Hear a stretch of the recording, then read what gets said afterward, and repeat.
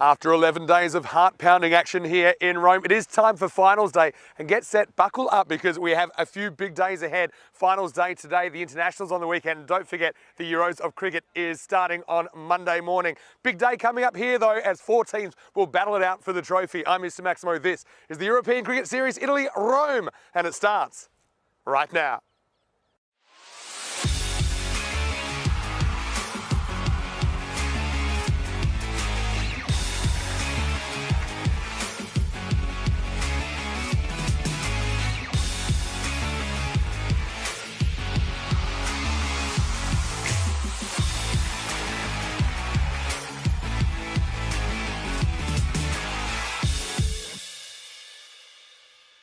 This European Cricket Network event is proudly brought to you by HCL Software and Bizaway. Good morning to you wherever you're watching from around the world. Buongiorno, welcome to Roma. Great to have your company. It is finals day here, day 12 of this European Cricket Series, and 4 teams all just 2 wins away from the trophy. I think this is so unpredictable. We know that Rome tends to throw up a couple of furphies, a couple of upsets on finals day, and I can't wait to see what's in store today. So we are starting the day with the first semi-final. These are the 2 teams that finished 2nd and 3rd respectively. It's Royal Roma versus Roma Bangla Morning Sun. Let's see what happens at the coin toss. Ian Ramage has the 2 captains. Royal Roma, you're the home team, you will toss the coin. Roma Bangla, you're the away team, you will call the coin. Tails has been called.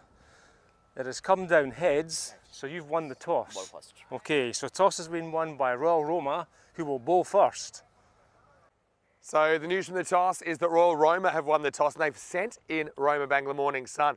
Interesting one for me. I don't think it matters too much whether you're chasing or not. Don't think the conditions will change too much, but I just think that Royal Roma obviously want to know how many they're chasing, what they'll need to do. They certainly have a couple of in-form batters in this series, Kwani Lakhanwal and Gaggandeep Singh. They are the only 2 century makers in this series, and they're playing for Royal Roma today. We'll have to wait to see them with the bat, but I do think that Royal Roma, they are a team that consistently make finals. In fact, they've made it 3 years in a row on this ground. They want to make it 4. And of course, they won the series back in 2021. Both these teams, though, they had identical records. They were split just on net run rate in the group stage. Of course, each team had 14 games. These 2 teams had a 9-5 record. But let's talk about Roma Bangla Morning Sun. I think their top 3 super important as well. Talking about Sharif Raihan at the top, probably to open with Anik Ahmed, and then you throw in Ahmed Mohsin likely in the 3 position. So we know that Roma Bangla Morning Sun had a pretty dramatic campaign as well. They pulled off the highest chase we have ever seen completed on the European Cricket Network. That was 175 earlier in the tournament. So they're a team that can stick them as well. One thing about Roma Bangla, though, their bowling's been a little bit off. And I think if it is a bit off in this game, it could be the end of their trophy aspirations. Should be a really, really good game. Like I said, not too much between these 2 teams at all. Let's talk conditions. Well, a bit of cloud cover this morning. Not too much dew on the ground, but there is some concern that we might have a thunderstorm sweep through. We saw that happen yesterday. We just had a brief interruption, but yeah, hopefully the rain stays away. We'll have to keep you updated about that. Currently, it's about 23 degrees, heading for a maximum temperature of 29 degrees. Well, it's my pleasure now to introduce my commentary partner for the day, and he's back after exploring the sights and sounds of Roma yesterday. Nishay Bhatt will take you further, and also we'll have a look back at what happened yesterday. Let's get ready for finals day. It's going to be big. First semi-final on the way. Royal Roma winning the toss against RBMS and electing to bowl. It's over to you, Nish. Let's get ready for the start of finals day. Thank you very much for that lovely introduction. And before we begin today's finals day, let's have a quick recap of some of the action we saw yesterday. Of course, the day would start off with a match between Castellina and Asian Latina. That match had a very brief interruption as Castellina would bat 1 over.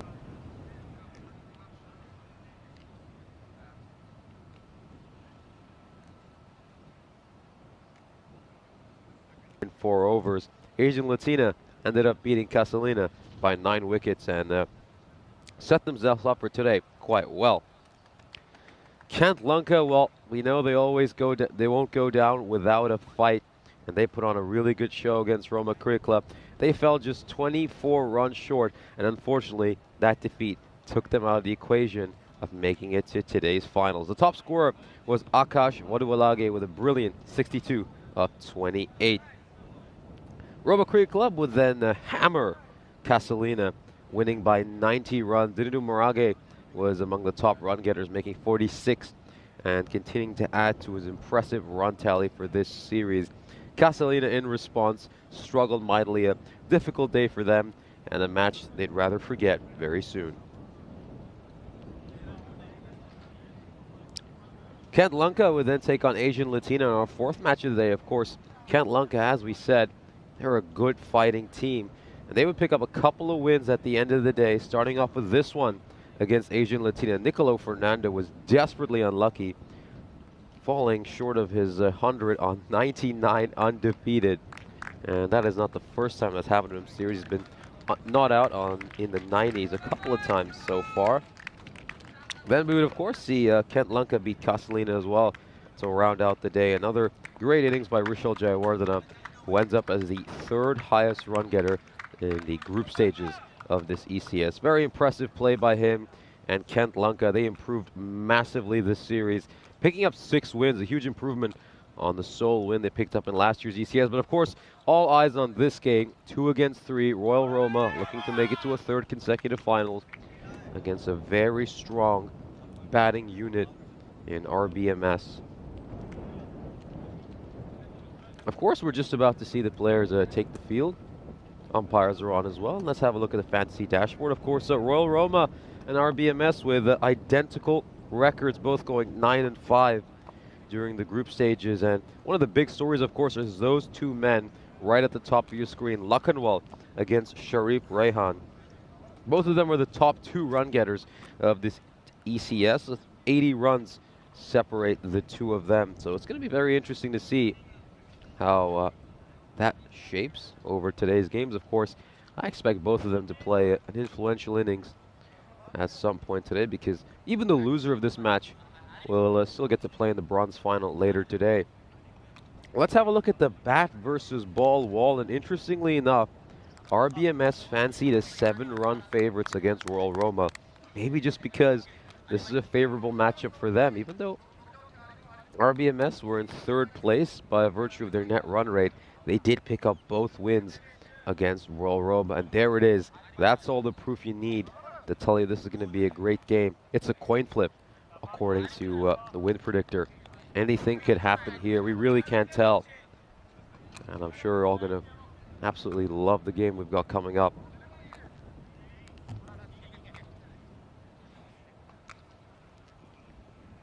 There he is, Anik Ahmed. He's been so good, the skipper, for his team. It's very rare you have a player who's among both the top 10 bowlers and top 10 batsmen in the series. And then his opening partner, Rehan, top run getter. So again, you always start with a bang, RBMS. Rashid bowling the first over, first semi-final of today. And it starts with a very wayward delivery. Rashid just gets that all wrong to start off. And a very good morning to everyone joining us in the chat. Hope you're all excited for this big day.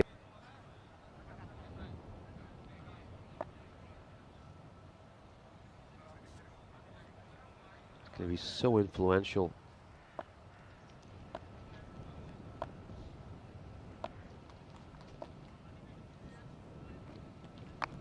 And this one's just played away behind point by Rehan, who gets off the mark with a single.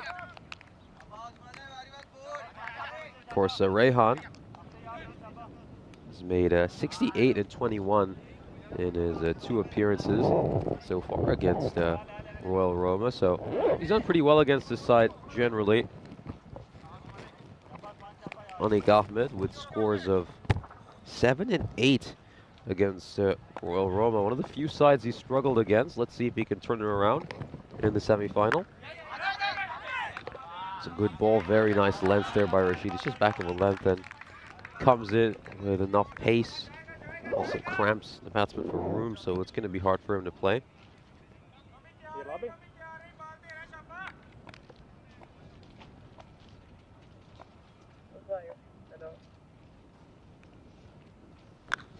this one is another great ball, close to the body. So nice start here by Rashid.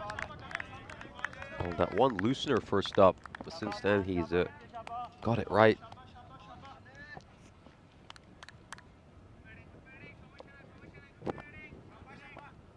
In RBMS, I have to say, this could easily be a team that could cause a couple of upsets today and take this trophy. This one is just played away, and is it going to go all the way? Let's just wait to see from the umpires.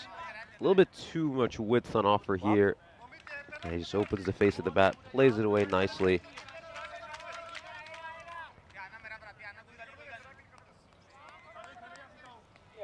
And it's been given a 4 in the end by the umpire. It's been signaled a 4. Just fell maybe an inch or two in front of the boundary rope. And they just move a third man a lot squarer in response to that boundary. Oh, this one's really wide again. That's just the pressure of being struck for a boundary.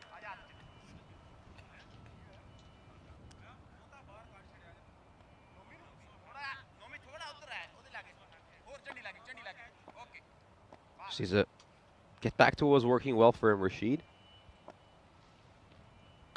Oh, a fuller delivery. It's right up there, great length. And you could just see it's caught the toe end of the bat.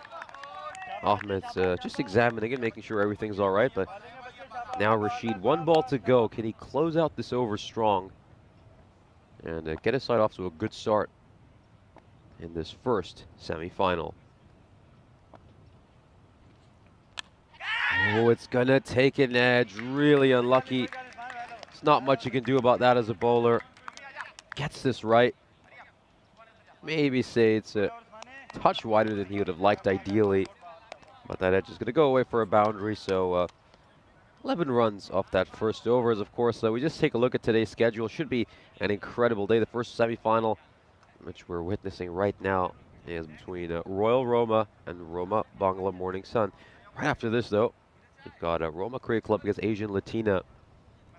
And the great thing about today is that all 4 teams that have made it to the semifinal have a good shot of winning it all. Even though Roma Cricket Club have been head and shoulders above everyone, going undefeated in the group stages, you'd still think that any of these other 3 teams on their day could knock them off their perch.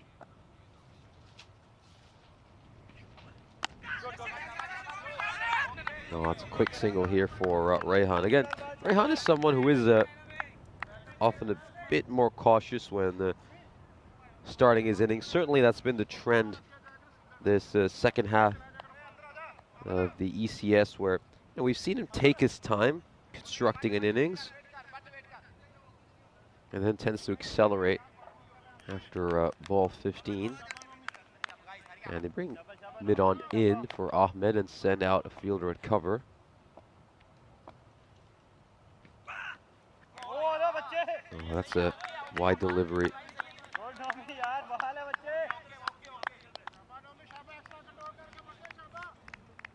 Yeah, just need to clean it up with some of these wides. That's the 3rd one they've bowled already. Again, that's a half an extra over they've bowled, and we're only 7 balls into the innings.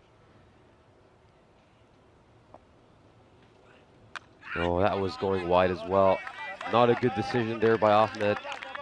He should be leaving that. He really should be leaving that. And he's bailed out Khalil over there.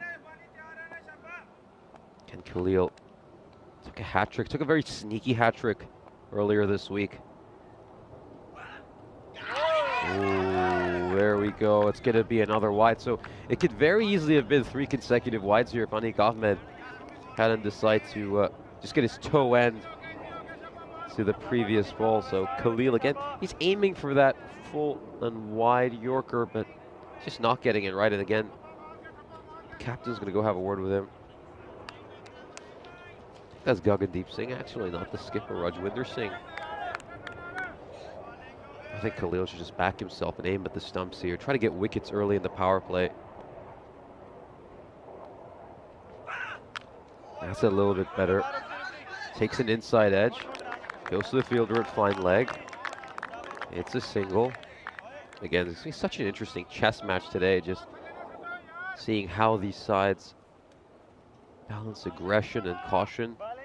And whenever they play each other, there usually isn't a good time for the bowlers. Again, in both the two times these two teams have played each other, the team batting second has had to chase 175 and 118. Of course, at the last time these two teams faced each other, RBMS pulled off the historic chase, largest ever chase on the European Cricket Network, getting a target of 175. Of course, you can catch highlights of that chase on the European Cricket Network's official YouTube channel, which, well, we just reached another milestone in terms of our subscribers, getting to 324,000. This one's a low full toss, and it's going to get punished. Just lands to the right of the ice cube, and that's the first Maximo of this innings. As we just take a look at this, goes deep in the crease, and a brilliant bit of wrist work, and batters it away.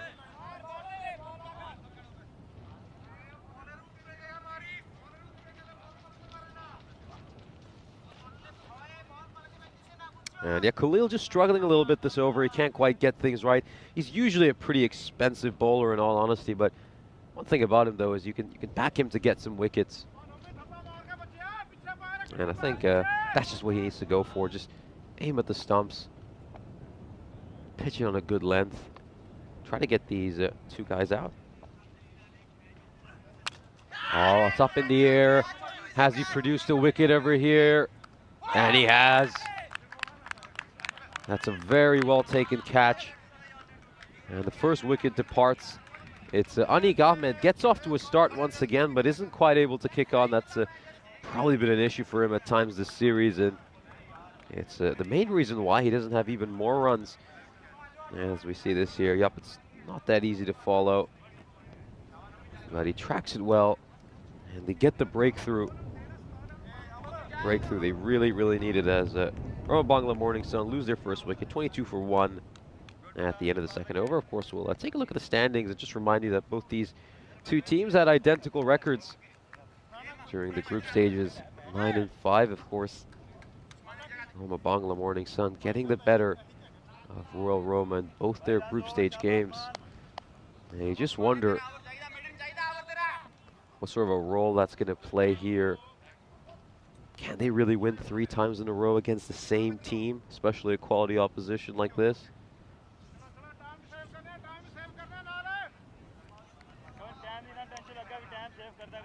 It's going to be Rashid continuing. His first over went for 11. Was a little bit unlucky that an edge went away for 4 off his last ball. Oh, again, that one's probably a bit too wide. And the fielder tries his best to help him out. That was Umar Shahzad in the deep, but not much he could have done. That one is probably going for wide if he leaves it alone, but Rehan just gets a bat on it and helps it away for a boundary.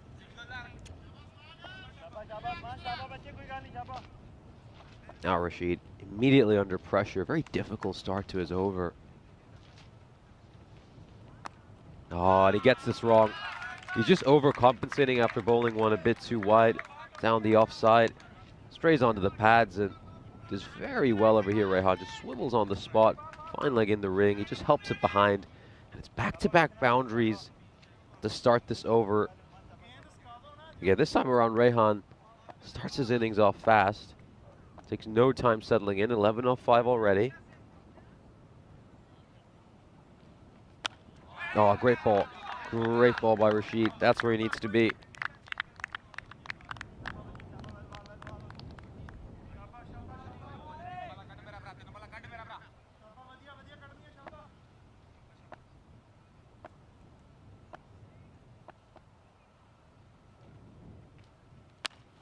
Oh, this one is, yeah, he's just a bit disappointed there. You can see what Rehan was trying to do. He wasn't quite able to time it as well as he'd like. Probably hits it rather high on the bat as well. You got to say, good comeback by Rashid after a couple of poor deliveries. Last 2 balls of the power play. These are going to be a couple of very important balls. Lowish full toss. Rehan trying to find the gap, but he finds the fielder instead. Just a single.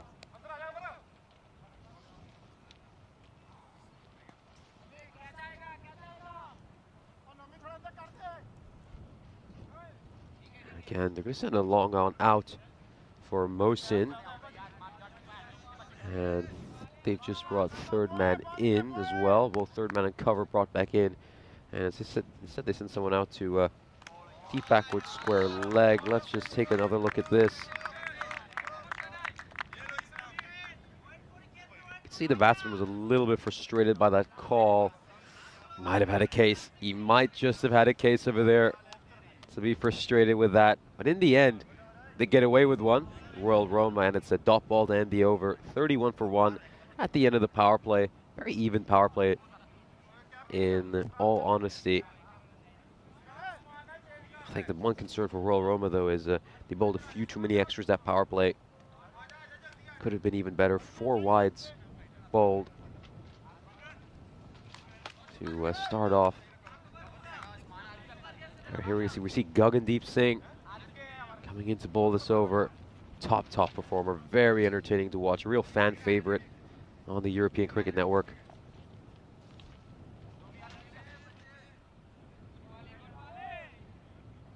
And again, it's little matchups like this that we really wait for. Seeing 2-star players on both these teams going up against each other. Gagandeep Singh versus Rehan.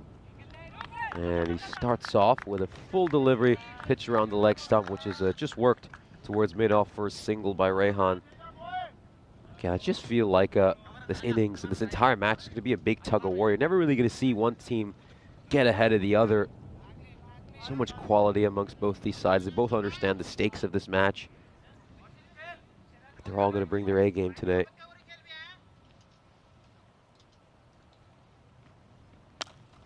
This one is worked away. Takes one bounce before going to the fielder. Of course, well, fielder's there because the power plays come to an end, so fielding restrictions have been lifted.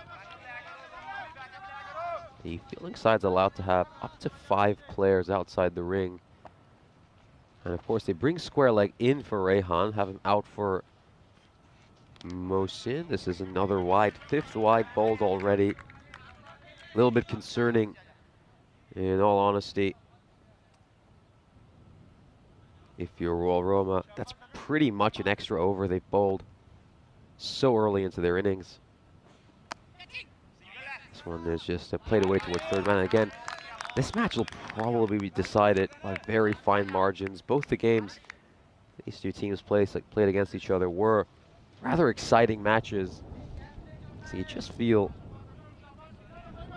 the opposition a needless extra 5 runs, as well as 5 extra deliveries you have to bowl. As a fielding side is not recommended. That's another wide, so 6th wide already. Yeah, this is becoming a bit of an issue for Royal Roma. Just wonder, are they feeling a little bit of anxiety, a little bit of pressure? They've been here before, though. You expect a team like them would be able to cope with this a little bit better. Make that the 7th wide in a row. Oh, and it just kissed the red line along the way. Obviously, the bowler doesn't like that call. It's an extra 7 balls they've bowled already. Just need to tighten things up, find their radar. Oh, he cleans him up. The very next ball. I guess he was just setting him up with all those wides. Finally gets one on the off stump. And his set of stumps have been shattered. Big wicket here. Mohsin departs. Of course, Mohsin was instrumental in that spectacular chase RBMS were involved in the last time these two sides faced each other. He made 66 in that game, but he's going to depart for just 1 in the big semi-final match. As Mohsin very disappointed with himself, would have wanted a big score in this game. But Royal Roma get a huge breakthrough over here, and now you just feel they have inched ahead in this game despite those extras and wides. Plenty of dangermen still out there for RBMS, including the player who was just strutting out to the crease, Shoel Chowdhury. made 41 of just 16 deliveries. The last time these two teams faced each other, clubbed 6 big ones. And he's got the dangerous Rehan, the top run getter of this ECS, at the non-striker's end.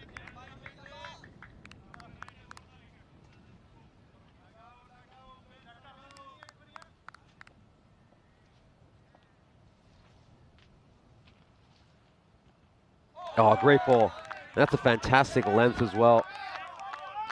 Doesn't really know whether to go forward or go back there, Chowdhury.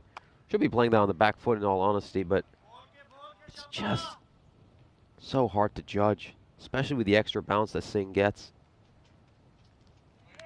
And that's another wide, so the 8th wide they've bowled already. And Marnus loose bus change, pointing out that was not really good batting. It was just a wild swing, no technique whatsoever. I agree with that, Marnus. I think you should have played it with a full face of the bat, nice and straight. Again, they've got very technically gifted batsmen as well, RBMS, so don't really just need to go for wild swings as 4th over comes to an end. RBMS 38 for 2.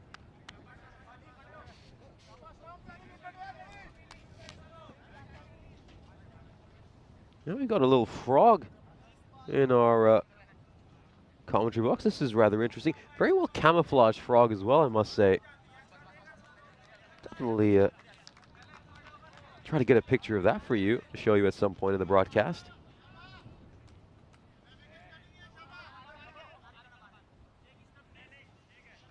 Yeah, well, great to see a few amphibian friends in as well.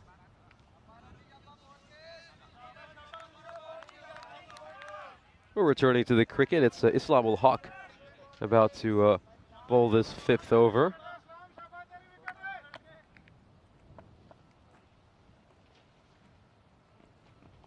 Oh, this one is a wide down the leg side.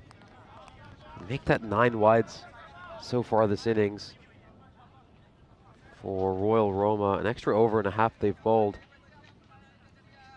Again, if this match is decided by fine margins, they're going to come back and really regret that.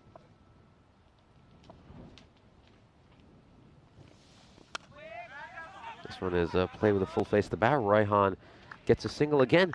It's been a very funny start to this game. You just sense that both these teams are rather nervous, and it proves to you that even though Royal Roma have been here before, they're still just feeling some of the butterflies in their stomach. RBMS probably not batting as fluidly as they'd like. And Royal Roma making quite a few errors with their bowling.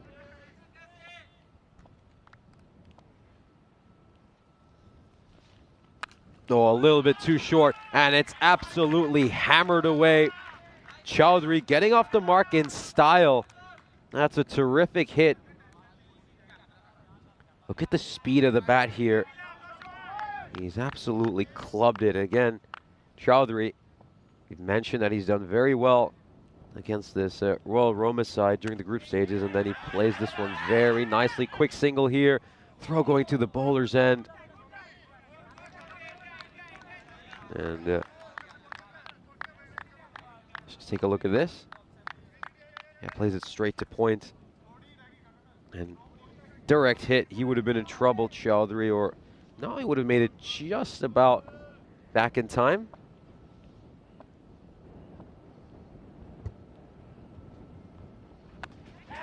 Oh, a little bit too straight. Rehan tries to play it away, but finds a fielder out in the deep. A little bit unlucky there, in all honesty. There isn't too much protection on that boundary, so that's not a line you should be bowling. He just happens to pick out the one fielder, Rehan. Not completely in control of that stroke either.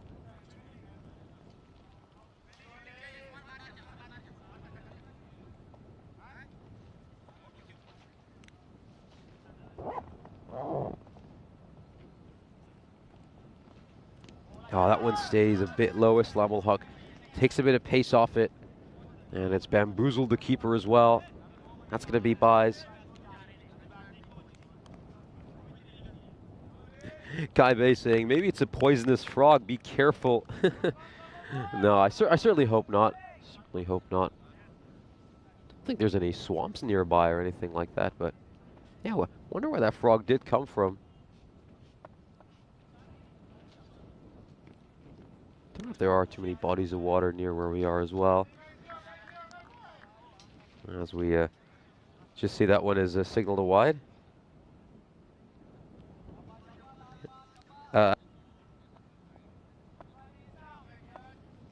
One ball to go until the halfway stage of this innings. Oh, that one is really, really wide. It's yet another extra.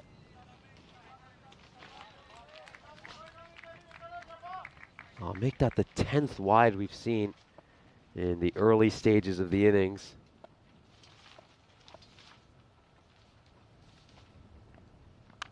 Oh, and he just inside edges one onto his pads here, Rehan. And a very cagey start to this innings for RBMS. It's both sides lacking a little bit of fluidity again, as we just welcome you into the Ice Cube, and it's well, it's also a great chance to welcome Mr. Maximo, Vinny Sandhu back into the commentary box. Yeah, thank you. It's nice being for the first time this morning. I've been busy, and you know what I've been busy with is trying to organise our ECN mods and superfan sweep. I've had such an overwhelming response. I put it up last night. It was a bit of an idea we had just for fun, you know, to allocate teams to some of the fans. But then we've had a frog in the commentary box this morning, a fairly dusty looking frog. But I'm excited to have you back, Nish, and also, of course, excited for Finals Friday. Slightly underwhelming start by Rome Bangla, really. Their batting hasn't been clicking lately, and I've been hoping they could just turn it on, I think. But a happy Peacock Friday to everyone. As well as we see a sky ball that should be caught by the keeper. And is he going to get underneath? Does it take it? He certainly will. Very well taken there by Noor Mahmood. And Chowdhury departs as well. So again, as you said, just looking a bit cagey. They don't quite have their usual fluidity here, RBMS. They're really only in this game courtesy of all those extras. Yeah, that's a really good point you make there. And Royal Roma elected to field. So far, they've neutralised some threats. Chowdhury, the next man to go, 51 for 3. Raihan's still there, but he hasn't quite been in his best touch. It's good keeping by Noor, who put a name on that one. Disappointment for Chowdhury as he walks back for 7. So Rajiv Ahmed, the new batsman. And again, I think as long as Raihan is still out there, we know how quickly he can just shift up the gears and speed up his innings. You know, we've usually seen him take as many as 15 balls to settle in. And then once he does, you'll see him get good 30 runs and just 10 deliveries. So see whether he can do that in this semi-final. But right now, you just feel Royal Roma edging ahead. It feels that way. But it wouldn't count out this Rome Bangla middle order as well. And by that I mean Rajib, who's coming in at 5. Still got the opening there, Raihan. He's going deep. Oh, a little bit too wide again. The 12th run of extras. And we're only at the start of the 6th over. All right, so let me explain what I've done. Originally, we had 31 fans, but we filled that up really quickly. I went back to the hotel and I thought of, oh, wait, we need to include this person, this person, this person that I knew would really want to be in it, right? So I started going over 31. Played away. It's going to land safely beyond the fielder's third man. He just hoped he can get to it, but he's wrong-footed himself. Overruns the ball, and he has to reach back, and it goes away for a boundary. Well, Shahzad, he was the famous golden knee exponent earlier in the tournament, if you remember that.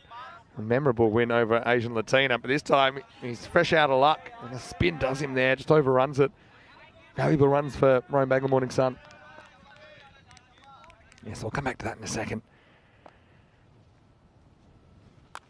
Oh, this one is just played away.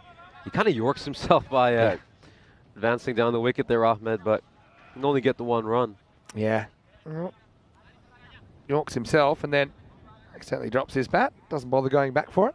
Yeah, so I put it on my Facebook as well, and I said, look, who wants to be involved? I know we have a few super fans that find it hard to get into the chat for many reasons. So, and then pretty much I've decided to double it so that every team will get 2 fans. And then I had a bit of an issue. We had a few extras, but I just did a few random draws. So I've got the 62 now. And so my plan is with this ECC sweep that during the bronze final this afternoon, I'm going to start drawing them. And I'll go 1 country at a time. I'll pick some random numbers. The numbers are up there. I've actually posted the blank sweep on my Facebook, and I'll put the link in the chat. Oh, that's yet another wide. make that wide number 14 Too already. many, especially in a big game. And both these teams have had issues at times with extras. Yeah, so the thing with that sweep is you don't get to choose your team, it gets chosen for you. So that's kind of the fun of it. And also I've said if there are any extras now, as we see this knocked out the point for one, then they can also comment on my Facebook. I'll just kind of allocate them one at random after we've done the main draw though. So I kind of had to draw the line somewhere. And yeah, so I won't read out the 62 names right now, but I have posted on my Facebook, and I'll put the link if you want to have a look at that. Goes for the big swing here, Ahmed. Is there an edge there? Singh absolutely pleading, and he gets the late decision here by the umpire. That's umpire Hassan, who makes a late call. He's just taking a feather rest due to the keeper, according to the umpire. Yeah, well, the bowler and the keeper seemed instantaneous, didn't they? And I got a feeling this is probably the right decision, just based on body language. Rajiv, you won't be able to really tell from the replay, but it's very close. I don't think I can see daylight between bat and ball. And just going on the reaction, the keeper was sure, the bowler was sure. Umpire had to think about it. Said, look, yeah, I suspect there's a little edge. And in the end, he was sure enough that he gives Rajiv his marching orders. And that's the 4th wicket down now, 60 for 4. A little bit of trouble now, Royal Bangla Morning Sun. This is not the team we've seen. Won a couple of games last week against Royal Roma. I think the second week of this ECS has not been as good as the first week for Roma Bangla Morning Sun. Again, they started off this tournament with an exceptional 4-game winning streak, but they just seem to have lost their way a tiny bit as the series has progressed. This one is very nicely played there by Janal. Good-looking drive for one. Yeah, Kai Bay, I noticed that he's in the chat. Good morning to everyone. And yeah, I think I like the potential for this to bring us together as a community. Gagandi certainly gets it together there despite an occasional extra. He takes 3 for 17 in the semi-final, 61 for 4. And don't forget Royal Roma, they have made the last 3 finals. In fact, the only 3 finals we've ever had here in ECS cricket in 20, 21 and 22. They were the winners in 21, a dramatic come from behind performance after only winning 2 of 8 games. And their only 2 wins were against Kent Lanka, who didn't win a game that year. But then they stunned everyone in the final. 61 for 4 now after 6. There's a chance of a thunderstorm as well, so we're going to keep an eye on the weather. Maybe a bit of an outside chance, but there is a kind of moderate thunderstorm warning for the area. There's a chance it might miss us, though, and we hope it does. Here's Khalil, over number 7. A little bit of width there, and again, Janal playing this nicely towards the cover boundary. A couple of singles for him to start off his innings. Yeah, that'll do. Raihan, though, he's a match winner, and now he's got less than 4 overs to work with. Let's see if he can hit his straps, because if he does, it's a completely different looking ball game. Yeah, it's going to be very important for him now to kick on. Again, I think Janal will just try to give him as much strike as possible. And again, well, this one's hit straight to the field. Recover could be a run-on opportunity. This is going to be really tight. I think he's in a bit of trouble, but the umpire sends this back to the tent. He's gone by a metre here.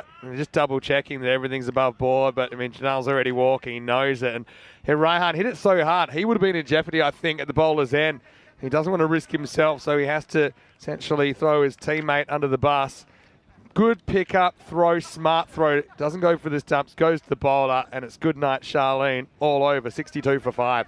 This is really unfortunate because Janal, you know, just looking at his first couple of balls, he was timing the ball nicely. He was middling it. He was looking pretty good. Probably the most fluid any RBMS batsman has looked this early in the innings, and it's a real shame he gets dismissed. I think he'll feel very unlucky when he goes back. One of those things. It was such a good piece of fielding, though, that I feel that even if Raihan had gone straight away, he probably would have been run out, if you know what I'm saying. So, you know, given that, you know, obviously you got to feel for Rifat there because he is devastated in such a big game. Things going off the rails for RBMS, but they still do have Raihan there, 62 for 5. Oh, this one's really wide. It's another miss for Raihan. And again, if Raihan doesn't go on to play a big innings here, you'd have to say the star performer for RBMS will probably have played a big part in them not reaching a big score. Again, he's chewed up a lot of deliveries, going at just about a run a ball. He's run out a teammate who was looking pretty decent in his first couple of deliveries. So a lot of pressure on him. Look at that projected score, just 93. Oh, it takes an edge, and it's going to go away for a boundary. That's the 16th run that's been made through that region. And that's just extremely unlucky. Not much Royal Roma can do there, but it's maybe just a little bit of luck Rehan needs to kickstart this innings.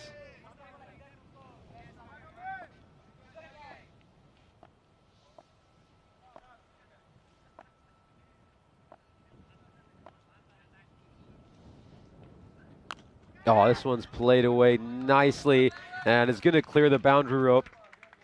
First 6 of the innings for Sharif Rehan. This one's just timed very beautifully. Doesn't overhit it. And there's also no fielder out in that region. So he'll get a 6. It's a pretty safe 6 in all honesty. But yeah, all the pressure now on Rehan. I think RBMS a little bit more top heavy than Royal Roma.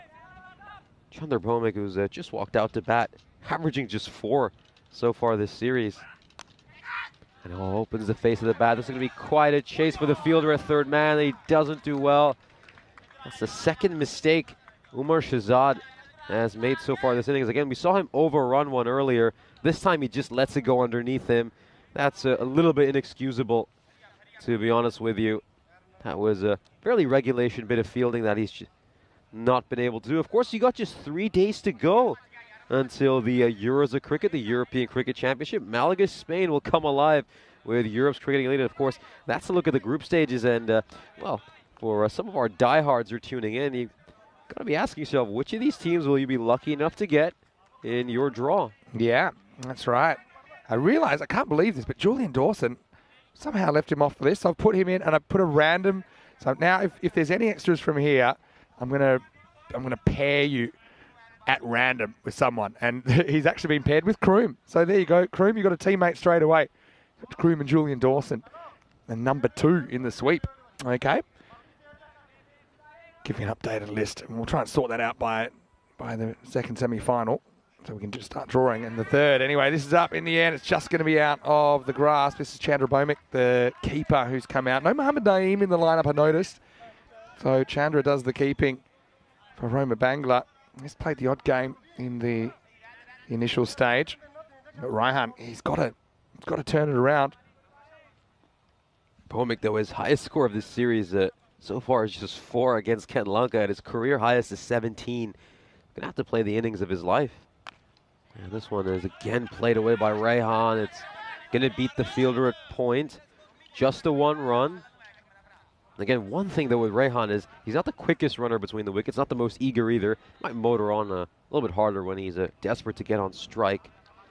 But you feel here, Rehan, he's just gonna have to find ways to consistently clear the boundary.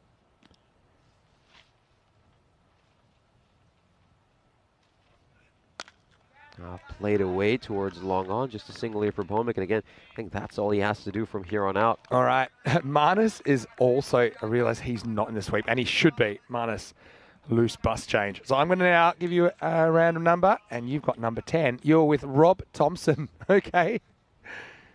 Wow, this is getting out of hand, but I like it. Oh, clubbed away. Brilliant horizontal bat shot there by Rehan. Shahzad tries to go short. And we saw him have a few issues in the field when he was a third man. I don't think he can bowl that kind of length with the pace he's bowling at, especially to someone of the quality of Rehan. Yeah, I agree. And so, yeah, Rehan trying to make something out of this. They're 111 pace at the moment. Much better ball in response by Shahzad. Gets this one right up there. And again, the length is so important in T10 cricket. Almost Yorker length, just outside the off stump.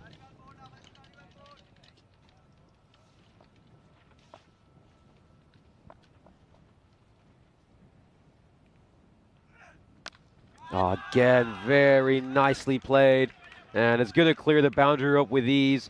An expensive over, a good one for RBMS, one they desperately needed. 15 of that over, and Rehan, can he give his team a late surge right at the end and set us up for an exciting chase in the second innings? Yeah, and they're just waiting for Rehan to click. Looks like it's starting to happen, but there's just not that much time left to go. 91 for 5 after 8. And we're just taking a look at the graph so far this innings. Again, rather slow out of the gate. RBMS, that's been a big issue for them in the second half of this ECS. Week 1, they looked a very different side to what they have for the last 5 days. only made 38 runs in those first 4 overs. They just picked up that run rate ever so slightly. Last 4 overs, their run rate has been, wow, 12.5.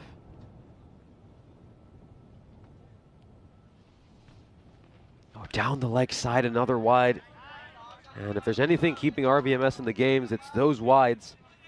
That's the 15th wide. And we're still got a couple more overs to go. Again, we always say it all happens in the 9th. And Islam ul Haq has the big responsibility of bowling it. And shouts of catch it. And it's going to be taken out in the deep. But more importantly, it's a dot ball. And it's another ball that the dangerous Rayhan has to watch from the non-striker's end. And a fairly regulation catch, really well taken, as we'll have another look at that one. Yeah, poor Rayhan. He's had more partners than the handsome dancer at the square dance, hasn't he, really? And he loses another one here. RBMS in the 9th over, 92 for 6. Very DiCaprio-esque the way he's going through partners right now, as we, well, the new batsman is going to be Ibrar Salim. Again, at this stage, we're really getting into this RBMS tail. Batsmen who don't have too much experience or too many runs under their belt. And that's not the kind of ball you want to bowl to someone who's just come out and doesn't have too many runs. That's one that he can very easily tuck away behind square leg. And now Rayhan, 4 balls to go for him. You'd think the way he'd approach this would be 3 balls where he'd be looking to hit boundaries and then maybe try to get a single off the very last ball of this over.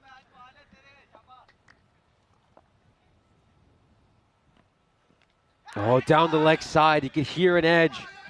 And he's not running. It's actually going to go away for 4 as Rayhan moves on to 48.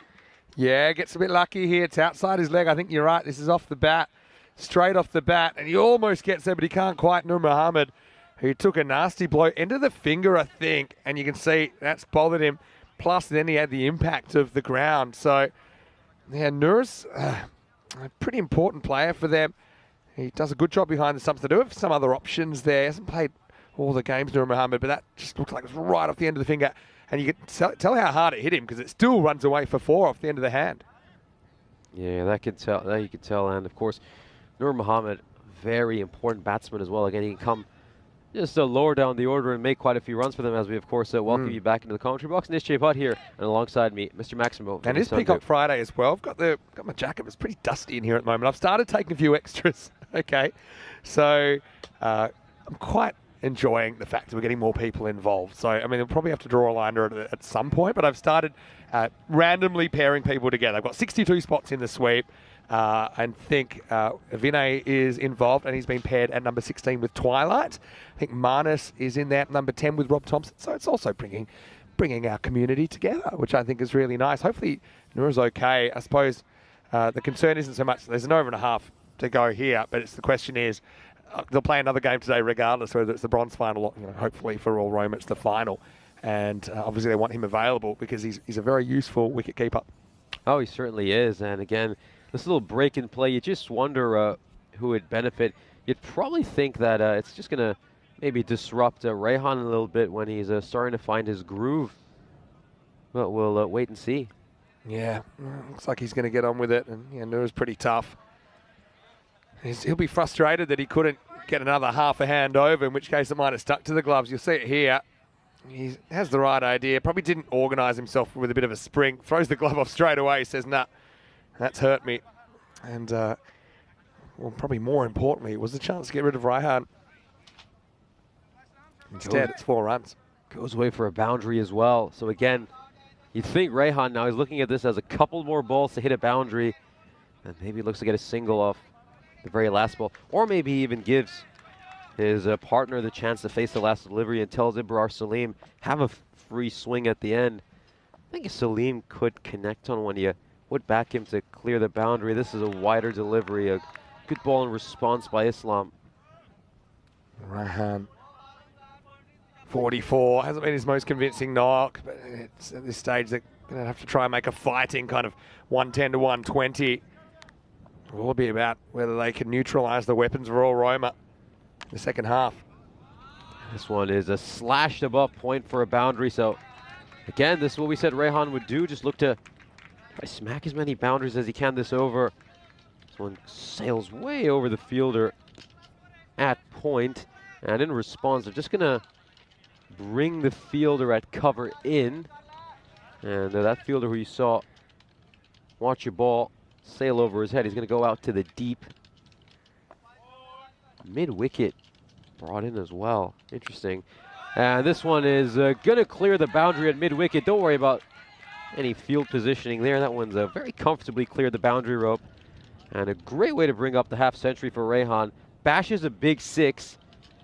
And again, we were just wondering if maybe he'd consider taking a single off the last ball. But there's no way you're not going to latch onto a juicy full toss like that. So again, Rehan helping his team get that late surge as we just take a look at his wagon wheel. Just hitting shots all over the ground.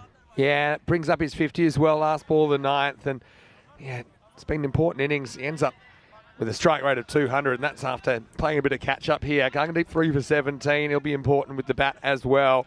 Centurion in the series and playing for Italy in the ECIs and the ECC coming up. So he's won his way into that squad on the back of some good performances. I think you're right about Rehan, though. Would have taken the 1, but if it was there to hit, he hits it. He does. And now Salim has to get him back on strike. 10th over. Starts off with a wide, and interesting enough, they've opted not to go with Umar Shahzad. He went for 15 runs in his first over. They decide to introduce a new bowler right at the end, as of course we get a chance to look at some of the early morning horse riders. Well, the fires have been put out for now. Saw a bit of controlled burning yesterday. Yeah, nice day to go for a little bit of a ride. Still 6 to come. And this one, ooh, that's a very tight one. Bowler's not too happy with that. I think it's the right call. Mohsin's not that impressed with it, but I don't think it's inside the line. I think it actually grabs a bit of the line when it passes the crease, and I think umpire's spot on there. Yeah, you can just see the outside part of the ball shaving a bit of the red line along the way. Mohsin's a pretty handy cricketer. He can also do a job behind the stumps. Good fielder. Trying to close out the innings here. And Salim will just get some bat on that. Turns out to be a bit of a win, really. Wide, wide, one. That's like a 3's almost a boundary off the first ball, and means Rehan is going to face up. And really, you want him facing every ball from here, if at all possible. Yeah, He dragged them up to 120 plus. Average score, by the way, 114. Although there's probably a couple of teams that have been dragging that average down a little bit, to be fair. For me, 120, 125 is par on finals day. Oh, this one is slightly over pitched and very, very well played by Rehan. Just opens the face of his bat and hammers it to the vacant boundary. There was a big gap over there, and he exploited it. Yeah, nice shot. It's carved away, really. And bangs into the fence, 4 runs. Has been a good finish. It's the finish that Rome Bangla needed. Yeah, they decided to introduce Mohsin in the final over. Just took a bit of a gamble because of how much Shahzad struggled in his first over, and so far it's not proven to be worth it. Rough start to his over. Oh, he takes some pace off that one, and I don't know why Salim's halfway down the pitch. There's no way he's getting back on strike for the remainder of this over. Yeah, exactly right. And they got to read the room. They shouldn't run out of wickets now, so Salim's kind of dispensable here if Rehan wants to try and grab the strike back on a ball to the outfield or something like that. 3 to come, 114 for RBMS. Oh, this one is really nicely played. Gets down on one knee and helps it over the boundary rope. Big 6 here for Rehan. And this over for Salim is becoming a little bit of a nightmare. Just probably goes a bit too far down the leg side. And Rehan plays it so intelligently. Gets a 6. Excellent shot selection. Had the length to work with there. It's probably a little bit of premeditation in that one as well. But yeah, fairly consistent scoring through the second half. 2 to come. Oh, much better ball there in response by Mohsin. That one coming back a fair bit. Isn't it? It's a weird innings in a way because there's been no magical overs, but there's been fairly consistent scoring, especially from over 5. So the first 4 overs, 11, 11, 9, 7. But since then, 13, 10, 15, 15, 16. Now, 13 off this. Last ball to come. 120 plus this. Oh, it's another dot ball. So back-to-back dot balls to end the over. And Rehan decides not to even try going for the single. He was ruining the ball he missed out on. And I think that's a little bit unintelligent by him. And again, if this match is decided by a run, they'll look back on little moments like that Maybe. and regret them. Yeah, I mean, he probably wouldn't have made it anyway, to be fair. But Rayhan was just frustrated. Maybe couldn't count, maybe lost count. He said, how did I miss those last two? So they do get to 120. I think given how that innings went, Roma Bangla, if you'd offered him 120 at almost any point, they would have said, yeah, look, we'll take the 120, we'll take our chances. But Royal Roma, for me, feels like they're on top, but still, to chase 120s in the final, you're going to have to bat well. Let's see if they do. With a spot in the final on the line, here are the highlights of the first innings of finals day here in Rome. It was Sharif Rehan and Anik Ahmed who came out to bat for RBMS. Anik Ahmed hit a couple of boundaries before popping one up that would very nicely be taken by the skipper Rajwinder Singh. And then this was Mohsin, a poor bit of shot selection, decided to play all around the ball, and he would be clean bowled. Shoal Chowdhury would hit this six, but that was just about the only thing that went well for him in his innings. He'd pop one up, and this was nicely taken by Nur Mohammed. He would take a bit of a blow later in the innings. However, he had a good day behind the gloves in general. This was Rajib Ahmed, a little bit of an edge through to the keeper, and this was very, very unwise by Rifat Janal. Decided to charge down the wicket. Unfortunately, he would be dismissed for just two after in fair timing a couple of balls very nicely early in his innings. And then the pressure would mount on Sharif Rehan to score the bulk of the runs for his side, especially after Chandra Bhowmik would depart for just 2 runs.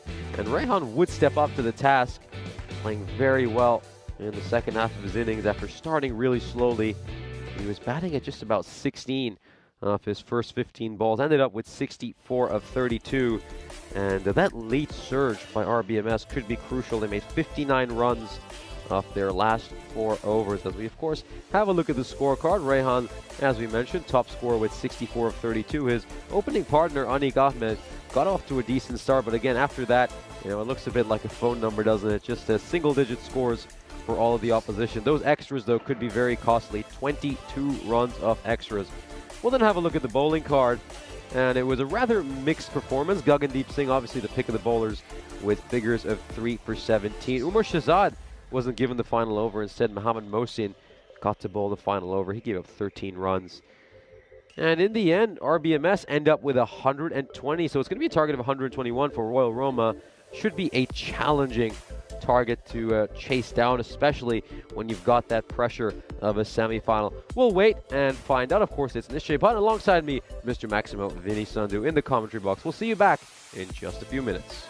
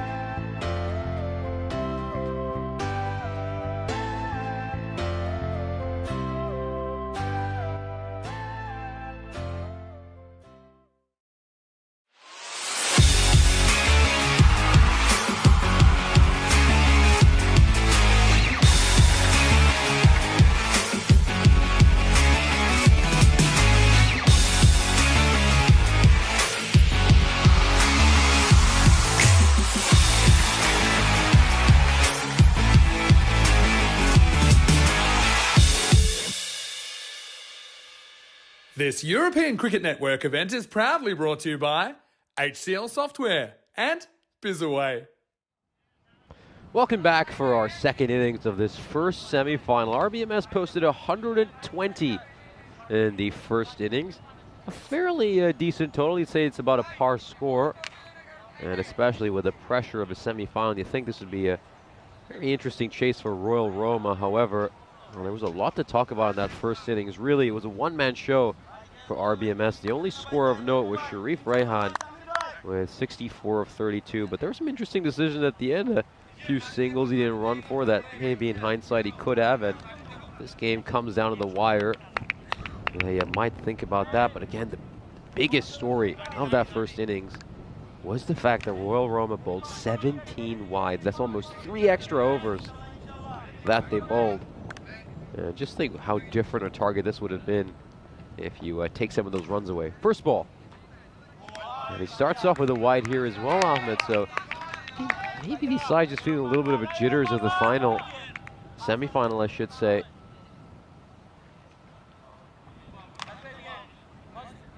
You feel a lot of anxiety. There's a lot on the line here. Again, you've played 14 games. And all your hard work comes down to how you play in one knockout match. This is a much better ball by Ahmed. Great length. Leaps off the surface as well and just moves away from Luckenwall, who, well, he's currently the second highest run getter in the ECS.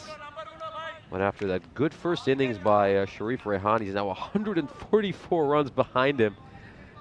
And that's quite a gap between the top two in this race for the top run getter, as we see Ahmed bowl another wide. So it seems similar issues are plaguing RBMS to start off their innings as well.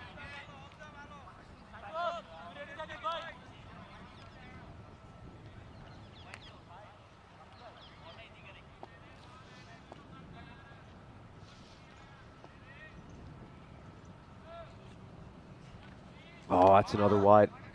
Third wide already. So Anik Ahmed just to sort things out. Maybe start these balls a lot further out at the moment. He's just bowling it at a completely wrong line. Again, he's shaping the ball away beautifully. So if you can pitch this around middle or off stump, he's going to draw edges, and he goes around the wicket now. This one is missed. I don't really like that move, to be honest with you. Again, Ahmed, when he's bowling that beautifully, you really want him to be a little bit more attacking and bowl over the wicket. As of course, we'll take a look at the win predictor. Royal Roma at the moment, fancied to 63% favorites. You'd have to say that's just about fair. And again, a big swing and a miss. He has managed to bowl a couple of dot balls, changing the angle. Although still, I'm not a big fan of him going around the wicket so early in the innings. Especially considering he's been the 8th highest wicket taker so far this series. So you'd want to see him attack, particularly against this quality Royal Roma lineup. Oh, big swing again, but this is a bit too hot to handle for the keeper, and it's going to go away for buys. 4 runs of buys, and a loose start here as well for RBMS. The keeper should be taking that. He'll be very disappointed with himself. Chunder Bhomik, normally so good behind the stumps. Hardly seen him make any mistakes. And all of a sudden now, 7 runs of extras. And we're really, really early in the innings. Oh, is there an edge there? I can hear something. There is an edge.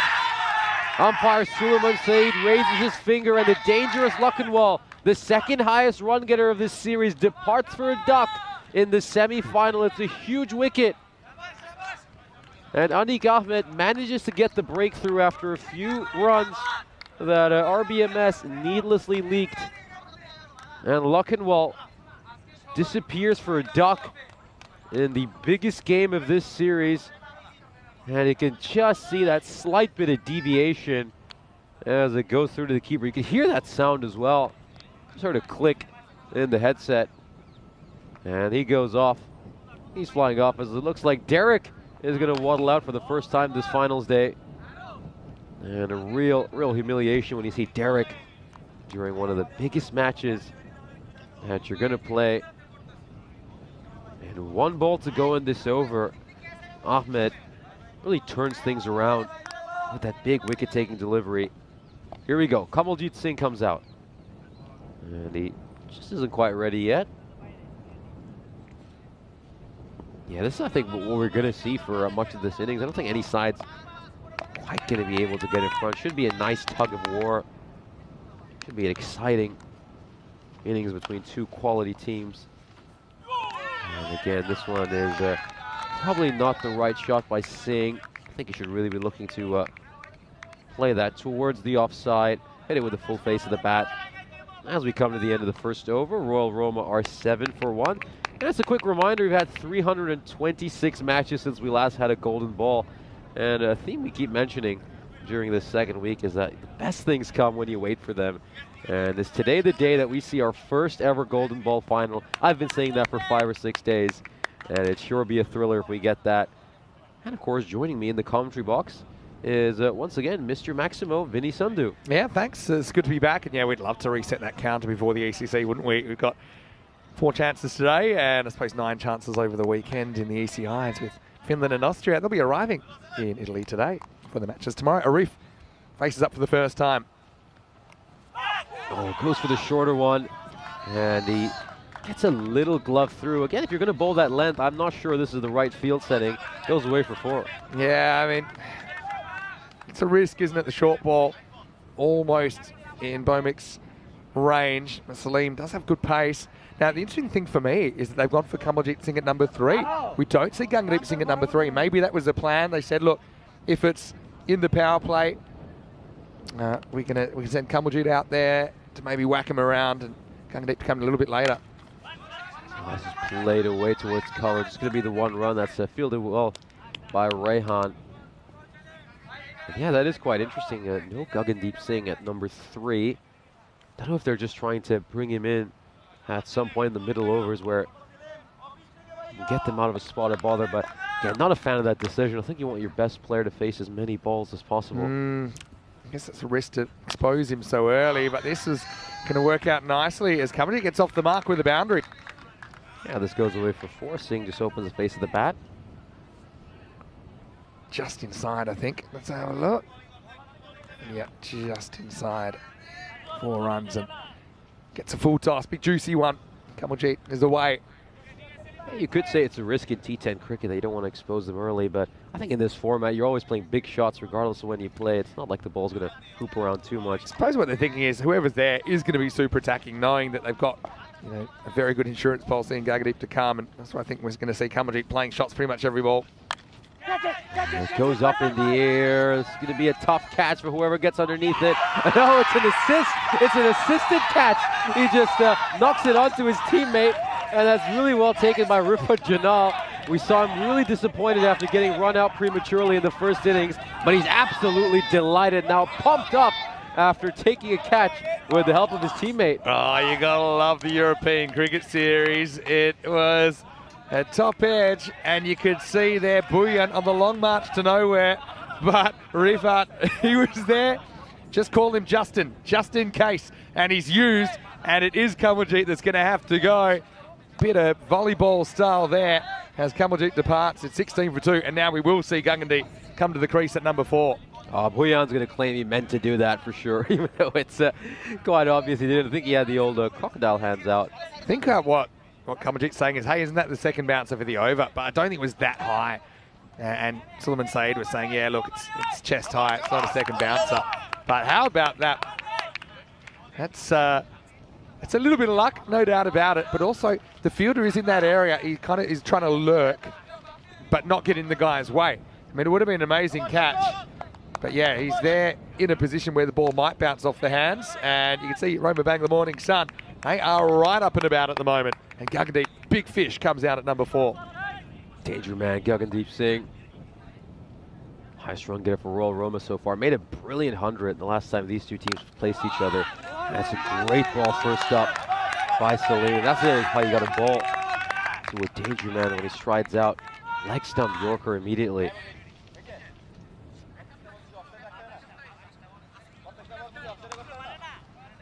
Gagandeep Singh made 109 just 36 balls. And last time these two teams faced each other, hit 12 sixes and 8 fours. And that's going to be a big, big no ball. Just one that slips out of his hand. Yeah, and that's dangerous. We know that Guggendeep doesn't like wearing the helmet, which he's a very, very good player, but the one ball like that could end his season, and his guy is going to be playing for Italy. And the ECC is probably going to have to wear a helmet anyway. He survives it, and now gets a free hit from Salim. Oh, this one goes for the big hit, just throws the kitchen sink at it. Doesn't go where he intended it, but it still goes away for a 6. That's the power and brutality of Guggendeep Singh.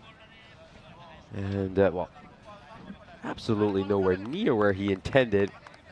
That's the power of him. You know, he's late on it, but it doesn't matter. He still gets plenty of bat on it. And so it disappears, and you can see where these two teams finished. Identical records, 9 and 5, although Royal Roma had a superior net run rate. As it is, they are on even footing here. All 4 teams actually that have qualified. Just 2 wins on finals day away from the trophy. So Royal Roma, like I said, they've made the final in the last 3 series, 2020, 2021 and 2022. I'll be hoping to make it 4 finals in a row, and also looking for their second ECS title. I wouldn't have minded if Ani Goffman had just bowled himself out early, especially considering he got a wicket. He got 2 danger men here. If he picks up another one, then RBMS would certainly be ahead in this innings. But he opts to go for the bowling change, and it's not a bad change. Bilal Hussain, he's performed really well so far against Royal Roma across both the 2 fixtures these 2 teams had against each other. And this one is just played into the pitch. It's a dot ball to start off. Tight contest, isn't it? Really tight contest here. There's 2 early wickets. Guggendeep, I think, a lot of pressure on him. They started 63% favourites. Royal Roma dropped a little bit to 58%, but still favourites on paper. You don't win games on paper, you win them out there in the middle. Arif, can he get a good innings? Oh, this one is another big wide. And again, both sides just struggling a little bit with wides to start off. That's the 4th wide already for Bangla Morning Sun. And yeah, Bilal Hussain, I mean, both the first 2 contests between these 2 sides were dominated by the bat, and he was one of the few bowlers who was actually able to do well across both the fixtures. Can he replicate it for a 3rd time in a row? This one is struck straight towards Raihan. It's a bit of a low throw, and I think the keeper's done quite well to get his pads down. Yeah, Chandra didn't have a great game with the glove last time we saw him, but he's been very good. He's very experienced. Just does the necessary to stop that going for extra runs. Run out wasn't really on there. It reminds you a bit of an ice hockey goalkeeper when he's trying to stop that, or even field hockey goalkeeper. Vinay saying that catch reminded him of the yearly appraisal system. You work the whole year and another employee gets the raise and the credits. This one's a big swing. To be fair, though, I think he did put the catch down, so... That is true. That is true. Hussain continues the attack. And they've gone to the pace attack here. Rome Bangla, they've been a bit leaky at times, haven't they, with the ball. They're going to have to perform when it matters. So far, hanging in there. That's going to have to go back to them as mark again. Bilal Hussain, of course. Guggendeep Singh, just to tell you how well he's done so far this series, 364 runs in the 11 innings he's batted. And he's at a strike rate of just under 240. He's such a lethal weapon, and that's yet another wide. So both these teams have been plagued by those sort of issues. You just feel these bowlers are a little bit extra tense on finals day.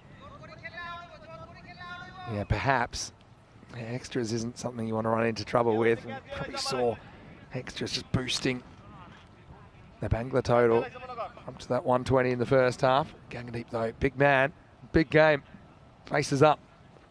Oh, this is a much better ball. Pitches it up. Guggendeep, though, we know he's a power hitter, so likes to bash everything towards cow corner. But again, when he's rehearsing that shot, you can see he's just thinking he should have played that towards the offside with a full face to bat.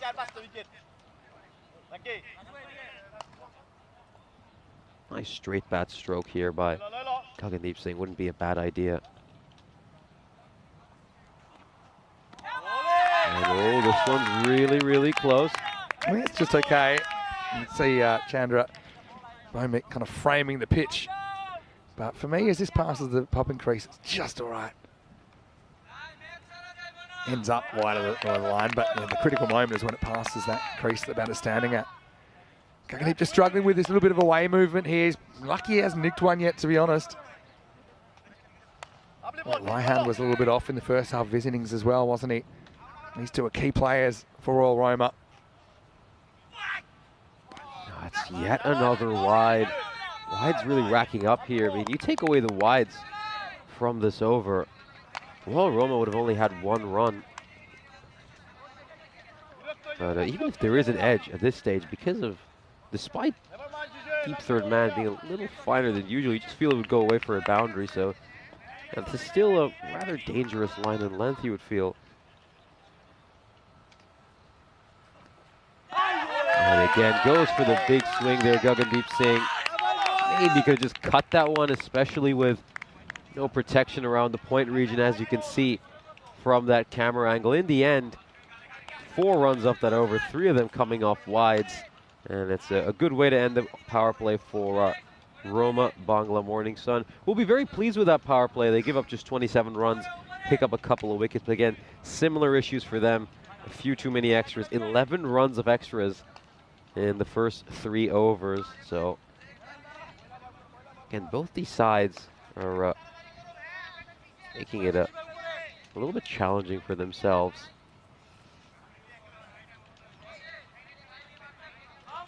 Well, it's great to see Ramesh Satishan in the chat from Romania.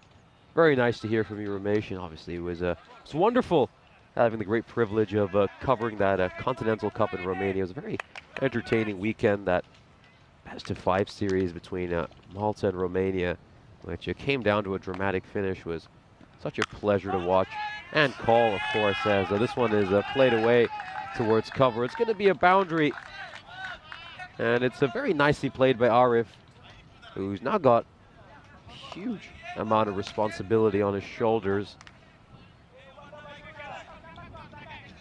You can just see both these sides a little bit slow out of the gates. RBMS were 32 for 1 at this stage, but of course, Bangla Morning Sun accelerated in that last phase of the game, and Royal Roma certainly have that ability as well. Yeah, this one's popped up in the air. Is it going to beat the fielder? It certainly will. He just has to bat it back, and he doesn't do that. Well, he'll be very disappointed with himself there. Rajib Ahmed should have at least prevented the 4. Gets done by the spin slightly, doesn't he, again? It's a little prod. You see Rajib needed to turn, or needed to zig when he zagged, didn't he? Arif will get 4 runs there. Good game, this. Arif and Gagandeep trying to keep Royal Roma at that rate. Trying to keep it about the 12s, just a fraction behind at the moment.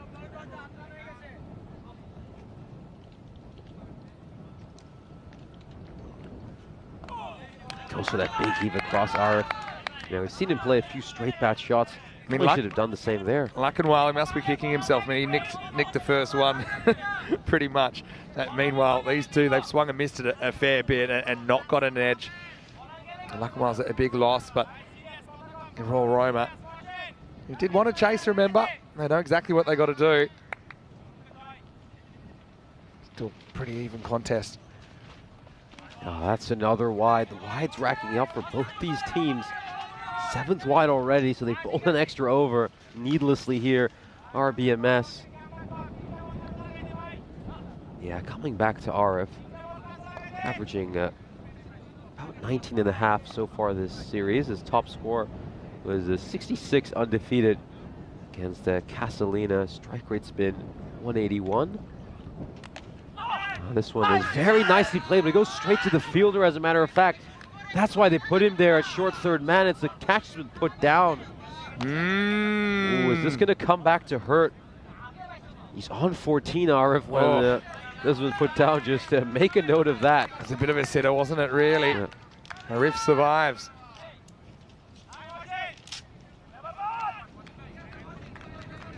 And he's produced a chance here. Mohsin not rewarded for it. Again, it just goes back to what you were saying. These two have gotten away with a few edges, and when they finally find a fielder, catch gets put down. How costly a drop is that going to prove to be? And I think going to push for a second run here. Second run is certainly on. It's a good throw by Chowdhury, but they come back for a couple of runs.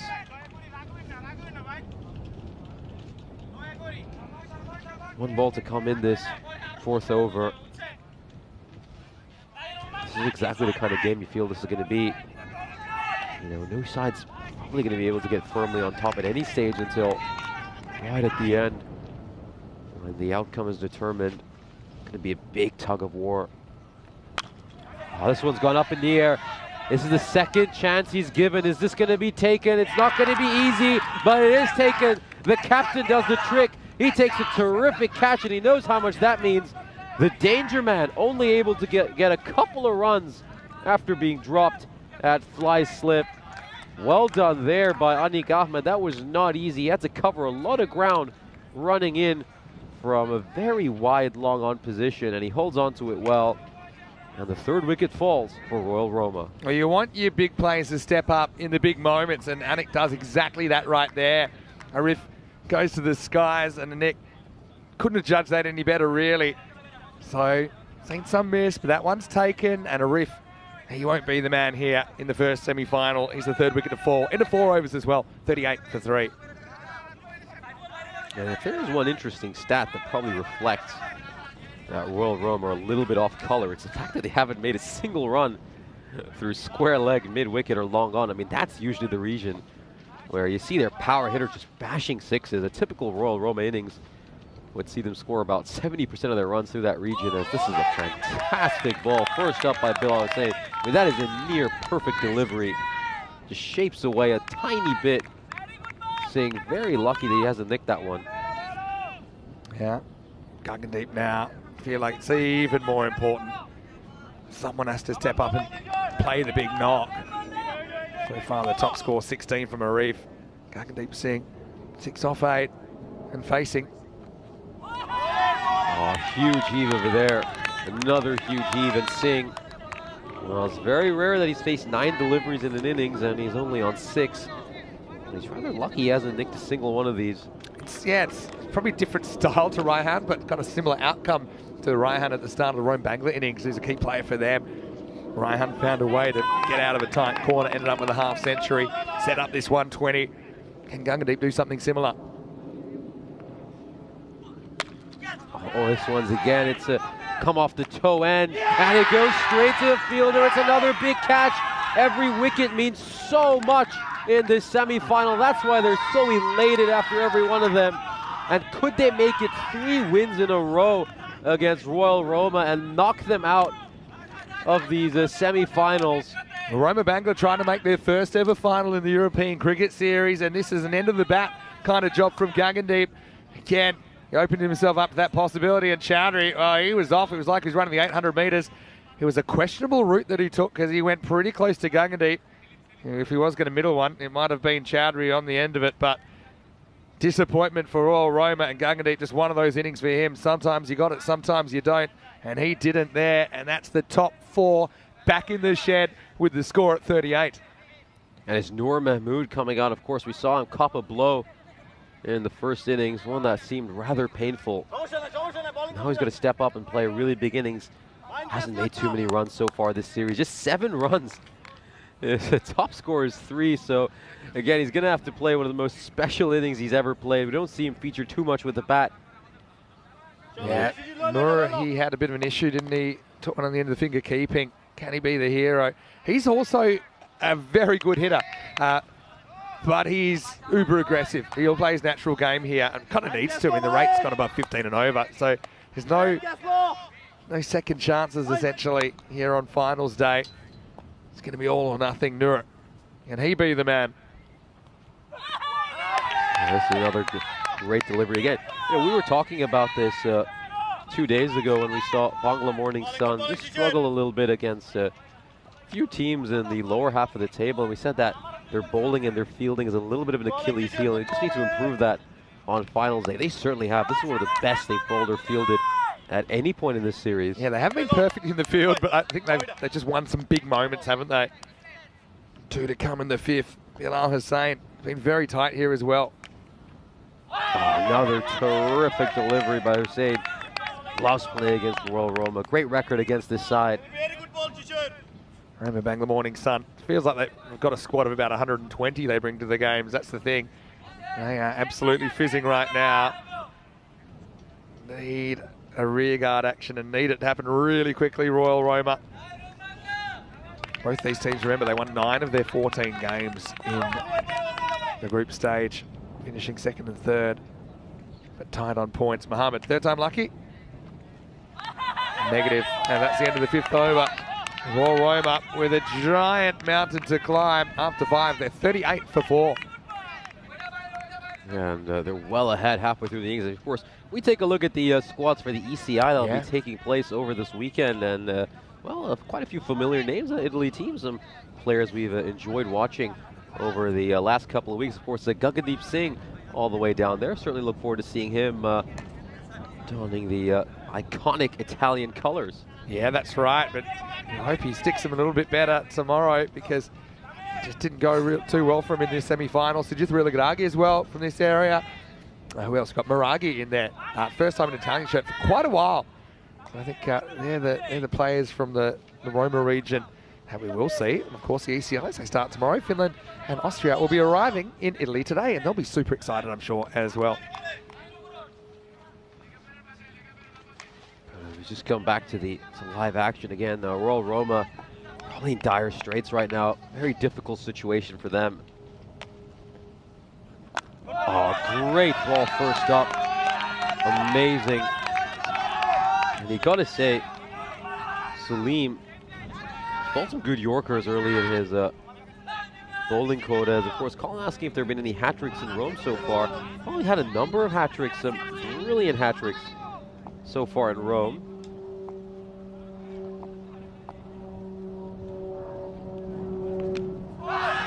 This one is just going to come off the leading edge.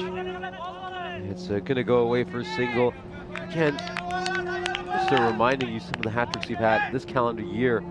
We have, I'm going to say we've got 3 hat-tricks top of my mind. Yep. Bilal Khan, Onkar Singh and Norman Khalil, the 3 hat-trick takers. And we haven't had a hat-trick for 4 days, so I feel like we're due here on finals day.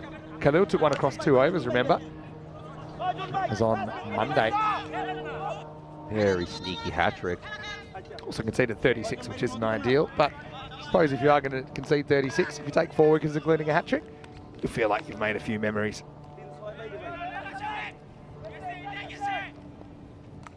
Slipping away from Royal Roma here, isn't it? Oh, fantastic.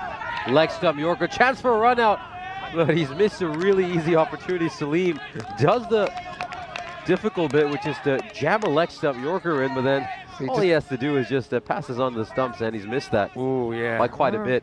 The thing is, you can see that Nur Mohammed wants a run. He wants it to be a run, but just wasn't there. He's in a tough place now, 0-4. Another brilliant ball right in the block hole. And this is a clinic on how to bowl in T10 cricket so far by Ibrahim Salim this over. It's been really good, and it's full and straight. I like the way that Salim has changed his length depending on the situation here. Nur Mohammed, you'd never pick a guy like that to be 0-5, but he is. Oh, it's another great one. Just varies his line a little bit, but it's right up there again, and Mohammed is absolutely stunned, doesn't know what he should do.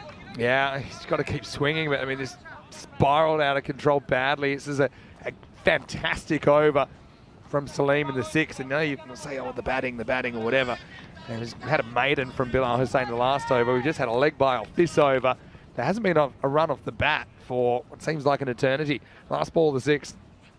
A lowish full toss, and it's just going to be 1 run, so a terrific over by Salim. Just a couple runs off it, and Royal Roma, they're in huge trouble. They need a minor miracle to take it from here. They're going to have to go at just under 20 and over. And Muhammad playing out all those dot balls. You just think maybe he should have made an adjustment, probably go deeper in his crease, try to play it a bit like Josh Butler and then use his wrists. But he just stayed there and took Yorker after Yorker. Again, you wouldn't typically expect a bowler at this level to bowl 5 straight Yorkers at you, but full credit to Salim for doing that as we take a look at the scorecard again. Only one real score of note so far for Royal Roma. That was Arif's 16 of 10. We need a magical over if you ever needed one now. Motion to bowl. It goes high up in the sky. It's hanging up there for an age. Should be taken. Oh, and he spilled it. He's also helped it over the boundary rope for a 6. So Rifat Janal, who took a catch earlier today, puts one down, and then also helps it over the boundary rope for a 6. So it's a double whammy. Yeah, you can see it just bounces over the line. And Janal took the rebound. This time, he's the one creating a rebound, but it's uncatchable. First thing goes the way of Royal Roma in ages. As the rate comes back from plus 20. Still a lot to do. They're hoping this turns into a massive over, basically. Only 2 runs, the overs preceding this one. And again, he just throws everything at it, Mahmoud. It's hanging up for an age. This is going to be taken. Oh, 6. He just goes over the boundary rope. And that's probably a 6. He just slides over the rope as he's taking that. I think his back foot. He didn't mean to step back that far, but I'm sure he's still touching the ball when he steps. Look, see, this foot here, still holding the ball, hasn't released it yet. Yeah, so, and even the other foot slipped into the rope. So, well, that's such a lucky break that there's 2 6s in 2 balls. Now, you got to feel for Chowdhury there. I mean, didn't intend, I think, to slip back that far, but oh, Roma, if they pull this one out, this will be an all-time comeback. They get a couple of slices of luck there. Poor Mosen, he's gone for 12 the first 2. Didn't deserve to. And just a little variation there by Mosen. Mahmoud just wildly swinging at that one. Fails to connect. Yeah, I suppose Nur hasn't had a lot of batting in this series, but I do remember him from previous series. You know, when he gets going, he's very, very hard to stop. You can see he's kind of exclusively trying leg side these attempts. Oh, this is a rather tame shot. Just going to drop outside the ring, and it's only a single for Royal Roma. Now, Danger Man Mosen, who's, again, we've seen him play some nice late innings cameos for Royal Roma throughout this series, but now he's going to have to play a real big one. Not impossible, but highly improbable here for Royal. And again, just gets down on one knee, trying to whack it over cow corner. Again, he can just hit this on the offside as well. Third man inside the ring, yeah, no protection at point. Help it over there, he'll get a 4. Most has been pretty good also just bowling one side of the wicket here. You know, he's had a couple of bad outcomes, but yeah, this is the battle of the Mosens actually. Ahmed Mosen bowling to Mohamed Mosen. He's trying to whack him out of the ground. It's up in the air. Is Ahmed Mosen going to win this battle? Yes, he will. Gets the opposite Mosen. And Mohamed Mosen departs for a duck. Not really able to make an impact in this innings. And RBMS inching closer and closer to securing their place in the final. Yeah, it's a big achievement for their club as well. Roma Bangla Morning Sun have played some good cricket in the ECS, but have never made it to the big dance. Mosen, Mohamed Mosen that is, collects that catch. Unfortunately, Mohamed Mosen, he can't impact on the scoreboard. 4-ball duck for him. As he departs, it's the end of the 7th over. It's 53 for 5. And we just take a look at the fantasy dashboard for our next semi-final. It's the undefeated Roma Cricket Club against Asian Latina. Of course, Roma CC will be massive favorites heading into that game, but Asian Latina certainly a side capable of causing an upset. Yeah, I mean, you say massive favourites. I don't know, there wasn't too much between them. If you look at just their records, yes. But let's say if you just looked at the last 8 games they played, well, Roma have won 8 and Argentina have won 7. So there's not a lot between those two teams, I'll tell you that much. That'll be coming up. Second semi-final. Hard to believe, it's only about 25 minutes away, and Asian Latina winning the toss and batting in that one. This one is, again, it's just hanging up in the air. It's going to land right between 2 fielders. And it's only going to be a single now. Nur Mohammed, all the pressure on him. try to batter this ball as much as he can. Islam Al Haq, again, he's more than capable of clearing the boundary. You've seen him hit a couple of big sixes in a few important innings down the stretch. Just the one against Kent Lanka. That one's been given a wide, and well, RBMS absolutely stunned by that decision. And let's just take another look at that one. As you can just see at this stage, RBMS were 20 runs ahead. Here's the And one. that's a good decision by the umpire. Excellent. The umpires have been spot on here. And Islam, back one. It's played away behind square leg again. Mahmood is going to have to start bringing out the big shots, but I don't think he can avoid singles either, because Islam is capable of clearing the boundary. Just one of those quick bowlers where if he gets a hold of the ball, it stays hit. And quite a few sixes in the brief stints he's batted so far. This is another one that's hanging up in the air for age, and it's really, really well taken. It was quite difficult. It came down quite low, and another wicket falls. That's Noor Mahmood. In this game, you just feel now it's beginning to slip away from Royal Roma. Yeah, well, I think it's actually a ghost. I think it's gone. And Royal Roma, it's a shame for them. They've been hot and cold, I suppose, at times. I mean, not they've been really hot, but Rome Bangla, who have been a little bit off actually late in the group stage, they've turned on a very, very good performance here in the first semi-final. And seems assured that they'll secure the first place in the decider as Royal Roma fall to 56 for 6. And now the captain, Rajwinder Singh, coming out to bat again. Gotta love how RBMS saved their best bowling and fielding performance for the most important day in this series. That's another just a wild swing by Rajwinder Singh. Again, everyone just looking to batter it towards mid-wicket, but so far they've only had 10 runs on the leg side, despite pretty much attempting every other shot in that region.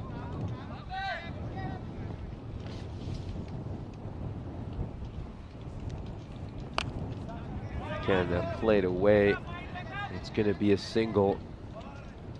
And now you just feel that this Roma Bangla Morning Sun club are try to cherish these last few moments again.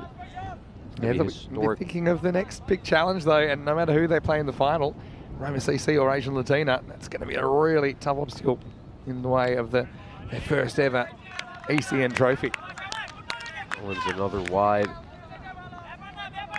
And it's funny because RBMS have struggled quite a bit with wides as well. That's the 9th wide they've bowled. Both these teams have bowled quite a few extras, but despite all that help, Royal Roma still haven't been able to post a good total on the board. This one is played away towards square leg for a single.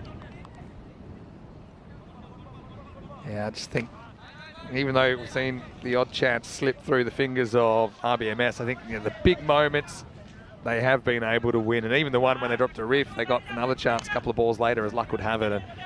And they took a very good catch down the ground. And then Chowdhury holding on to that chance that Gagandeep gives. And unfortunately, it can happen. That's the nature of the game. Short form cricket, particularly 10 over cricket. Royal Roma are going to miss the final for the first time here in an ECS at the Roma Cricket Ground. And it's a tough couple of overs for them. Having said that, they can still get in the medals if they win the bronze final later on, so we'll have that to play for, and they'll certainly want to finish on a high as it is right now. Like I said, it's always difficult in this situation. You know that the result is pretty much a foregone conclusion. There's Anakama to come back as well, took 1 for 3 in his first. He's going to give himself a tune-up here in the 9th. Very good, back of the delivery. Good ball there by Ahmed. Bowled a terrific first over. And he really set the tone for his team, the captain. And his teammates have delivered really well, haven't they? We're just wondering whether Ahmed should have come back and bowled himself out in the 3rd over, but he didn't. And it didn't really matter because you have to say, whoever's come in for Bangla Morning Sun, they've just done a good job. Had confidence in his teammates and his bowling unit, and they've stepped up. Up in the air, this is a catching chance. It should be taken by Ahmed, and he takes it well. Islam Al Haq, we've seen him batter some important sixes late in the innings, particularly when they faced Kent Lanka, but he's not able to do that here, as it looks like Royal Roma are about to lie down without a whimper. And yeah, really well taken there. Very good catch. Yeah, it's always a tough one. This is where you would be calling the mercy rule in, I think, if you're a Royal Roma, because they know that, like I said, they won't be playing for the gold. They'll be playing for the bronze here. 59 for 7. 10 balls remaining.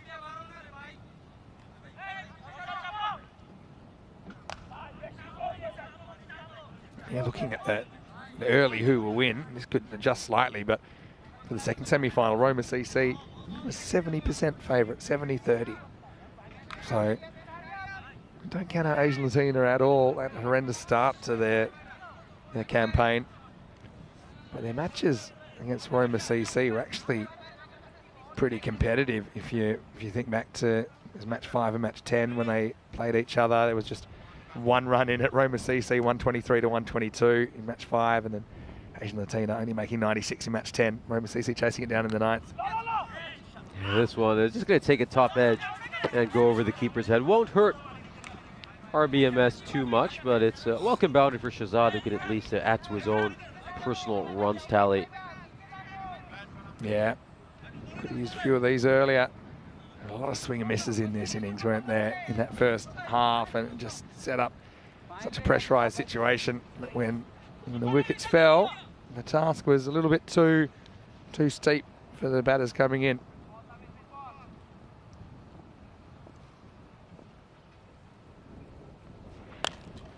Yeah, this is just play towards mid-on. It's only going to be a single. Now I think we can already start talking a little bit about the final, and which of these of the two teams do you think RBMS would rather play in the final? Of course, the easy answer would be Asian Latina, but how do you think they would stylistically match up against, say, a Roma Cricket Club? They just always have really good games. They played a gold ball before, actually, Roma CC and Asian Latina, back in 2021. It was high scoring. It was 157, 157. For me, the matchup that I'm most interested in seeing is how Asian Latina handle the dual pace attack of Charles Fernando and Christian Kalugamage, who's been bowling pace. And I think if they can win that battle, they'll get off to a really good start. They are batting first in the match. So, yeah, I think it's going to be a pretty interesting one. Fitting rematch of that match 5 earlier in the tournament. Ahmed finishes his spell, 2 for 9. Big game player, Anik, and he stepped up here, 9 overs down, 65 for 7.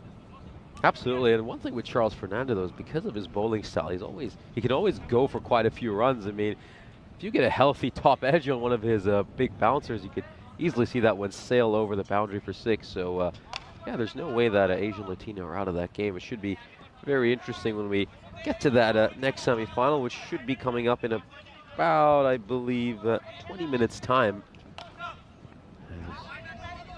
This final over is pretty much a formality for RBMS. Again, we really didn't expect this. I think coming in here, we thought this game was going to be a nail-biter. We kept saying you never know. That's the thing. You really never know in finals. Could go one way or another. And yeah, all credit to Rome Bangla Morning Sun. Here's the 10th over. Bullion. We'll get it. Yeah, this one is a very good-looking shot right at the end. A chance for Singh to have a bit of fun. The captain, of course, maybe he can bat himself into some form for the bronze final. Again, that is uncharted territory for Royal Roma. They're used to being in the final. Last couple of finals have been between Roma Cricket Club and Royal Roma. Two of them splitting those two finals. Yeah, if you're Royal Roma. So we'll have a different matchup, it means, doesn't it? We'll have a different matchup this year. Oh, inside edge straight to the fielder at fine leg. But yeah, just still looking at where it's all gone wrong for Royal Roma. Again, you definitely have to say it's mainly the batting. Just none of their key players able to click today. Luckenwall going for a duck. Gagandeep Singh, 6 of 10. I think they got it all wrong as well in the first inning. Just the tone was wrong. Bowling all those extra. I think it just felt a little bit nervous, a little bit tight. And you can see that translate into the second innings as we have a look at this. He's gone. He's probably gone over there. He's just well outside. And he's going to be stumped over here. comes back really late, and Rajwinder Singh gets his marching orders. He's going to walk back to the dugout, so he hits a 6 and then has to depart. That one that was very clearly a stumping. I don't even think Singh probably was right over there. As the 8th wicket falls for Royal Roma. And at least they'll want to avoid the humiliation of getting bowled out in a semi-final. He's looking to come forward to slap that one. Bowler very smartly bowling it wide, and then a good bit of glove work by Chandra Bhomik. Gets the stumping. He's had a bit of game behind there, Chandra. He's a talented player. Khalil will come out to bat at number 10. This one's up in the air. It could be a catching opportunity, and it's taken. Oh, it's been taken. That is a terrific catch. I think it's a bit of a delayed reaction. It took the rest of us a while to get whether he takes it. Oh, that is an outstanding catch, and a little bit more joy for RBMS right at the end. Khalil, well, he doesn't send that in the intended direction, but how well was that taken by Rajib Ahmed? Just everything's gone for Roma Bangla Morning Sun as Khalil departs for a golden derrick, and that pretty much sums it up for all Roma. They haven't really been able to compete. Roma Bangla Morning Sun have turned up the heat. It's at 71 for 9 as they're down to their last man at the crease. Puyan on a hat trick now. Are we going to have our 4th hat trick hero of this series? We've seen it 3 times previously. This is a big ball. Hat trick ball coming up. Oh, that was just a little bit too high. You have to say it was a good delivery for the hat trick ball. Nice length. And again, this is a wicket with quite a bit of bounce. It just hits him in a really painful area there, Usman Rashid. Cops a rather painful blow alongside humiliation of watching his side take an enormous defeat. And this is the last ball. It's just worked away. Fine leg. Is it going to go away to the boundary? It certainly will, but that's not going to matter too much as RBMS take a huge step, a historic moment for their club, reaching their first ever ECS final. And they'll be delighted with themselves, but you can bet they'll celebrate this victory for a few minutes, but then they'll be locked in and focused, trying to claim their first ever ECS Rome title. And we just see some handshakes between both teams, plenty of respect between them. Roma Bangla Morning Sun just had the better of Royal Roma throughout this series. They make it 3 wins in 3 against them, as we of course take a look at today's schedule. We've got Roma Cricket Club against Asian Latina coming up in just about 15 minutes. That's going to be a huge game. The undefeated Roma Cricket Club against a very dangerous dark horse in Asian Latina, who've had a late surge in this series. Had an incredible 7-game winning streak as, well, look at how delighted they are as, well, they're just teasing one of their teammates a little bit. And he's going to be carried off the field, giving Rehan a hero's exit for his brilliant 66. We'll take a look at the highlights of this innings. It just kind of all went wrong for Royal Roma. It was Luckenwalt and Muhammad Arif who came out to bat for them. We're just still having a look at some of the handshakes between both teams. This was a bit too hot to handle for the keeper. One issue, though, you have to say for RBMS was they bowled plenty of extras as well. Gave up 15 runs of extras. Not as bad as Royal Roma, who were closer to 30. It was the first wicket of the innings. Anik Ahmed getting Luckenwalt's wicket. There was that terrific assisted catch. That one just batted onto Rifat Janal, who took that. And once that second wicket fell, you just felt RBMS were inching ahead in this game. They'd keep taking wickets. That was actually the biggest partnership of the innings, just 22 runs for Royal Roma, which was broken when Muhammad Arif's catch was taken by Anik Ahmed. And again, this is a bit of a low-light reel if you're a Royal Roma fan. That was a rather hilarious moment. We saw back-to-back sixes in that over by Ahmed Mohsin, which he really didn't deserve to get hit for. 2 catches dropped with the fielders just going behind the rope. I think it was just a case that Raihan in the first half, he was in a tight spot and found a way out of it, whereas I think it says it all that the top score in the second innings of this game was 16 by Arif and then 15 by Nur Mohammed. So in the end, it was all academic, wasn't it? But Rome Bangla, they found a way, didn't they? I still think they could probably afford to bowl a few less wides. They bowled 9 wides and no ball in there. But there were just these moments that they won. And that's one at the end for Rajiv. But before that, you know, the rebound catch, you had Anik Ahmed then taking a very good catch. You had Chowdhury taking the big catch of Gagandeep. Well, be careful with Raihan. You'll need him a little bit later. So now, yeah, big moment for Roma Bangla Morning Sun. They are in the final, and they'll play the winner of Roma CC versus Asian Latina. Royal Roma, we will see them feature in the bronze final a bit later on in the third match of the day, and they will play the team that doesn't win semi-final number 2, which, to be honest, is anyone's game. Roma CC listed as 71% favourites. They're undefeated. And remember, 14-0 this series, but their ECS streak is up to 17, which is actually 3 off the all-time record in ECS cricket. They will be chasing. I do think Roma CC wanted to chase in that one to Asian Latina with the bat. Let's see if they can put a big score on the board against the defending champions. 16, like I said, the top score. And that's concerning for Royal Roma, who we'll see a little bit later on, but it wasn't to be for them after that 9-5 campaign. They go down to Roma Bangla Morning Sun. And in the end, it was a bit of a tame finish, wasn't it, with 75 for 9, the final score. 3 for 16, Bhuyan. He cleaned up at the end, didn't he? But got to say, Bilal Hussain, I think he was super important, including a maiden. He took 1 for 4. Ibrahim Salim, he stepped up as well after that maiden. Just that was that middle over. They just choked the life out of their opponents. And so we have one piece of the puzzle that has been completed now. We'll see who will meet the Banglas in the final. It'll be Roma CC or Asian Latina. Join us for semi-final 2 in just a few minutes. Actually, not too far away. You're watching Finals Day here in Rome, and you're watching the European Cricket Series.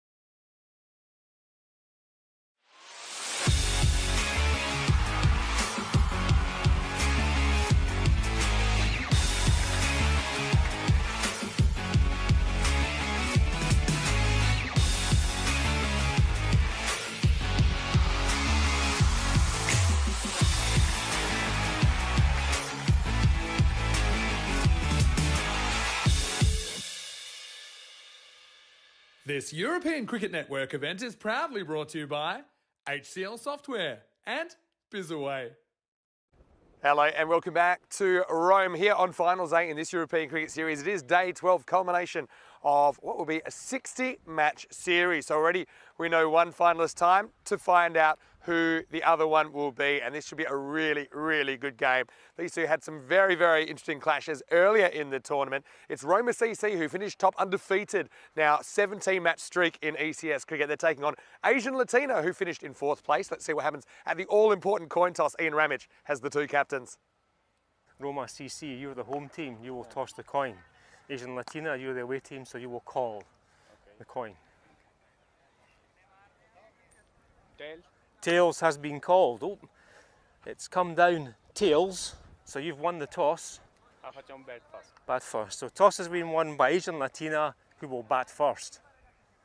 So it is Asian Latina. Their captain Amandeep Singh wins the toss and elects to bat first. I don't mind that at all. I think that if Asian Latina are going to win this, they're going to have to bat well, and so they'll get the opportunity to face the Roma CC bowling first up. I don't think that Roma CC will mind too much. I feel like they like chasing in big games. They have done it before on this ground, and they are the defending champions. They won all 3 of their sudden death finals in the Super Series last year, just like they won all 3 of their Rome Series finals last year as well. So they have a very good record in kind of cutthroat matches on this ground.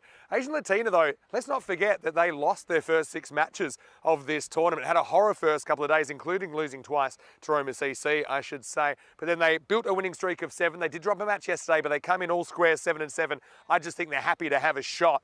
Asian Latina was 7-1 2 years ago, but then they lost the semi-final. They're hoping to go the other way today and kind of sneak up on the defending champions. I think that you can throw a blanket over these two teams, really. A lot of good players on both sides. I think Dinadu Maragi having a very good series for Roma CC, holds the key with the bat for me. And I think also it'll be interesting to see how Asian Latina's top order handle the heat, because I do think Charles Fernando, he's going to be coming in. He's going to be banging the ball in on this bouncy pitch. Should be a very, very tight contest. Spot the final on the line. Nisho Butt will take you to the first ball here in the second semi-final. I can tell you, Asian Latina, they've won the toss. They're going to have a hit. So over to you. Let's get ready for the second match of the day.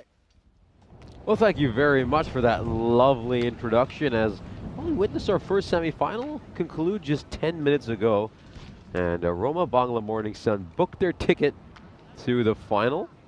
Of course, it's just a case of who will join them now. It'll be one of these two teams, Roma CC or Asian Latina. Of course, Dinadu Maragi leading the way for Roma CC. He's a terrific batsman, but he's also been really good with the ball in hand. Let's look at his career statistics for his team. Just under 1,200 runs for his ECN career. He's taken 56 wickets. Of course, the win predictor has Roma CC as 71% favorites for this match. But again, 29% for Asian Latina. I think they can maybe deserve a little bit more. Their record doesn't necessarily suggest how strong a team they are. 7-7 on paper. You'd think Roma CC would be heavy favorites. But again, we've seen the Roma CC have a few scares. A few times they've come close to losing during this 14-game winning streak. 17 if you include the previous ECS they were involved in. Seen Kent Lunka give them a scare, of course. Asian Latina back in match 5 were ever so close to beating Roma CC. When Roma CC 18 runs to win off the last over. And we had a very tense and dramatic final over with tempers flaring up, where Roma CC just about took it. We're on the last ball of the innings. It's rather interesting, though, the Asian Latina have chosen to bat first. I mean, typically in T10 cricket, you'd say that you'd like to chase when you've won the toss.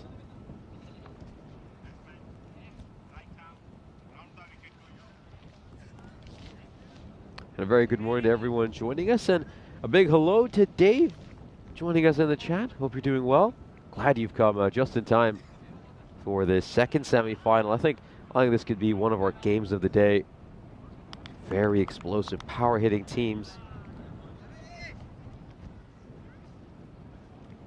And these first few overs are going to be very interesting. Just seeing how They will negotiate Fernando. Again, Fernando, he's bowled superbly throughout the series, but I think his bowling side just means that he can always go for a few runs, as the very first ball is just pushed away towards the fielder. That's well stopped, and it's going to be a dot ball to start off.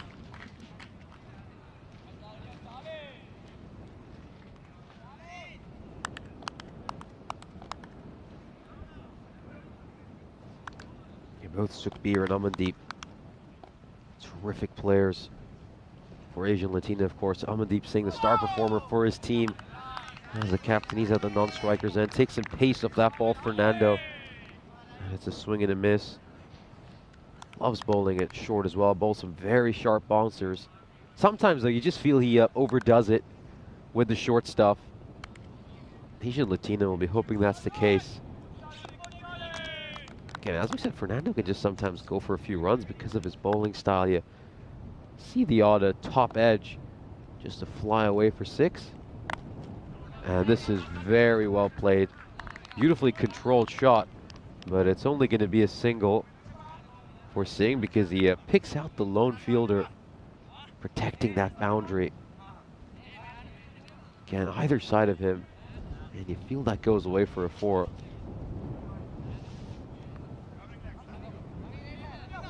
Here's the captain, Amandeep. 714 ECN runs to his name at a strike rate of 210.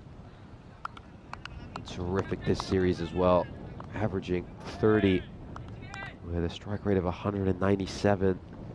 Top scored against Casalina with an undefeated 69.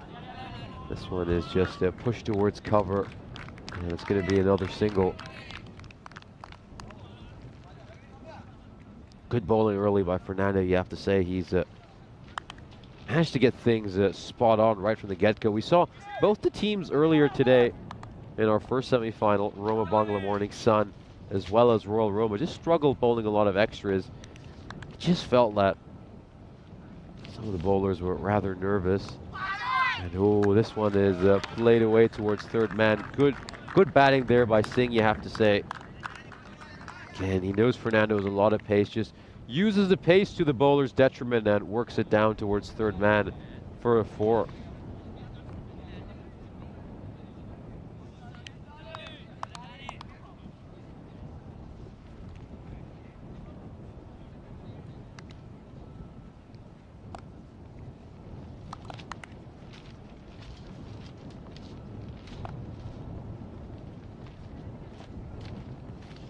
That's another shorter one. And it's been given a wide by the umpire. Let's just see what this is like. And yeah, that one is, that's a wide by.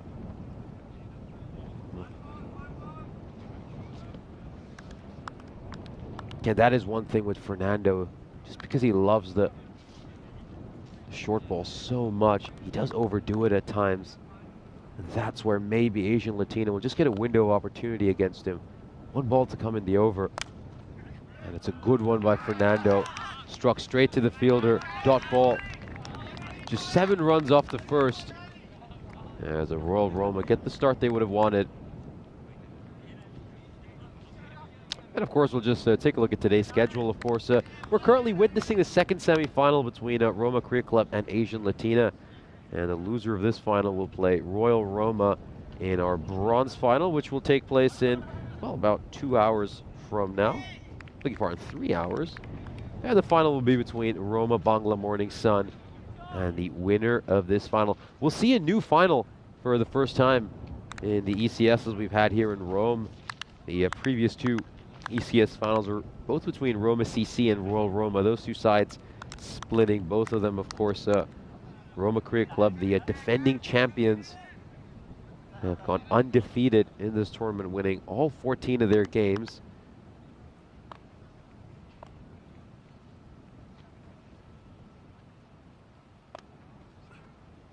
Oh, again, just a little too short. That's a very easy call for the umpire.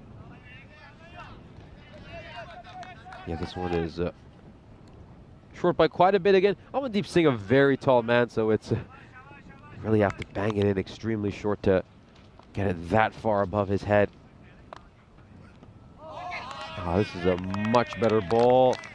Just having a look at the square leg umpire. He doesn't say anything, so it's only the one for the over so far.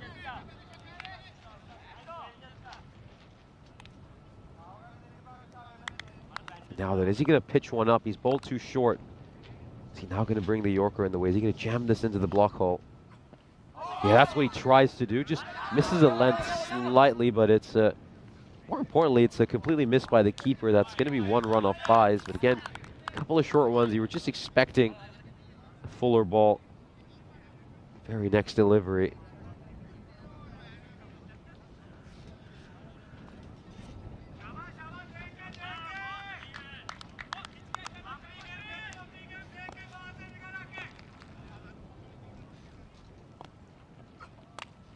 Yeah, this is a good ball, well directed into Singh. It's just trying to whack that towards the leg side.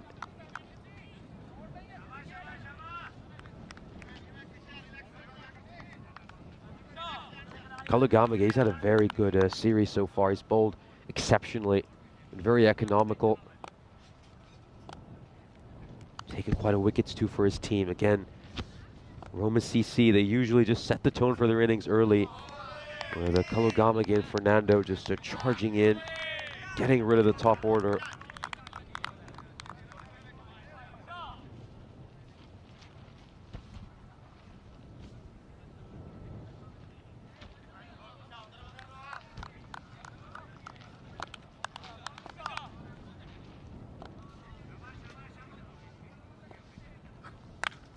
This one is slightly mistimed. Doesn't quite get hold of the ball the way he would have wanted. And a quiet start so far for Asian Latina. This is very unlike them.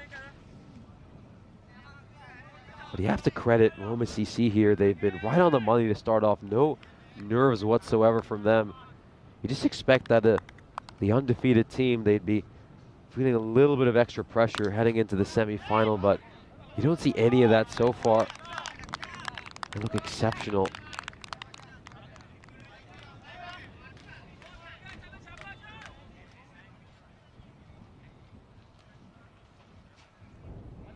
And of course, the over comes to an end. So a good couple of overs here for Rome CC to start off. Just 9 runs off these first couple of overs as we, of course, take a look at the standings. Roma CC had the perfect tournament so far, undefeated in all their first game. Dave saying that, of course, he was up watching the Japan F1 practices. Yeah, that was quite interesting. It was on at our hotel, of course, being in Rome. I mean, Sky F1 over here is a complete homer coverage for Ferrari. They don't even try to hide it. It's like you're watching Ferrari TV. This one is played away towards third man. It's just a single, and again, just a one boundary as we're coming into the final over the power play. Of course, joining me in the commentary box is Mr. Maximo, Vinny Sundu for this second semi-final. Yeah, I'm really enjoying watching the first couple of overs as it came back to the cube, and my question was, how will Asian Latina handle the heat? I know that Fernando's really been getting the ball through, and Kalugamage as well. So far they've handled it, but they haven't really been able to score too much. Just a kind of edged boundary, although this might help because that looks high to me, and it's going to be whacked away. This seems like a no ball. I'll probably check it, and yeah, I think you got to call that. So I think this will be a no ball plus either 4 or 6. Don't see, I know he's crouching slightly, but it's not really coming down. I'll wait on the call here. So yeah, it'll be a no ball, and then has that gone for 6? I'm losing the ball here. There's too much dust on the screen. Oh yeah, it's gone over the fence. That's probably a good sign. It's gone for 6. That's why I lost it. So it's a 7 up. Sukbir will get the free hit from Charles. And he backs away, makes himself into a corner actually, and so next ball's just a single. But yeah, what an interesting clash this is, a rematch of both our first Monday and Tuesday night fixtures. It was a last ball thriller in match 5. Roma CC got 18 off the last over, and the winning run off the last ball, 123, 122 in that one. The next night, Asian Latina 96 was their It was kind of their low point. It was their 6th consecutive loss then. They made 96 and Roma CC chased it down with 9 balls to spare. But since then, they went 1-7 in a row. This is up in the air. Is this catchable? It's Rahat going back with the flight. Can't quite get there. And almost fumbles it over the line. In the end, it's going to be 2 to Amandeep Singh. He's done quite well in the end to just get down and at least prevent the boundary. Again, Amandeep Singh is going to have to take a lot more risks. Haven't really been able to capitalize on this power play whatsoever, Asian Latina. Charles Fernando, of course, an exceptional series for him so far. 14 wickets. More importantly, an economy rate of just 8 in the games he's played so far.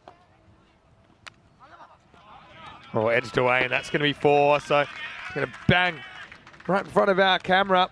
So Charles, yeah, because of false shot, they kind of got to slip in there for that kind of thing, but he had to be about 20 metres further back, Maragi, and 4 to the total.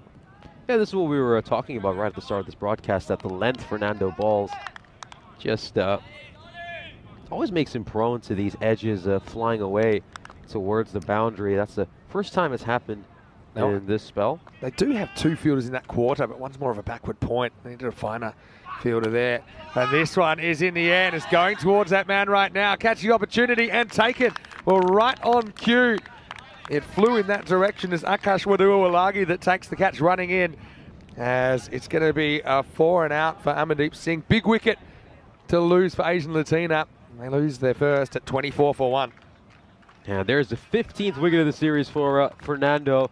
This is not a simple catch. He goes up in the air and it's judged incredibly well by Wadualage. As the first wicket falls for Asian Latina. You know, this is a very off-color partnership for these two. The two Singhs usually get their team off to a flyer of a start. They've chewed up a whole lot of deliveries. And then the danger man, Amandeep Singh, was when the top scorer for his team departs. That's the thing, though. I mean, it's not bowling machine stuff they're getting. They're getting some pretty spicy stuff, aren't they, in this power play? Yeah, these two have golden ball history as well. Don't forget, in golden ball 15th of March 2021, there was a 157 tie between these two. Pitches up this time, Charles, and gets worked away for 1.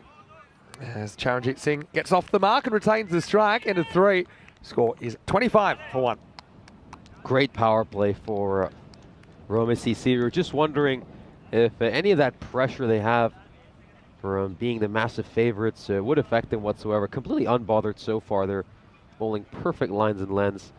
And Asian Latina, this is not what they would have wanted. Just 25 for 1 at the end of 3 overs. That over was a little bit expensive because of that 7-up. Otherwise, they're going along very nicely here, Roma CC. Yeah, I was wondering whether they'd go back to Krishan or whether they'd make a change. And they're going to Apahami here now. Apahami is quite a good swing bowler. Had a few troubles with quite a new ball. And so he's going to get it a little bit older here in the 4th. Yeah, he's a young player. We haven't seen him before this series. And he's going to come in an important phase of the game. 5 outfielders in place now. You can protect the boundaries a little bit better. But Asian Latina looking for a turning point. Let's see if it comes through. Charanjit Singh facing up, batting in the number 3 position. Apahami had a difficult time the last time these two teams faced each other. Gave up 30 runs over his 2 overs. It's a good start though. It's a good area, pushed away. Just a single. Roma CC, interesting that they were forced to field first. I got a feeling they probably would have bowled first anyway if they'd won the toss. They seem to have a good record chasing in big matches. And of course, they were able to win 6 sudden death finals in a row. The last time they lost a final was 2021. They had to win 3 to get through the Super Series last year, finishing outside the top 2. They did that. And then in the Super Series, they finished outside the top 2. They had to win 3 in a row. They did that. So they have a good record in these sudden death matches on this ground. Very clutch team, Roma CC. And absolutely, this is something we were mentioning when you were out of the commentary box. I was a little bit surprised that Asian Latina chose to bat first, winning the toss. You typically would like to chase in this format. There is something to scoreboard pressure, though. I think that's pretty significant as well. So I can kind of see where they're going with that. The other thing is their kind of final streak, if you like, if you include the ECL, which they qualified as a result of winning Italy last year. They batted first in the final, and it just didn't happen for them under lights. They were only able to go to the 76 against Sporting Alphas, who chased it down. So Roma CC pretty happy chasing, but I can see where Asian Latina are coming from. Yeah, this is a shorter one. It's we'll just having a look at the square leg umpire. He seems to think it's okay. Yeah, well, I suppose when it passes him, although it's meant to be at the crease, but it has to be the one for the over at least. Interesting that Sukbir is getting so far down the track. There was one that was shortish earlier in the over, but obviously it wasn't quite above the shoulder. Apahami uses it there. Now Sukbir goes back into his crease, so he's just trying to disrupt the length of the youngster here. Now he cracks it away behind point. This is going to be 4. So it's actually pretty clever batting because he was probably 2 metres out of his crease. Next ball he goes back in his crease and he's looking for something to hit sideways basically. And he gets it. So Apahami gets the treatment there. I had no chance. Asian Latina trying to turn this around, but still it's been a good over from the youngster. Only 5 off 5 balls. Let's see if he can finish off the over. It does. So I think all things considered, that's a win. Now I think we're going to see some spin for the next few overs from Roma CC. 4 overs in, Asian Latina 30 for 1. But I suppose the question is, if the pace is working, do you stick with the pace? I just know how much Roma CC like to go to spin in the middle overs. Oh, at some point we'll definitely see Marage bowl. I mean, he's taken 14 wickets as well for this Roma CC side. As we have a look at the economy rate, of course, completely going Roma CC's way so far. Asian Latina just not quite able to get out of second gear. They've been sort of stuck in the mud, not quite able to accelerate they would have wanted. Too many swings and misses as well, so those dot balls are racking up. I'd say roughly 40% of the deliveries so far have been dot balls. But again, Asian Latina have never really been fans of running between the wickets. Yeah, well, they've got 4 spinners in their side. They've got 3 left-arm spinners in Wadua Walagi, who's going to bowl here. They've also got Maragi. They've got Prithivi Samaragi as well. You've got right-hand off spinner in Rahat Ahmed. So that's one thing they've got. They've got options, don't they? You've got Kalagamaga, who could bowl spin, but I think he's bowling wheels. He'll stick to that in this final series as we get ready for over number 5. First one just worked away now. Watch Akash, his arm angle changes sometimes. So that's the kind of over-the-top, regular, orthodox delivery. But he's also got a kind of round arm one that he's been working on just to kind of mix things up a little bit. So just keep an eye on how tall or how sideways he is in his action. There's the round armour, and it might do the trick. Hanging a long time, it's dropped. And it's going to be Denham that is going to miss it. And then it's missed a second time by Rahat. It's going to be 4 runs, but that was a definite opportunity. Denham, he probably is not going to win a prize at the carnival for the backwards race, is he? As he got 2 hands to it, but couldn't hold on. And Asian Latina get a slice of luck. Yeah, while he's backpedaling, he just helps the ball along. But then Rahat Ahmed not quite able to backheel it. Won't see him getting any calls from Lazio anytime soon. Don't think so. Madua Walagi with the comeback. That was the round armour. Does he try it again? He goes more over the top. Now this is an edge that'll run away for 4. So just game of fine margins, isn't it? And a little bit of mini momentum heading the way of Asian Latina. I'm very unlucky here, Wadu Walage. He could easily have had a wicket the previous ball. That's rub some more salt into his wounds. He's given up back-to-back boundaries, really through no fault of his own. Yeah, you can see the thick edge flying past the keeper. Pretty well located delivery, this one. Wadu also is not afraid to slow things down and make the batter make the pace. Sukbir though, he's kind of weathered the storm, hasn't he? He's made it to 25. Let's see if he can turn it into something more.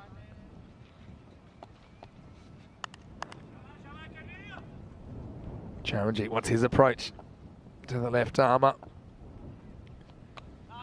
This one bites a bit off the pitch and well knocked down by Dinidu. He's going to be an important player, isn't he? You mentioned him with the ball, but I think his batting has been really on. Also, someone we'll see back in an Italian shirt, I think possibly for the first time in 8 years. Dinidu Maragi, former first-class cricketer in Sri Lanka. And yeah, I'm curious to see how he goes this weekend. Of course, the ECI is involving Italy, the host, as well as Finland and Austria. Finland and Austria in the same group in the ECC. And then ECC starting on Monday. Not long to go now. Oh, well, it doesn't hit the stumps first. Hits Sujith, bounces off his gloves, but think the batter was safely home. Yeah. Sometimes they're funny. You might get... Never even lifted his foot there. Yeah, you might get a little bit of kind of air on the foot accidentally as we get to the end of the 5th over. The score 41 for 1. Want to welcome you into the commentary box. Vinny Sander here, Mr. Maximo. Peacock Friday, Finals Friday as well. Nish looking fantastic as well. Peacocky colours there. I like the clash of the red and the blue. Welcome to Finals Day. And so far, the big story, Royal Roma out of the running. Rome Bangla Morning Sun winning semi-final number 1. Their first ever ECS final. Yeah, it's a historic moment for them. Of course, a big congratulations to Roma Bangla Morning Sun. We're going to see a new final for the first time in the ECS. That's right, actually. Royal Roma have made the final on the first 3 occasions here at the Roma Cricket Ground. Also, if you haven't already, put your name in the ring for the ECC sweep, an idea we had yesterday. I think I'm up over 70 entrants now. Bit of fun. Draw a team at random in the Euros of Cricket. Anyway, another little edge this time. It's going to be 4 runs. Dinadu does come into the attack. Doesn't look thrilled about it as this pretty much goes straight through first slip for 4. Rough start there for Dinadu Marage. Not much you can do about that, of course. Yeah, we plan to do that sweep in the bronze final and allocate teams for you to cheer for in the ECC. Just see what fate puts on your side. Also, it means, say if you are watching from Italy and you get drawn, I don't know, Luxembourg or something, gives you a second team to go for. And we'll see, maybe depending on what happens, maybe I can organise a little token prize or something like that. Just to see so many people wanting to get involved. Anyway, Dinadu, not too put off by getting edge for 4 the first time. Comes in, trying to shut things down in the 6th. He tosses this one up and batter takes it on and wins. Sukbir goes large. Maximo as the 50 comes up for Asian Latina. It's always a huge risk to toss one up, particularly in a T10 game against a power-hitting side like Asian Latina. He gets punished for that one, Dinadu Marage. And we're just seeing some boundaries flow these last couple of overs after Asian Latina were starved of them for so long.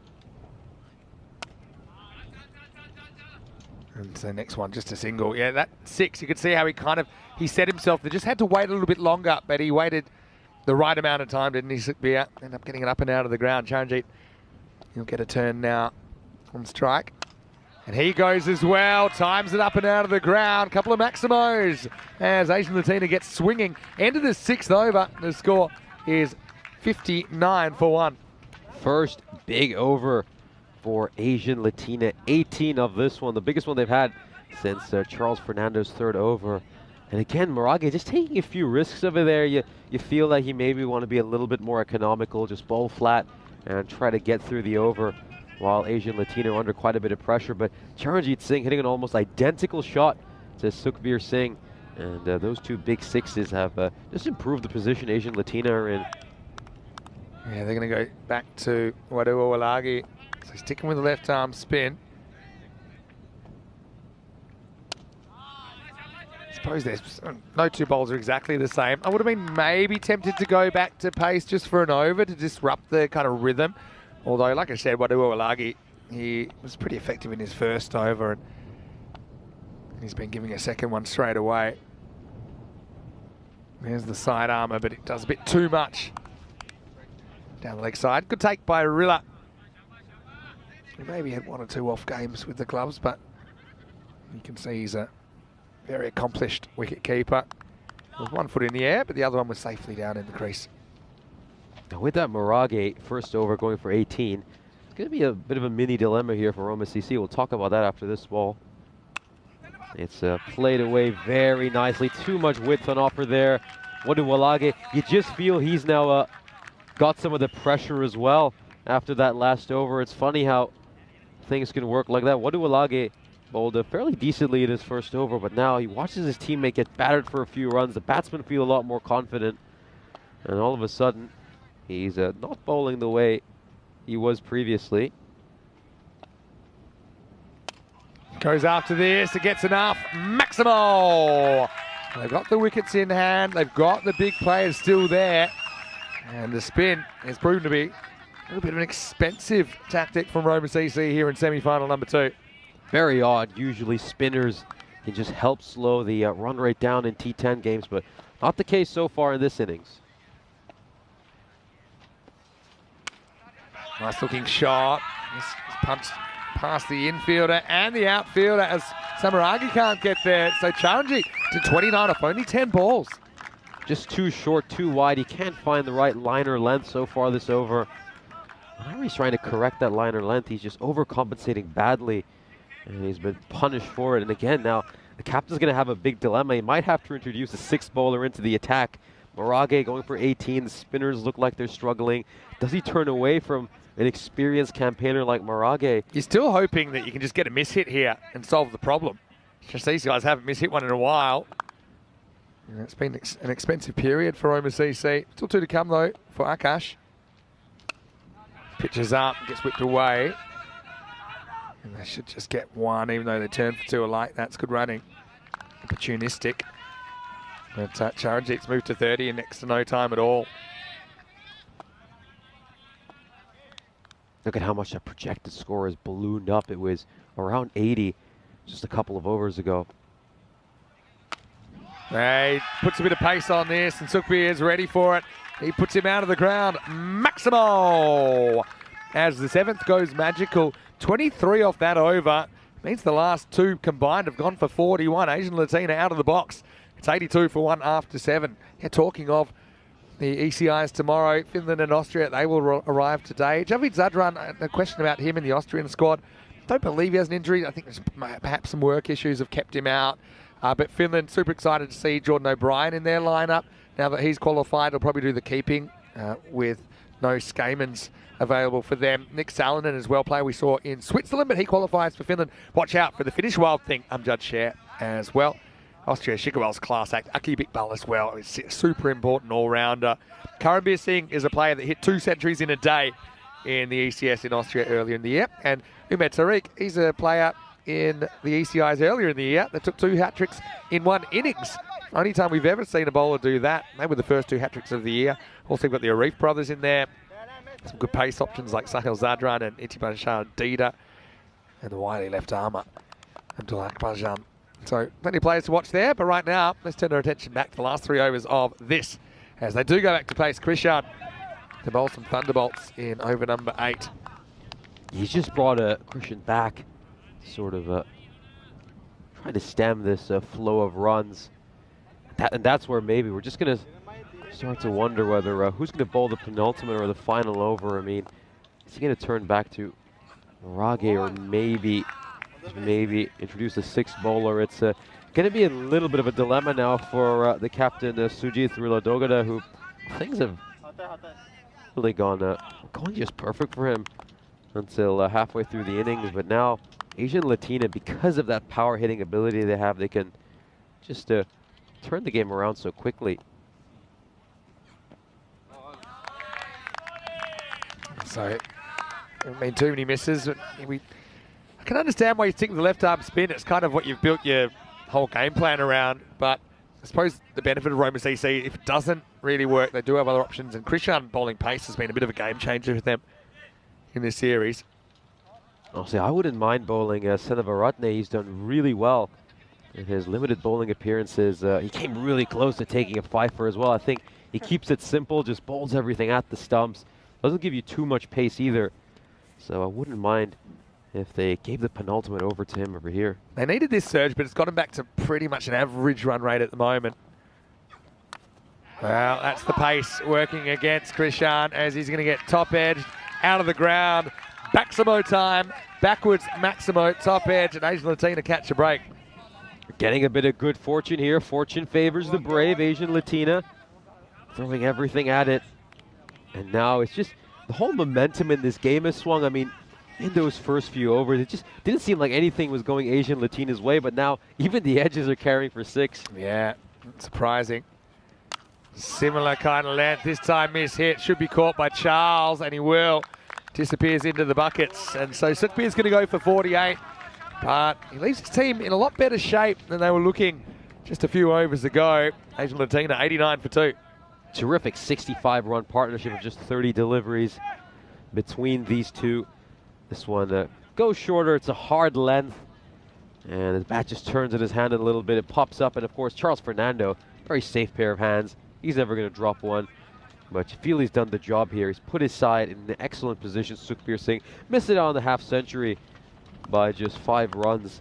This is a good position for Asian Latina to be in now. 13 balls left in the innings. Can maybe get another 30, 40 runs from here on out. Could be in for a very, very interesting second innings. For sure. No ball for back foot. Watch this one. Yeah, we've seen Krishan at times struggle with that return crease, and I'm going to say the umpire has got that spot on. So now it's a free hit, and Gurmukh, who can swing it, he gets a bit of a gift first up. Can't touch that side line. This time it will be in the air. Doesn't matter if it's caught or not. It won't be caught. Just be a single. And so Gurmukh is off the mark, and he'll retain the strike at the end of 8 overs. A score 91 for 2. So okay, yes, they've got the momentum here, Asian Latina, but because kind of Roma CC had it early, right now it's a very kind of average-looking run rate. In fact, 11.4 is the average across the first 56 matches, and it's pretty much exactly what Asian Latina are tracking at right now. So it looks like it's going to be Apu Hami bowling this penultimate over. It's a pretty decent decision considering he gave up just 5 runs in his first over, but that does mean that the big question mark here will be who will bowl the final over. I think this probably confirms that Marage won't get a second over. It's hard to see him bowling the final one. And well, if I had to go for it, I wouldn't mind giving Senavaratne the final over. But Apu Hami, big job to do over here. These 2 overs could be absolutely crucial in deciding the fate of this game. All right, it all happens in the 9th, and Apu Hami gets it, and then he gets it in another way because it's too short. Gets hooked into the car park. Maximo, 6 to Gurmukh Singh.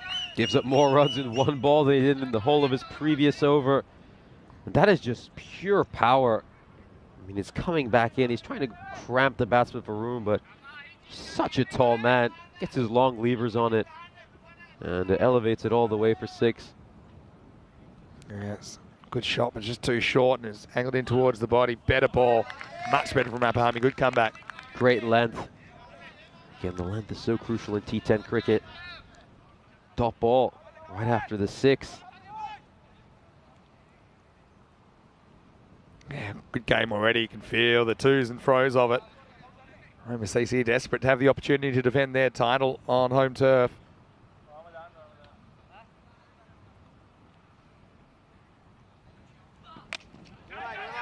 Doesn't really get hold of this. And so just a single. Charanjit, he's been explosive, hasn't he? An important contributor. Handled the spin really well.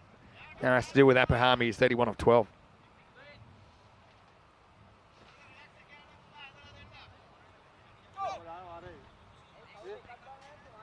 Saying 31 of 12, looking really dangerous. He's got 3 balls left in this over. I think he's going to try to face all of them. Oh, shot. Really good shot. Ready and waiting for that. And just carves it over. Cover point for 6. Maximo. Charanjit. Big man. Big situation. Big shot. 6 runs. Stand and deliver. Watches that ball so closely. It smacks it right over the fielder's head. Clears him by some distance. Got protection out there at deep point. Just at this stage, you're just trying to hit it hard, hit it well.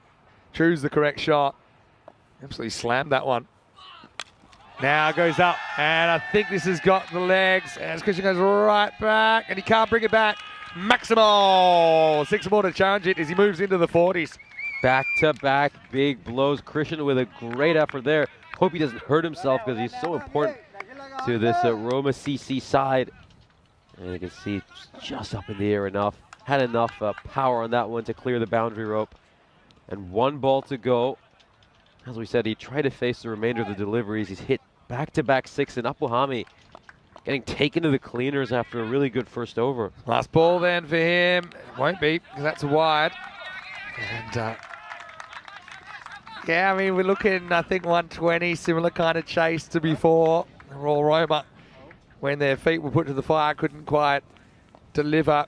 Roma CC is pretty similar to the kind of chases they pulled off in finals before. But yeah, looking forward to seeing second half of this game. Must pull the over, takes it on and wins. Maximo!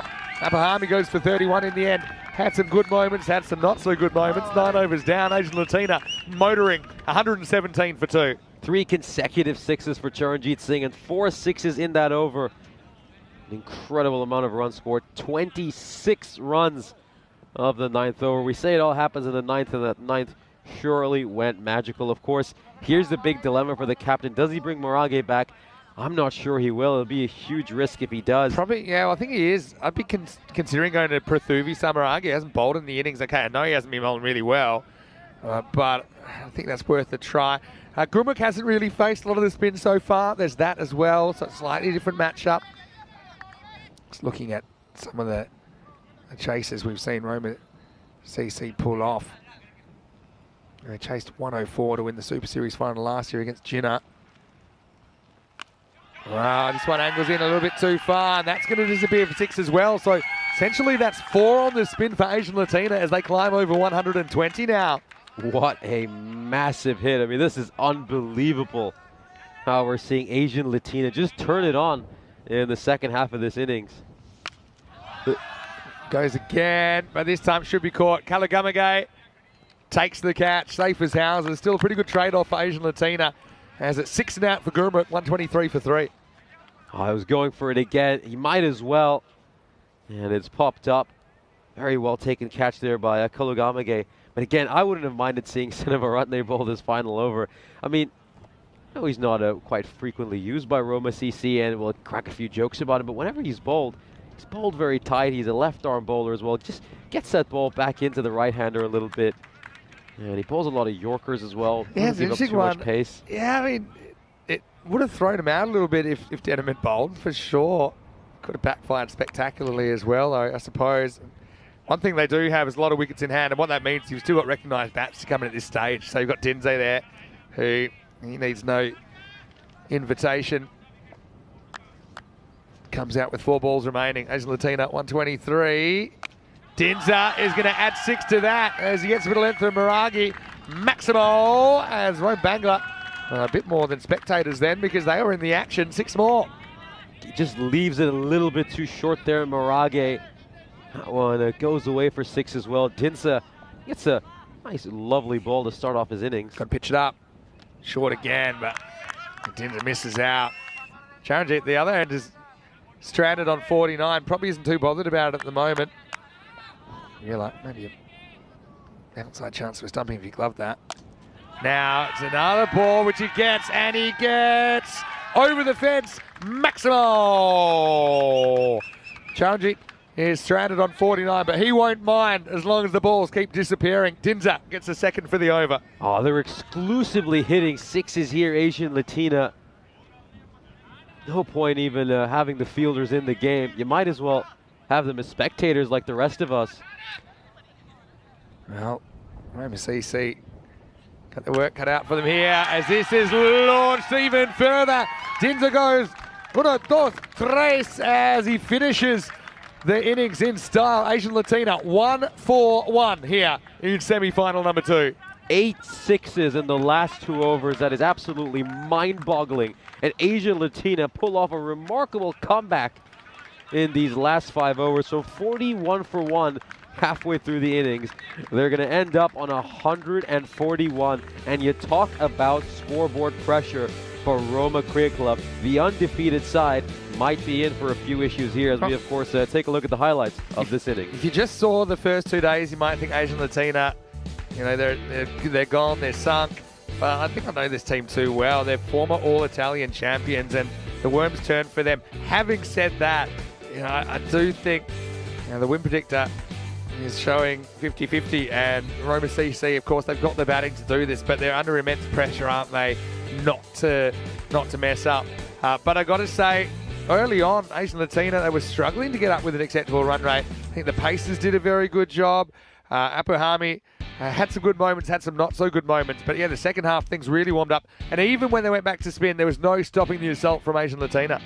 There absolutely wasn't, as we're just taking a look at some of these highlights. This was a very well taken catch by Christian Golunamage. Just For a second, you thought maybe Roma CC could stop the bleeding right at the end, but they certainly couldn't as Hushma Dinsa came out and absolutely walloped these bowlers. He had 3 sixes in that final over of just 4 deliveries. And as we mentioned, 8 sixes in those last 2 overs. Asian Latina making almost 90 runs in the second half of the innings, as we of course take a look at the scorecard. Sukhbir Singh making 45 of 29. Charanjit Singh was left stranded on 49, but he didn't mind because he had the best seat in the house to watch Dinsa club those 3 big sixes in the final over. We'll then have a look. I was just going to say it was an interesting innings in that first half 41, second half 100. So to go at that kind of magical pace is pretty remarkable, isn't it? So Kalagamagay didn't go for too many at all. 1 for 10 off his 2 overs. Fernando 1 for 23, but you can see his bowlers 3, 4, 5. Interesting that they stuck with just the 5 bowlers, considering they've got other options like Rahat Ahmed, like Samaragi that didn't bowl, even like Senaratna, considering the game maybe was calling for something different. Anyway, line ball game, according to our information anyway. 1-4-2 Roma CC for their title holders to stay alive in this series. We'll take a quick break. Back soon here on Finals Day. Vinny Sandu, Mr. Maximo with Nishay Butt. And we'll see you after the break for more European Cricket Series.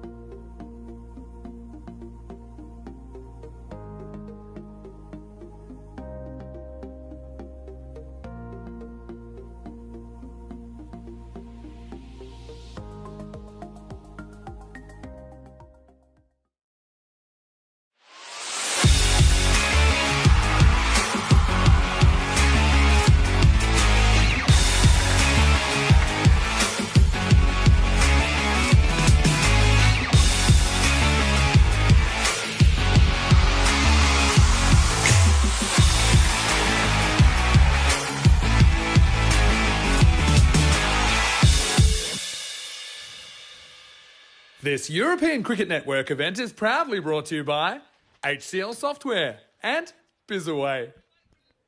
Hello and welcome back to Rome. Great to have your company. We've got a cracker of a game here between Roma CC, the defending champions, and Asian Latina, former All Italy champions.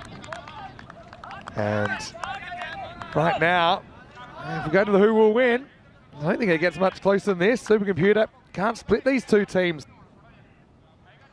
And Dinzar's going to get us going. And yep, confirming that after one innings, Roma CC have been given a 50-50 shot. They've come down from 70-30 start of the game. That's probably on the back of their performances in this competition. And this is a brilliant start as Miragi's out there. Gets a bit of a half tracker from Dinzar and it disappears for four. Brilliant shot from Dinadu. And will play in the Azuri shirt this afternoon, this weekend. Right now he's in the red and gold of Roma CC. He's out there with Akash Waduwalagi. Yeah, interesting. And Supercomputer couldn't split these teams. That's despite the target being 142. If Roma CC's batting clicks, and they've got a really long, strong batting lineup. And they've listed Rahat Ahmed at 9, and he's a guy that's cracked a half century in the series. So, I mean, they do bat all the way down.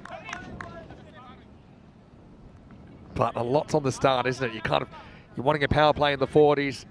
If you don't quite get that, then you're facing an uphill battle.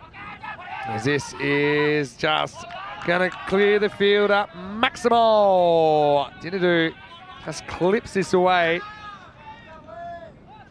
And he will get the result. So 14 and over the required rate. There's 10 of them already. We're only halfway through this first over.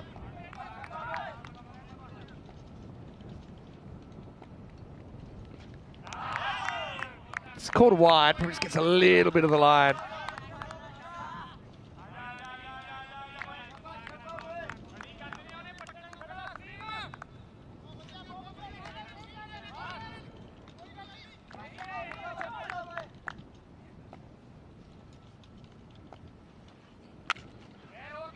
This is pulled away despite not being that short, but there's a bit of protection out there. Dinzar certainly could fight back and turn this over into a bit of a draw, if you want to call 14 a draw in this game. Just like that, actually, with the start, Roma CC jumped from 50% to 60%. It's only a start.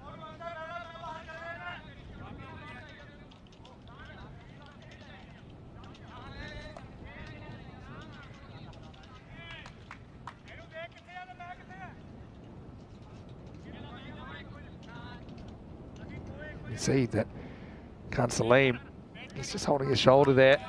Thought he might be an option to open the bowling here.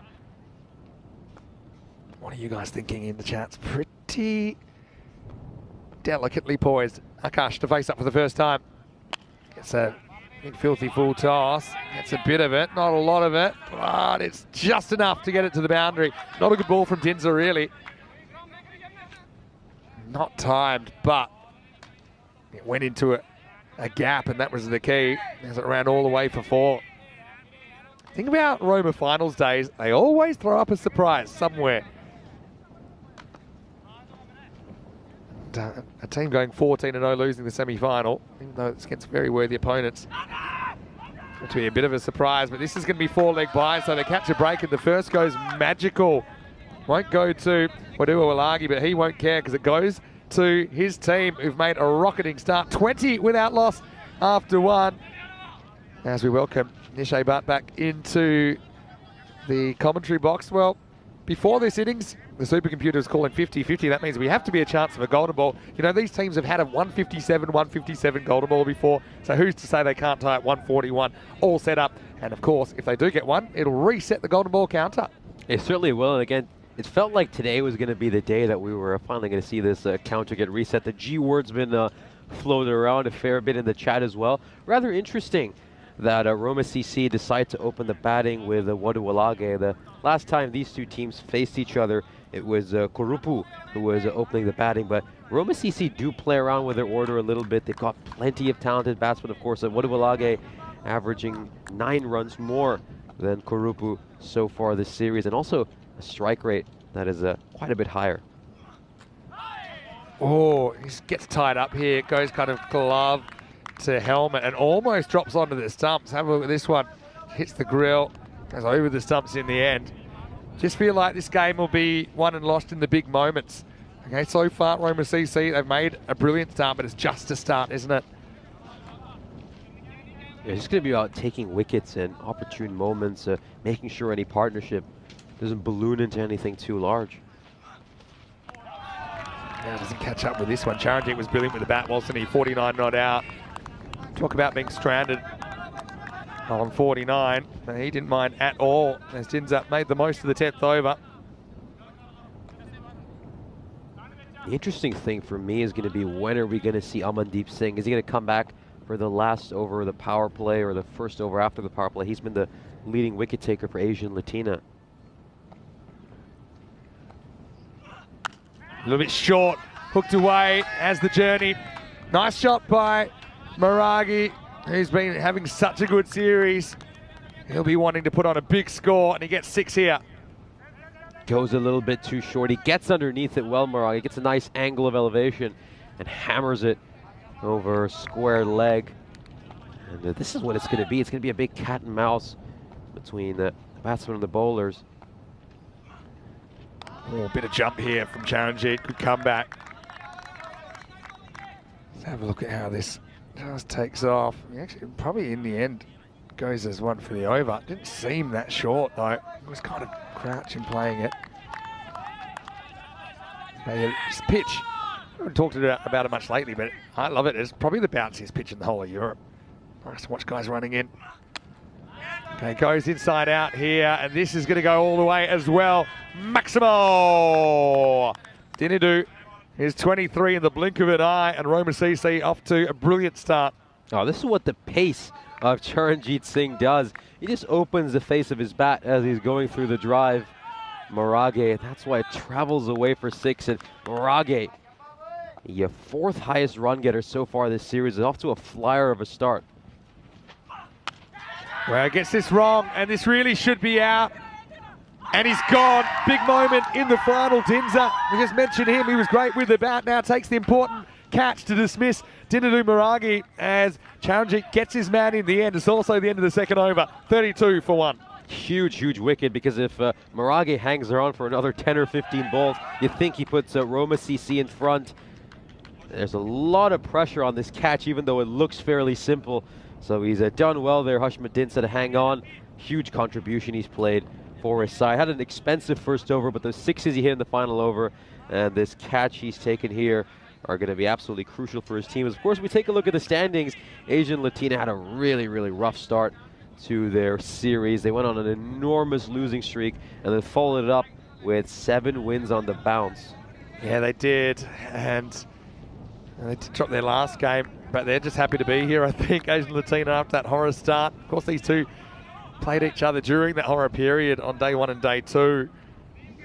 And yeah, it's a start, but it's only a start for Roma CC. Maragi 23 off 10. I remember Corey said something during the ECL, he said, with Nabi. So you can't expect him to get 50 every time he bats. So, I mean, you'd certainly take 23 off 10 as a start, but now he has to turn it over as Fernando comes to the crease at 3, but he won't be facing, because it's the start of a new over. It's going to be Khan Salim to bowl the 3rd.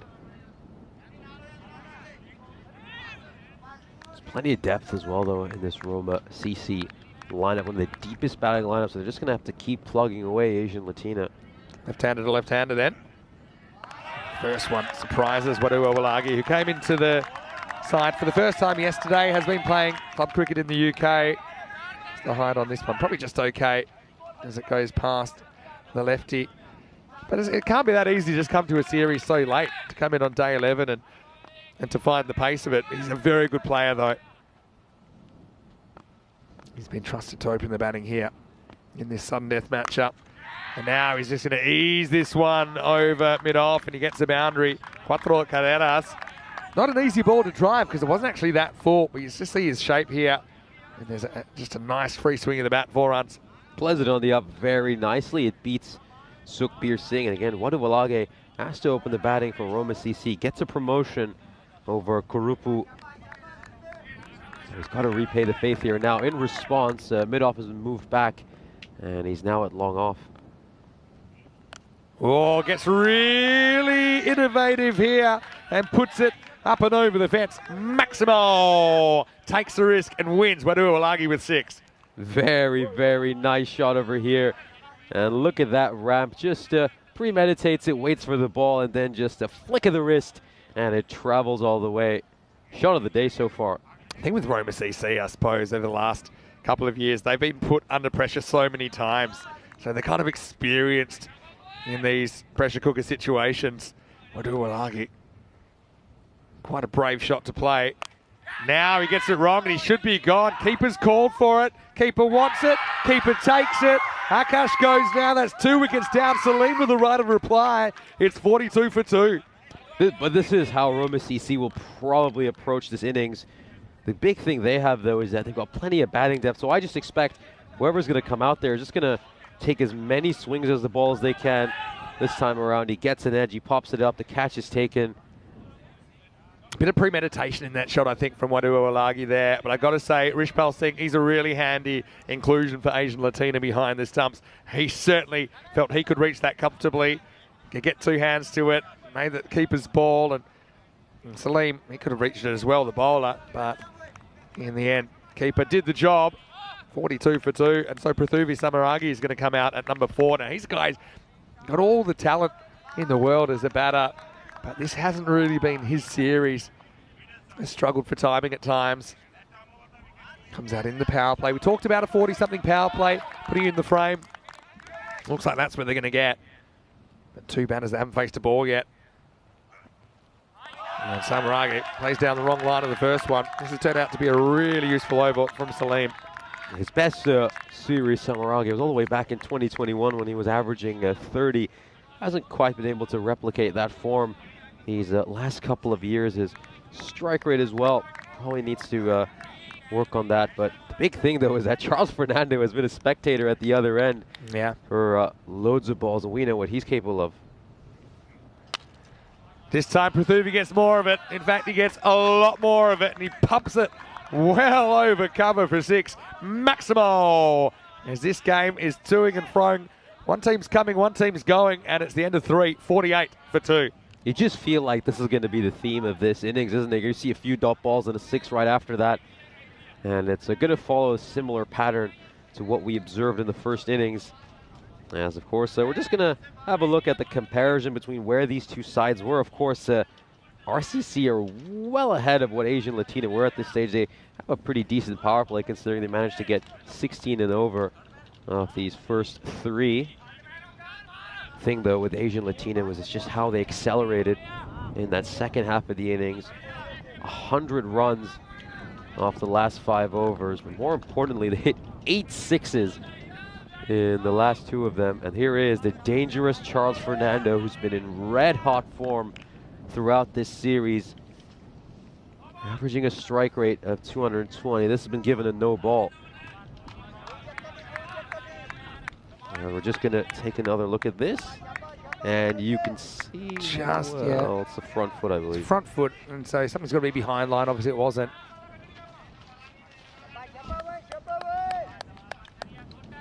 Just going back to how good his series Fernando has had, strike rate of 237.5, and there's an example of why he has that incredible strike rate. Takes him just his second ball to settle in, and that ball's gone so far away we've lost track of it. Probably ended up somewhere in Florence. What a huge hit. Yeah, and that's the free hit cashed in. But he opened the Pandora's box, didn't he? Sukhbir Singh by overstepping the first ball. So the first one essentially goes for 7. And Charles, it's a perfect way for him to clean his pipes out as he gets off the mark in style. But now pressure's on because he could be dismissed off this delivery. Sukhbir with a comeback ball. And it's on the stump, so he gets whipped away. There's 4 more. So Roma CC losing a couple of wickets, but also piling on the runs up to 59. just straying onto the leg side a bit there, bit too straight by the bowler, and Fernando whacks that away, already off to 10 of 3, and it's 333 runs now, if you include those 10 that he's made in such a short time in this series, averaging 46 because he's not been dismissed that often. He's been undefeated plenty of times, so he could have had even more runs, but it's just the fact that he doesn't usually open the batting for this RCC side. And this is a much better ball, but it's, well, when it rains, it pours if you're the bowler. When he finally gets one right, it goes away for a boundary as well. Yeah, it's a bit lucky, but you make your own luck, as they say in the classics. And now Roma CC have it down to kind of that, what I'd call it, a par run rate on finals day at least of about 12. Remember, it started up at 14.2 required.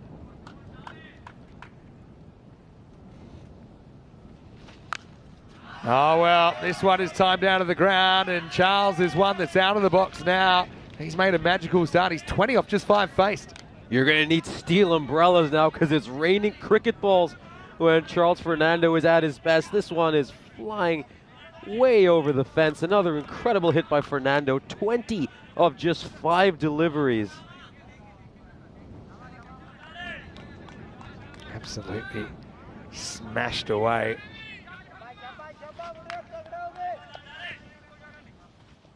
And so you're needing a turnaround pretty quickly, aren't they, Asian Latina? Slow ball, clever bowling.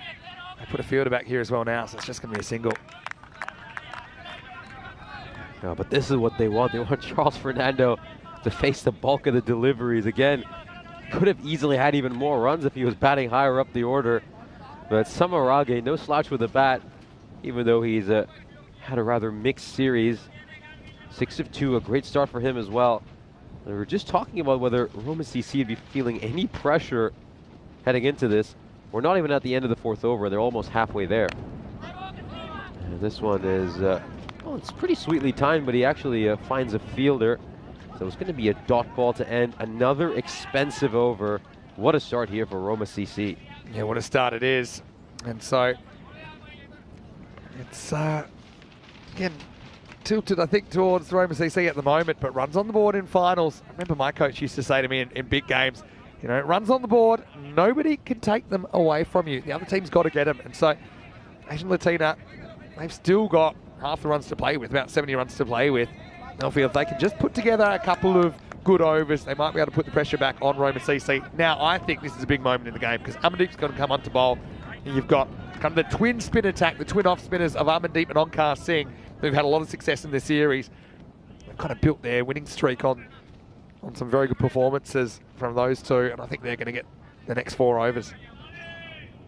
Yeah, these two are both among the top 10 wicket takers this series. I just think he should have maybe come in an over earlier. Should have bowled the 4th over. Goes a little bit too short here, and Charles Fernando whacks a 6, falling away, and a miserable start to Amandeep Singh's over. Yeah, really, it's a terrible start, isn't it? Just a fraction too short. I would have had high hopes for Amandeep's over, but already Fernando's got the jump on it.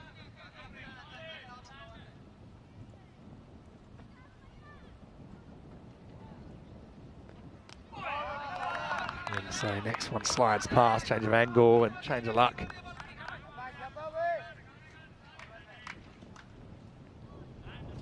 Can he fight back? Gets it slightly wrong, gets it on the pads, and it's adios pelota maximo. Fernando doing Fernando things. That one's into the trucks.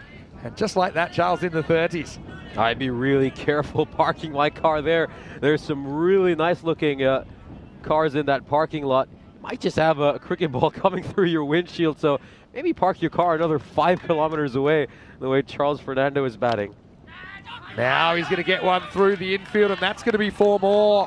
And a runaway freight train at the moment as another boundary crashes into the boards.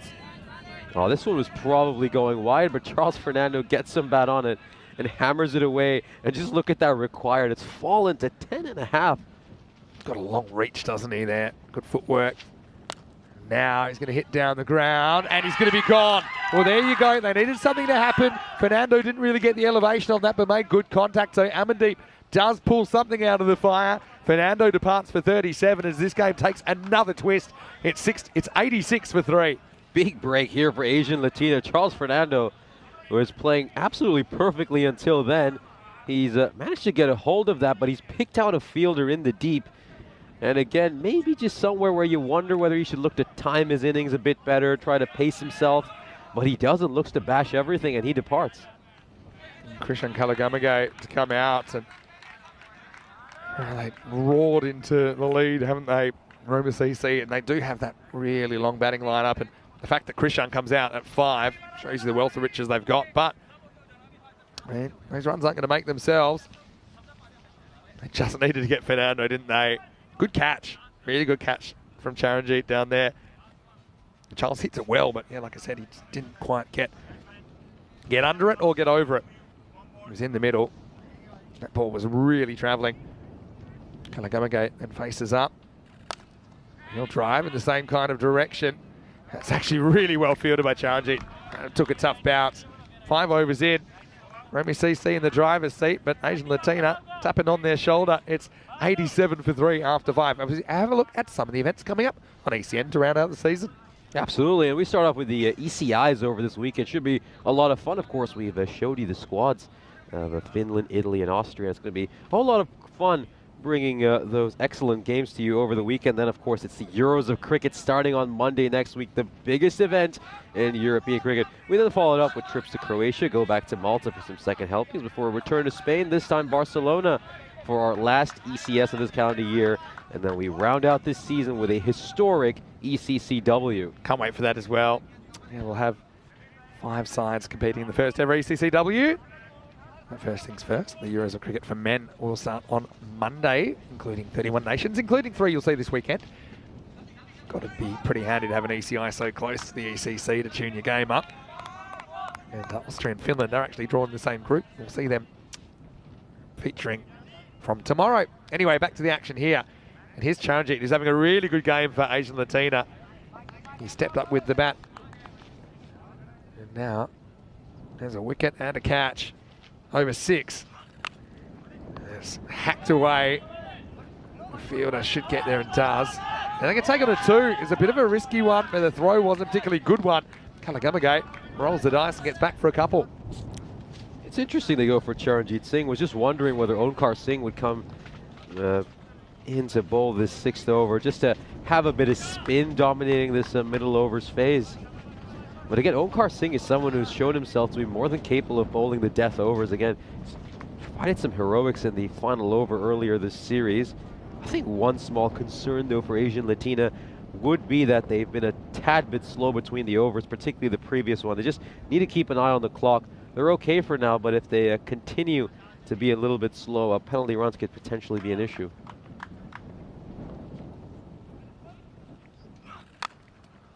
Cut away. This is going to be for Kalagamage. Good shot selection, good execution. As Roma CC move into the 90s. Bit too much width on offer there. And this one is played away very nicely. Good introduction for Kalagamage. I mean, how good a side must you be when you can bring in someone who's averaging 37 at a strike rate of 200 at number 5. And that's the strength and depth Roma CC have. They're spoiled for choice with all the great players they have. Still got some terrific hitters in their lineup, just looking down the list.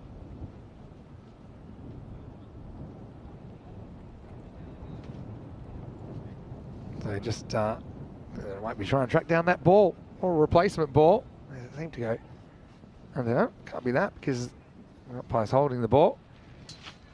So just a slight interruption, interrupting the flow of the game, but it gives us a chance to remind everyone, if you haven't already, get involved in the ECN sweep that we're going to do in the bronze final today, which will get allocated a country at random that you can go for in the ECC. We've got over 70 people involved now, so it was meant to be 30. Just keeps kind of going up and up, but yeah, hopefully everyone is geared up for that. And of course, someone's going to draw Italy, someone's going to draw Austria and Finland, and so You get to have a quick look at them if you draw them, of course, on the weekend. As we welcome you into the commentary box, we'll just wait for play to resume.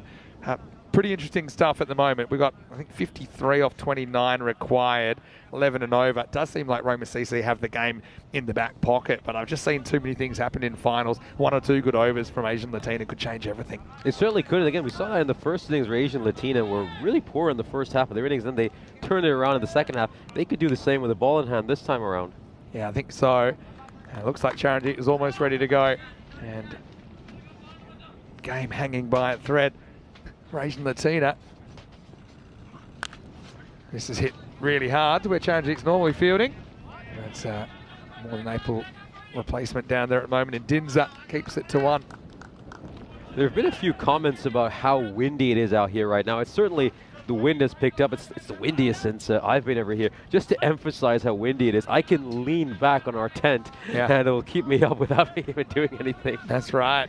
Yeah, it hasn't been too windy most of the time. Of course, there is a kind of thunderstorm warning. It may hit us, it may not. At the moment, it's wind but no rain, so we'll settle for that. As Samarage has only faced 3 balls. It feels like he's been there for ages. Faces up now, and he gets a thick inside edge. They both run on contact, and so they'll get in fairly comfortably for the single. And that's the ball. I mean, if it's anywhere else, probably runs away for 4. Just fortunately for Asian Latina, it was straight at the fielder.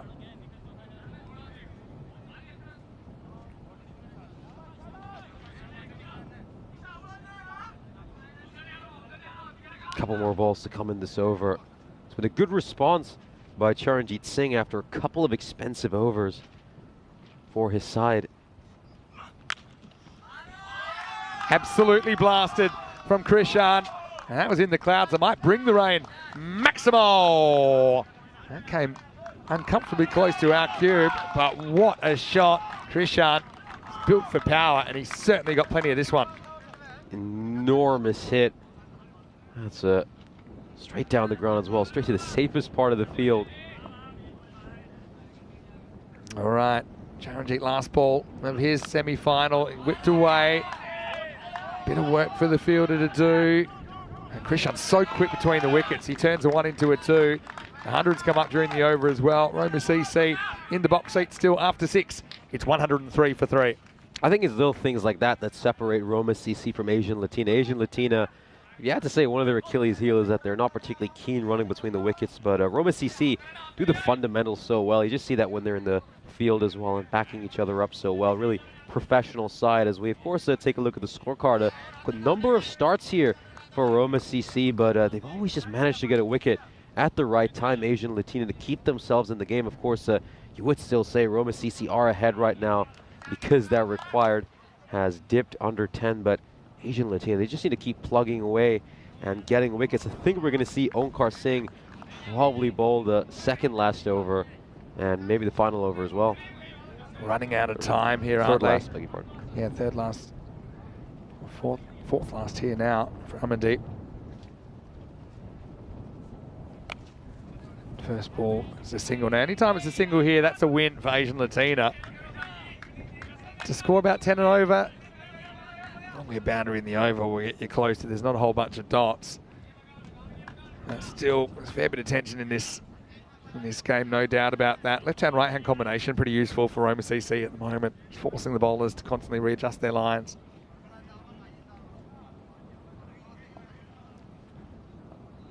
Kalakamake looks on. National representative. And he lifts this up, leg side, but straight to the fielder, and now Kalu is going to have to go. Amandeep Singh found the Midas touch as the game takes another twist. Well held out there by Sukhbir. It's 104 for 4. Even though the captain's gone for an uncharacteristic amount of runs this innings, he's just found ways to get wickets at the right time. That's probably a little too short, but he picks out a fielder in the deep, and Roma CC, I have to say, maybe they're just reaching a stage now with all the wickets they've lost that they need to consider pacing their innings a bit. They don't need to blast every ball for 6. Again, one boundary and some good running between the wickets should do the trick for them. But again, whoever stepped up for them is just looking to hit every ball for 6, and they've had so many catches at the boundary rope. Well held though. They've had to hold their nerve at times to hang in this. Rahat comes in, he has a half century in the series, so plenty of batting still to come. but pressure situation. This one gets through the infield. It's going to be 4. So Rahat, he picks out the fielder there, but he couldn't deal. And a perfect start for him. Yeah, this is a really, really good shot. The fielder should do a little bit better there. Again, every error matters double when you're playing this important a game. Both these teams fighting for their tournament lives. This time, fielder does make the stop. Just a single. And 140 chase in the final. Even though they're a high-scoring team, there's no such thing as an easy 140 chase. You have a bit of an off-over or two and make it really tough. Amandeep, though, has been brilliant here. Had to fight back from a bit of adversity. He's got 2 for 23. Samarage, again, starved of the strike, but an important player, good striker of a cricket ball. 2 to come in the 7th. And he goes up and over the offside, and that's going to go all the way. Maximo! And when Prithuvi's batting well, he can hit 6s over the offside, gets a fraction of length from Amandeep and works with it. 6 runs. Really, really sweet connection. Just hammers right into the Italian Cricket Association logo. And again, Roma CC, the bulk of their runs coming on the leg side, 72 of them. But Prithuvi is one of those classy players who can hit it through cover.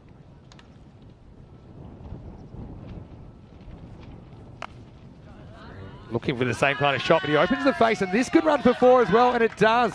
And it looks like Gurmukh has done himself a bit of an injury on the way through. Really wanted to give everything, but he couldn't win the race as Roma CC pull ahead in the chase once more. 7 overs down, 119 for 4. That makes it 23 required of the last 3. Of course, we can't fill this in just yet, but the winner of this game will face Roma Bangla Morning Sun in the final later on today.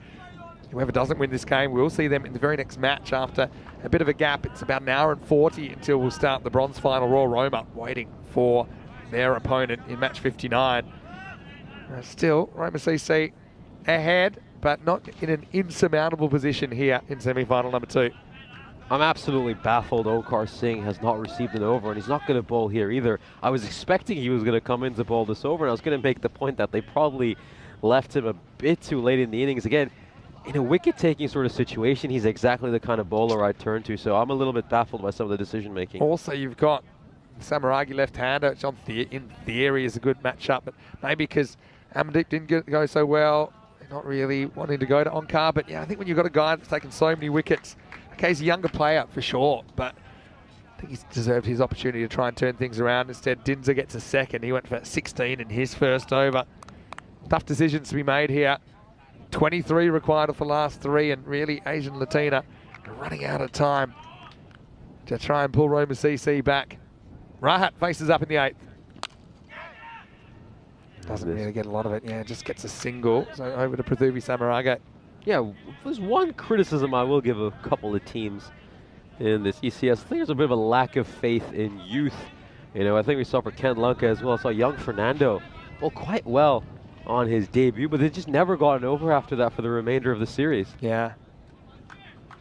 Well, some things are just unexplainable. Samarage, though, seems to be hitting him reasonably well. Doesn't really get a lot of this, but he will get 1 run down to Charanjit. He's trying his heart out for Asian Latina.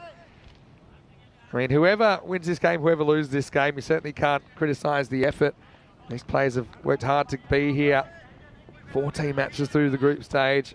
Only 1 winner in this semi-final. As this is a full toss, Rahat steps down and you see the depth. This is a guy who was listed right down the bottom of the order, around number 9. This is more than a number 9 shot. Steps, gets on the full, nails into the sight screen, 6 runs. Yeah, that step just helps him make it a low full toss. It's not easy to play those, and he does terrifically well.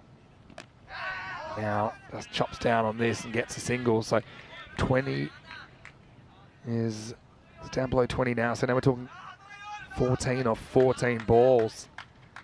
Should cruise to victory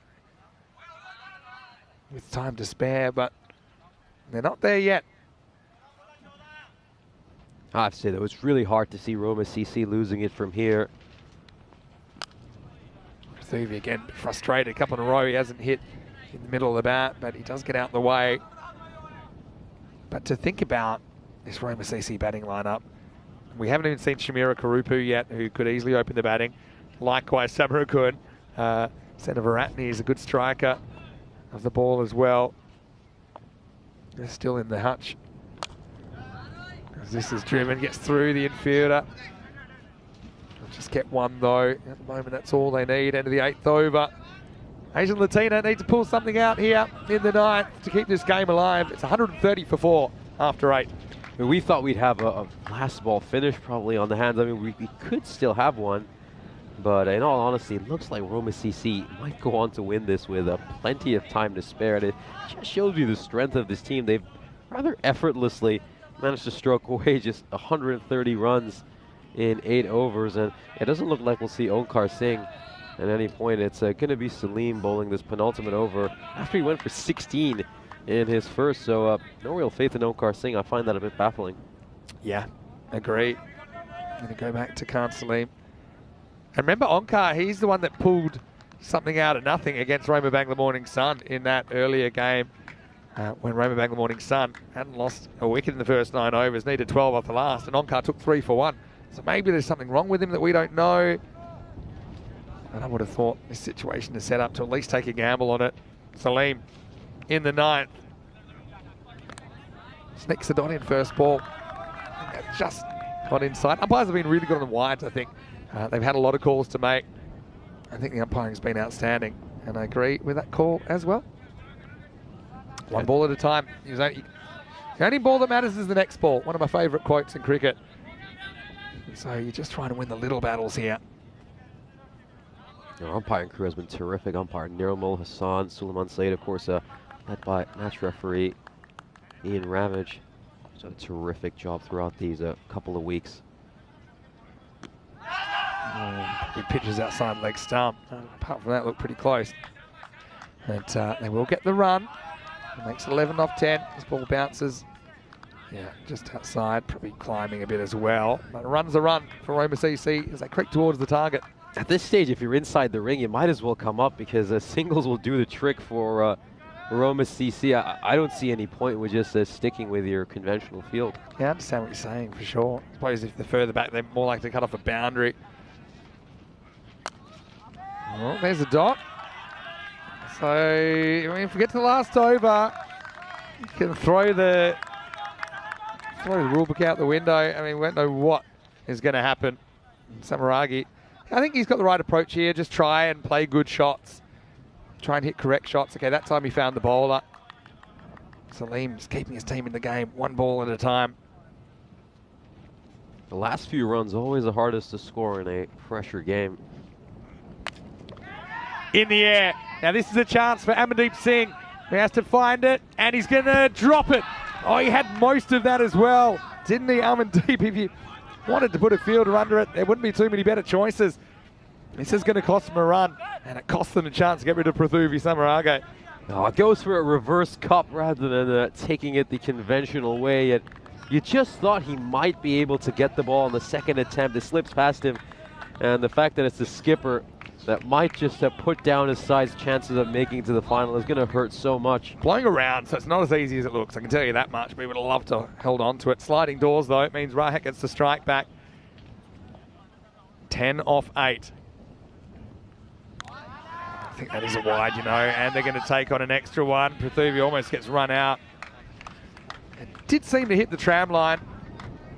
And yeah, even though you see the batter tries to get across to it, but he doesn't really move early, even though he ends up over there. So I think that's a very good call. Good heads up play as well. Samaragi, although I did think he almost ran into Rahat, and I think a direct hit would have caught him short. 8 off 8. Are we going to a last over thriller here?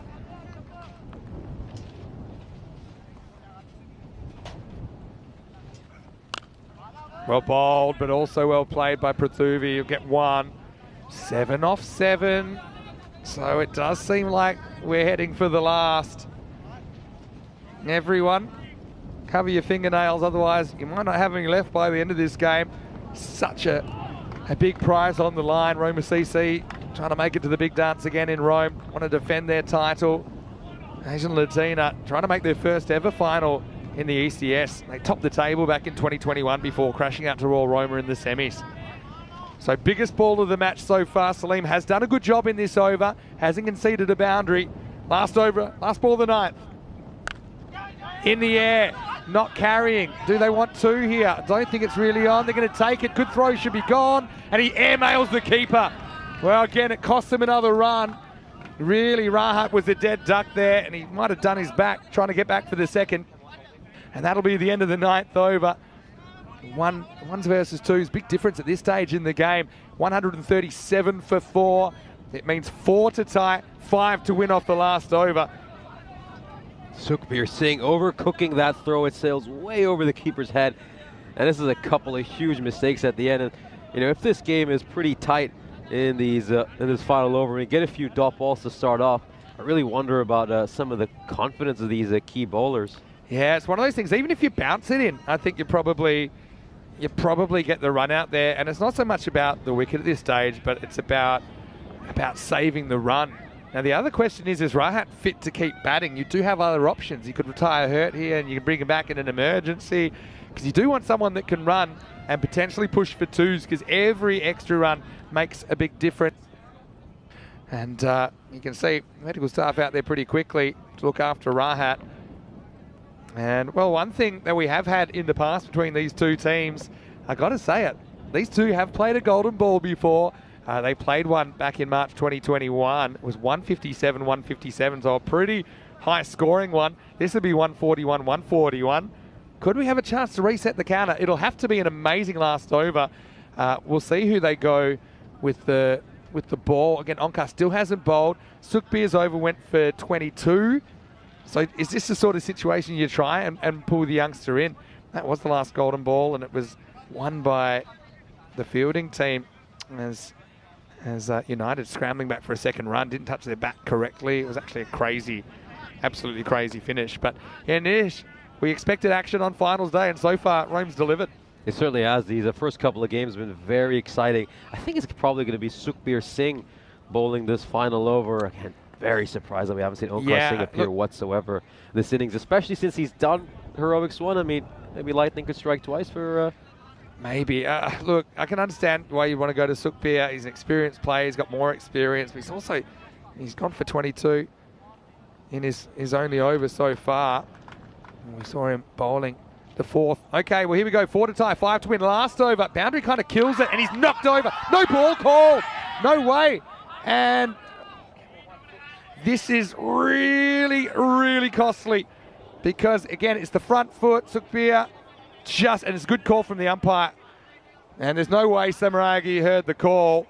He gets knocked over, bowled off a no ball. And now, not only is that costly because it cost them a wicket, it costs them a chance to get a wicket this ball, because now boundary wins the game for Roma CC. But on a side note, what sort of shot selection was that by Samaragi? You need 4 runs to win on the final over, and he's trying to win it in style with a wrap. Just play a normal shot.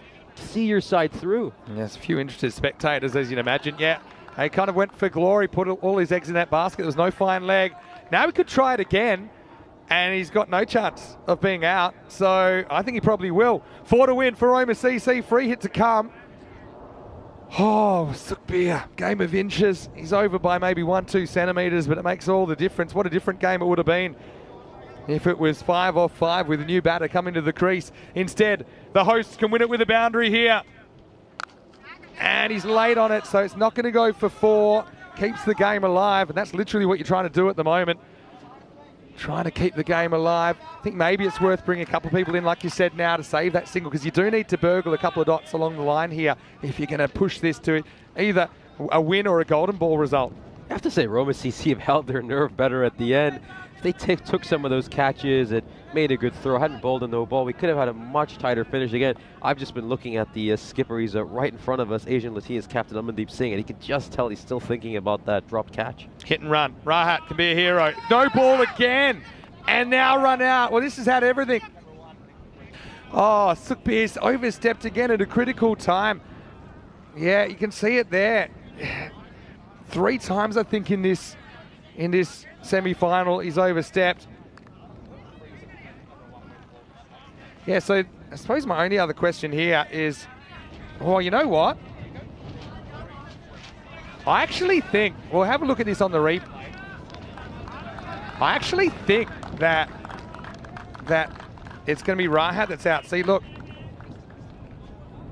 I think that when the ball first hits the stumps, see, here it comes now. I actually think there that they've given the wrong guy out. Could this matter or not? I mean, they've still got time to fix it, but you can see there that Rahat, his foot is still in the picture. So I wonder if they'll fix this, because, I mean, it may matter, it may not.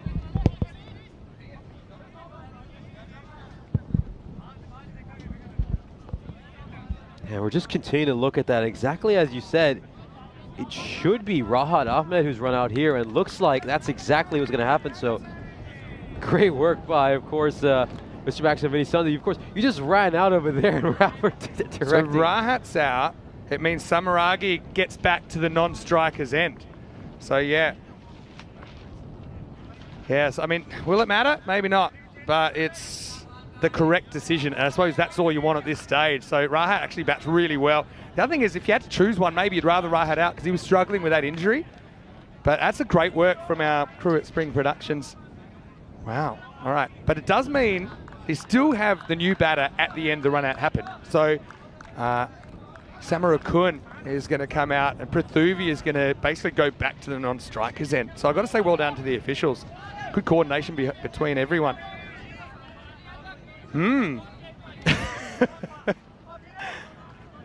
Samarakun probably just as nervous regardless. But again, remember, this is going to be a free hit. It was a no ball, right? So Samarakun, he can end it. So it will be a run, don't forget. Oh, this has had everything. This has been such an odd finish, especially considering the way we started off with some nice clean hitting, probably more conventional T10 cricket, and now it's been completely error-strewn, and it's just going to be a case of who's going to make less mistakes. 2 to win. You can even hit it straight up. Got to hit it. Does. Gets 1. 2 will be the victory. They've got to go for it, or do they? No, they don't. The game is tied, and Samaragi, who's been resurrected after thinking he was run out, he's going to come back, and he's got 4 chances to win the game for Roma CC. What a match. 4 consecutive dot balls for the golden ball. Rather unlikely, but could be on the cards. Every fielder in the ring except deep backward point, Onkar Singh. Foot behind the line, Sukhbir. Scores tied, and that'll do it. And would you believe it? It is the victory, as Samaragi will bring it up. Maybe 1, it may be 4. They won't care, because that is Roma CC staying alive in the tournament. They were pushed all the way by Asian Latina, and you've got to tip your hat to them. I mean, a team that lost their first 6 matches, fought back, but they can't break the bogey against Roma CC. 3rd time they've gone down to the hosts in this tournament. A thrilling match, and I think just a few moments as well Asian Latina would like back with those overstepping no balls. They were extremely costly in the end. But we have our final. It's Roma CC through to meet Roma Bangla Morning Sun. That means Royal Roma will take on Asian Latina in the bronze final, which is just an hour and 20 minutes away. What a game of cricket, Nish. Game of fine margins. In the end, those margins went against Asian Latina.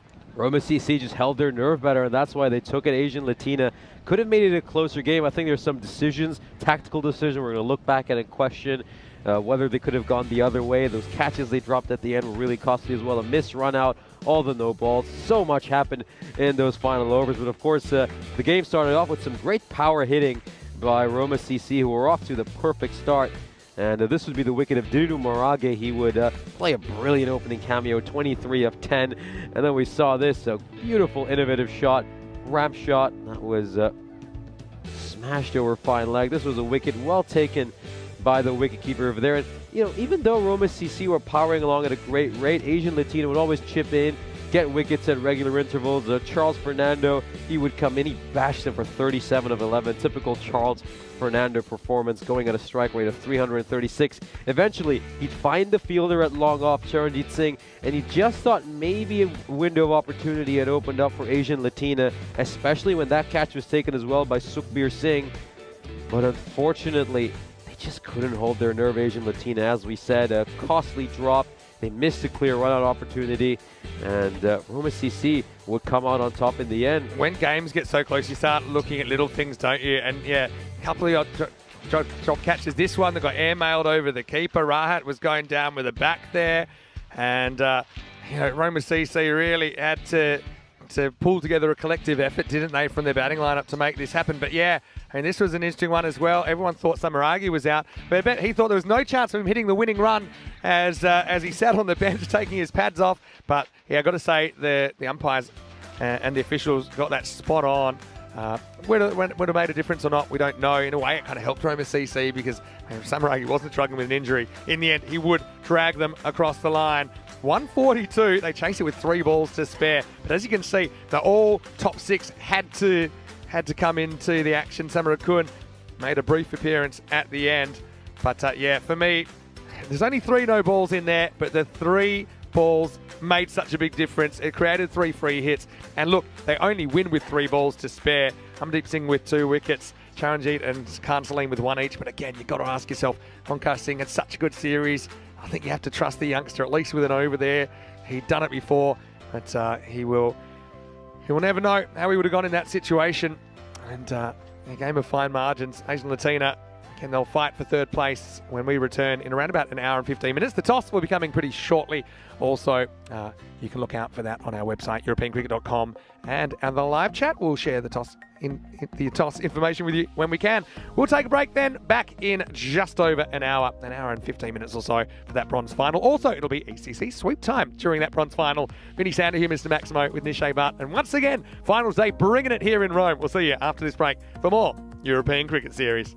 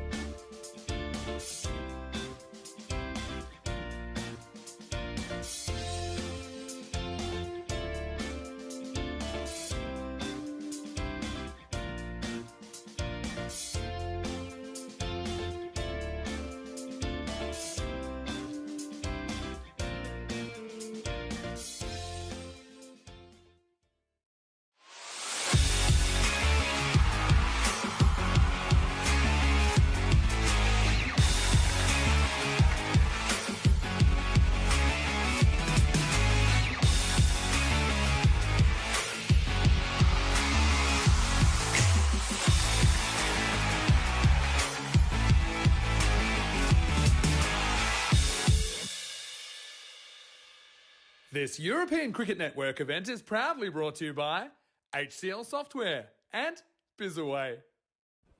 Hello and welcome back to Rome in Italy. It's great to have your company here on finals day. We're halfway through the action at the moment, and coming up is match number 59. It's the bronze final. Obviously these two teams, things haven't quite gone to plan for them so far, but I'm sure they'll want to finish with a win and of course secure the bronze medal. It's going to be Royal Roma taking on Asian Latina in this one in Ramage. It's with the two teams. Let's see who wins the coin toss. Royal Roma, you're the home team, you will toss the coin. Asian Latina, you're the away team, so you will call. There you go. Heads has been called. It's come down tails, so you've won the toss. Okay. I am batting. Batting first. So toss has been won by Royal Roma, who are going to bat first. So Royal Roma win the toss and they've elected to bat first. Chance for them to see how they go, and we've really enjoyed watching their batting unit, haven't we? Kwani Lakhanwal and Gagandeep Singh couldn't quite fire the way that we know they can in that semi-final. That's why Royal Roma are in this position, but still, they're a team that are very proud. They have been finalists in the last 3 series here in Rome. They haven't quite made the big dance this time, but like I said, they all want to finish with a strong performance. For Asian Latina, well, they kind of shot themselves in the foot a little bit. In fact, it was the overstepping that really cost them, I think, in a tight one against Roma CC as they blew a 140 first innings, but still, they're a team. Don't forget, they started with 6 consecutive losses, so to medal, I think, would be a very, very good result for them. And let's see if Amandeep Singh, I think he could finish with a big one. Charanjit also batted really well in that semi-final, scoring 49 not out. Also pretty excited because during this game we are going to start the ECN sweep for all of our super fans and some of our YouTube chatters. So that should be fun along the way as well. Match 59 is on the way. Let's get ready for the first ball. Royal Roma winning the toss and batting as we head over to Nishay Bhatt. Thank you very much for that lovely intro. Certainly looking forward to that sweep we'll have coming for you throughout this match. Of course, it's the bronze final. It's Royal Roma against Asian Latina, and let's look at the fantasy dashboard. Of course, Royal Roma went 9-5 in the group stages, picking up that 6th loss in the semi-final. Asian Latina went 7-7. Their 8th loss, of course, was also in the semi-final. The leading points getter for Royal Roma is Gagandeep Singh with 1,122 points. Amandeep for Asian Latina, the skipper, with 1,087. Royal Roma put on a pretty dismal performance this morning. They'll be very disappointed with themselves. Asian Latina now fancied as 4-run favorites. I mean, what a turnaround for a side who started off with 6 straight losses. Royal Roma, of course, were second, so getting knocked off by the 3rd place team can be considered a bit of an upset. At the moment, though, the win predictor says Royal Roma are 62% favorite, so that's rather interesting. The win predictor, Intelligent Cricket, disagrees with the bat versus ball wall, which has Asian Latina as the favorites. Well, which simulator do you agree with? On the chat, would love to hear all of your opinion on it. And there he is, new batsman coming in. 2 openers for Royal Roma. Yeah, I just wonder how they must be feeling. Today was a rather shocking performance for them against Roma Bangla Morning Sun. Of course, Bangla Morning Sun were terrific in the field, took every catch they had, but it was very tame by Royal Roma, who are normally such an explosive side, averaging just about 130 to 140 runs for much of this series, and we've seen them just consistently go into big games and smash their way out of tough spots, but that was not the case this morning. They were very, very off color, one of their worst batting performances, and it came at a really inopportune moment. And they're going to miss out on the final for the first time in an ECS in Rome.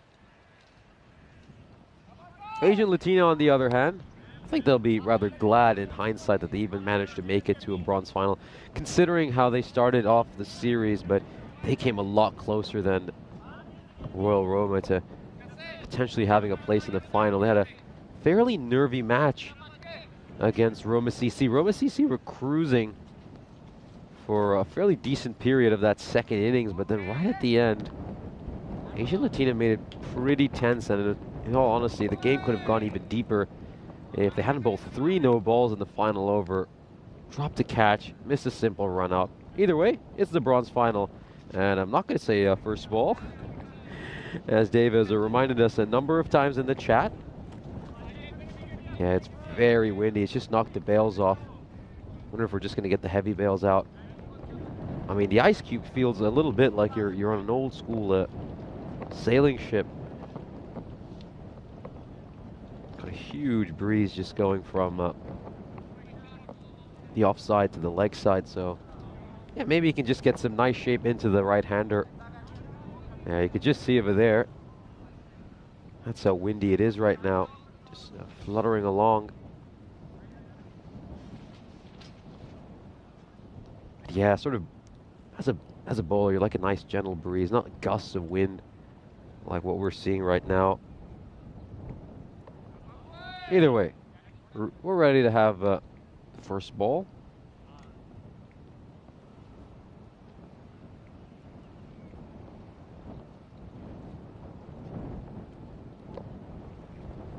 Oh, terrific ball first up. Great start for Salim. That's exactly where he needs to be bowling. On a good length, just moved away ever so slightly.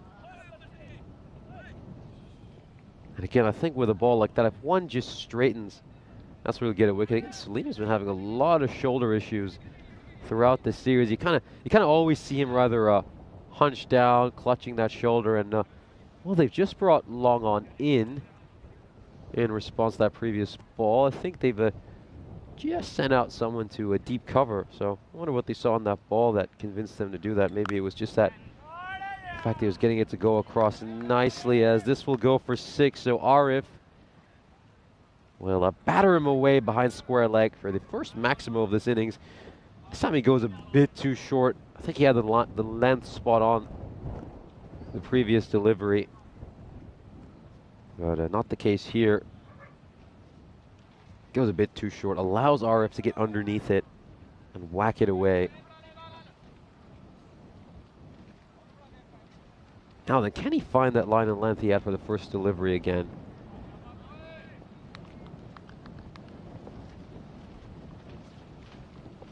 Yeah, you can just see the signs at the top of your screen when the bowler is running in. Just emphasizes how windy it is right now. Very dusty as well, which is quite bothersome.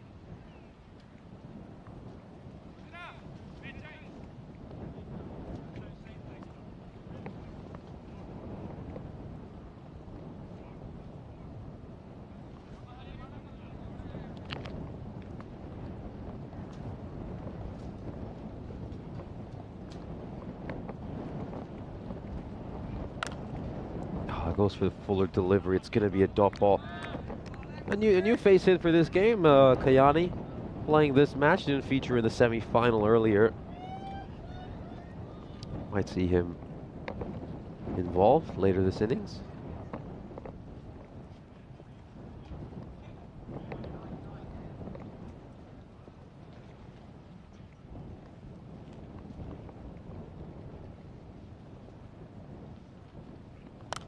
Oh, this one is a slightly over pitch. It's hanging up in the air for a while, and it's going to be a comfortable catch. Really well taken by Charanjit Singh. He's had a pretty good morning so far. Was fairly decent with the ball, and also scored some valuable runs in the semi-final. First wicket falls here for Royal Roma. As you can see, it just hangs up in the air for an age, and really, really well taken.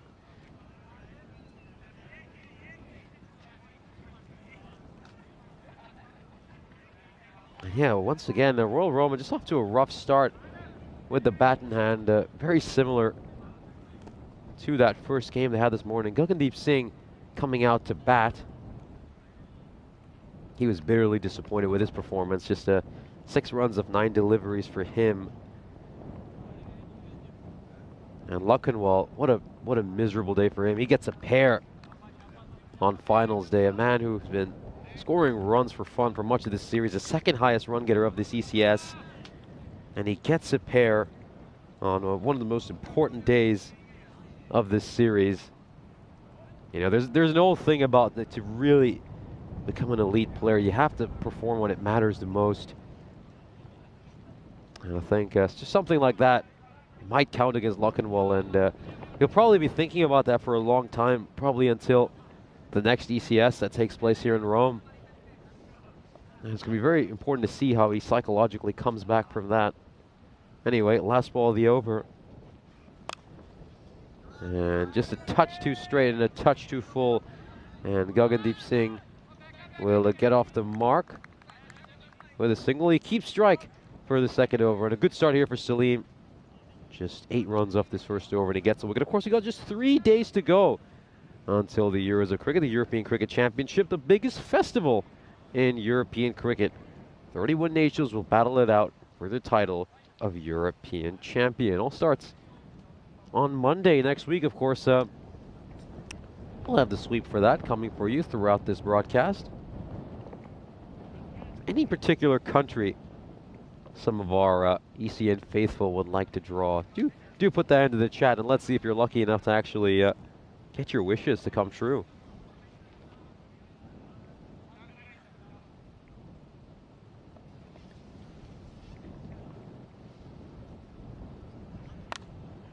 Yeah, this one is played away towards Onkar Singh, another single.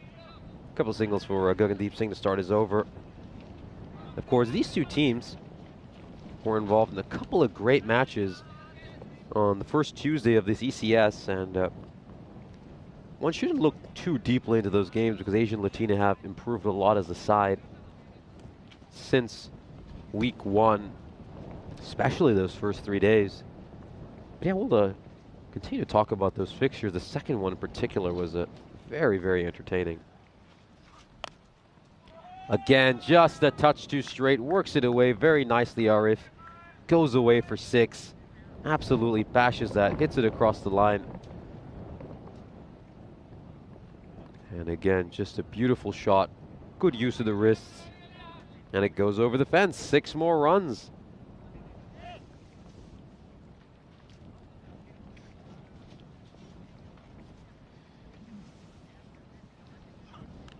Oh, this is good. Really good ball.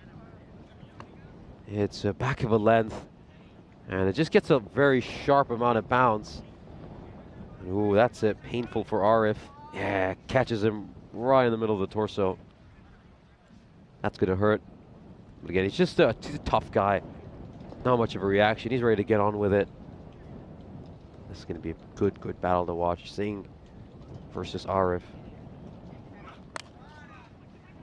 And he plays this one away towards mid-on. He's going to get a single there. For a moment, you thought if he could collect it cleanly there, didn't, so there could have been half a chance for a run out. But it wasn't on.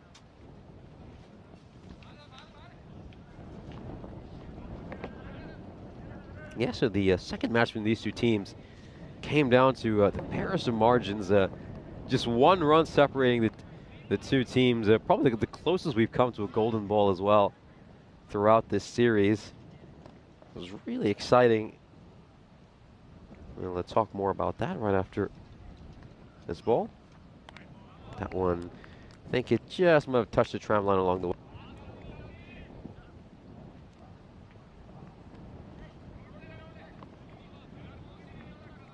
Yeah, you can see that one. That's a little wide. Good decision there by umpire Hassan, who's joined by Ian Ramage, who's currently at square leg. But yeah, that was a great match. 11 runs were needed off the last over for Asian Latina to win. Shahzad bowling that final over.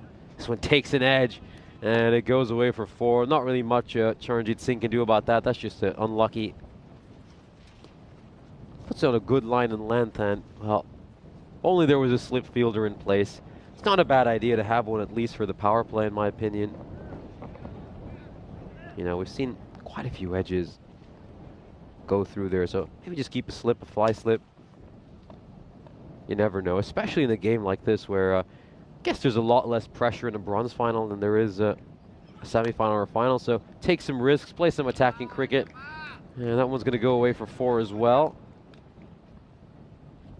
Just getting a little bit lucky here, isn't he, Gagandeep Singh? He's not looked as fluid today as he normally is, but he's managed to strike a couple of boundaries out of, I would say, sheer luck. As we, of course, take a look at today's schedule.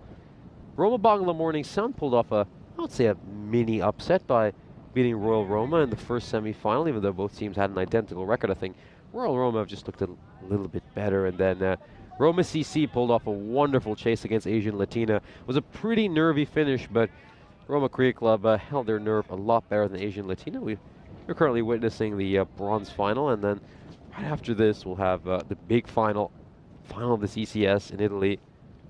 Roma Bangla Morning Sun in their first ever final against the defending champions. Roma CC just straying onto the pads here, Salim. Rare mistake by him early in his spell. He's not made too many mistakes so far today. And again, just nicely played away for a 4. Beautiful looking shot by Arif. Been wanting to talk about the matches these two teams played against each other in the group stages. Of course, the first one was an absolute hammering. Royal Roma posting the highest score of this ECS, making 205. And then restricted Asian Latina to just 906. Beg your pardon, 96, not 906. That would have taken shocking all kind of bowling to even get to there. And yeah, that was a 109-run victory for Royal Roma. And the first match these two teams played against each other all the way on Tuesday last week. And then, well, they faced each other a couple of games later. And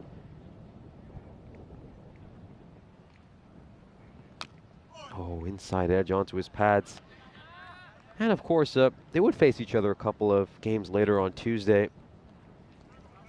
Asian Latina only needed 11 runs to win off the last over, bowled by Shahzad. Hit a 6 early in the over, and then only managed to get 2 runs of the last 4 deliveries in the over. One of them coming from a wide, and they also lost 2 wickets.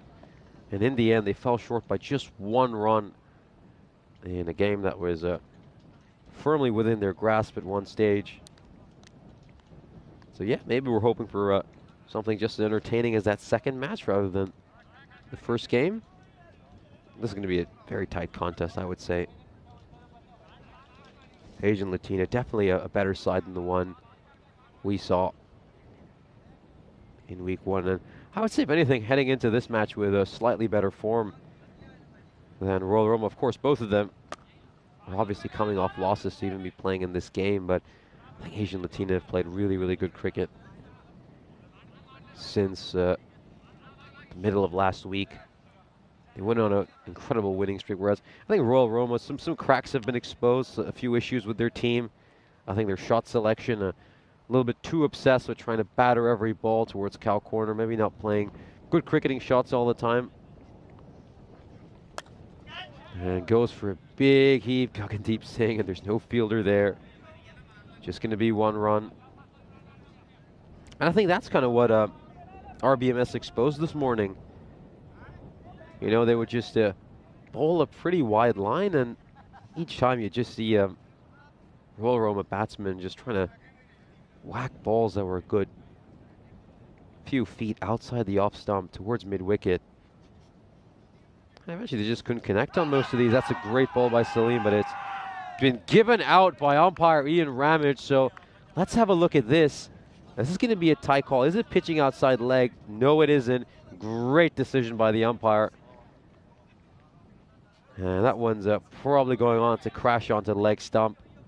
Great bowling there by Salim. And an equally good decision by the umpire. Let's have one more look at it. Yeah, that's it. Pitching on leg stump, and it's probably going on to crash onto leg stump as well, just because it straightens a little bit. That's a good end to the power play for Asian Latina. Pretty even start so far. I think that 1 wicket maybe even just tilts it slightly in favor of Asian Latina. But they're 10 and over and 31 for 2. Of course, it's a great chance to welcome back Mr. Maximo Vinny Sundu into the commentary box. Nice to be back. Wow, been busy. And this is very ECN, how this sweep has gotten out of control. We've gone from just saying, okay, we need 31 viewers. And then it's gotten bigger and bigger and bigger. Now it's pretty much like 100 people in it. And I had a question in the chat I spotted from Dave, because there are some doubles. Obviously, we had to start doubling up because we want it to be inclusive. We want more people to be involved. So it was done using this random number generator that I'll actually be using now to allocate teams. Okay, and we'll start doing that after 5 overs. But I need to just gather my breath because it just keeps getting under control. And even the last, to give you an idea, the last name I put on there. As Charanjit comes in, and he might get a wicket. He doesn't. Gazonka puts the symbols on it, unfortunately. It's a big loss, isn't it, when you don't get Gagandeep? He gets dropped on 11. Yeah, but I've now put the Empanada Shop with a number because I know that they're going to feature pretty heavily during the draw or during the ECC. So yeah, it's all been done randomly. It will continue to be done randomly, and I'll explain how that's going to work in a moment. But now I'm just going, I think everyone's had an opportunity now to say they want to get involved. Obviously, you are super fans if you're watching now. I know a lot of people will probably start, maybe discover ECN on Monday, but this is really a way to reward people that are obviously taking an interest in ECS day to day. Put out my social media, and I've tried to include everyone. Great ball there. Nice fourth stump, line and length there by Charanjit Singh. So Dave, to explain, he said, number 1 is alone, whereas the numbers 2 and 3 have a double. What happened is, just literally it was like, someone wants to be involved, I pull a number out, that's who I added them to, and they wouldn't repeat. So some have doubles, some don't, and they're completely random. But anyway, it's kind of nice if you have a double, because I mean everyone's got a double anyway, because every team will be 2 numbers, because there's 62 numbers. So every team will have 2 numbers drawn out when we talk about that team, and that will be your kind of little mini team for the ECC. So everyone will have at least one person that they're paired with. Anyway, can't wait till that gets underway pretty shortly. Just gets swung and missed at. So Charanjit had a really good semi-final, didn't he? It wasn't his fault they went down. He batted really well. Kind of got them to 140, which will probably win you more games than you lose with 140. But I just think Asian Latina had some key moments. We talked about the big moments. Well, they just shot themselves in the foot, I think, down the stretch with those front foot no balls, maybe some of the bowling selections. Get a huge swing there, and this is very similar to how Royal Roma were batting against the RBMS. You could easily play a good off drive to that, but once again, just trying to bash it towards mid wicket and doesn't get anything there, as Singh faced 4 consecutive dot balls to start off his innings, and well, has the wind blown off the bails again? Yeah, it might be time to take him off if it keeps happening.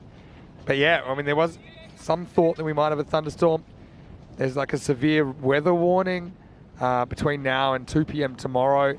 Hopefully it doesn't turn up while we're trying to play cricket. There is rain listed for overnight. Of course, Finland and Austria, they'll be arriving today for the ECIs tomorrow. This one struck down the ground. So, that's a poor bit of fielding by Amandeep Singh. Thought he was just going to take care of that and ensure it would just be a single, but he just lets one slip by.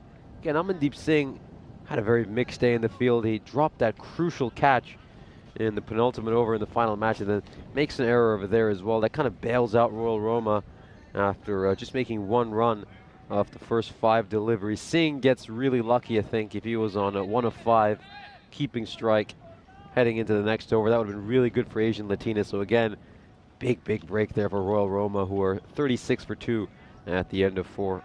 All right. I just realised, for some reason, Keanu wasn't on the list. I've added him, I think, and he's drawn 13. So I think that's got to be it. So everyone's had an opportunity.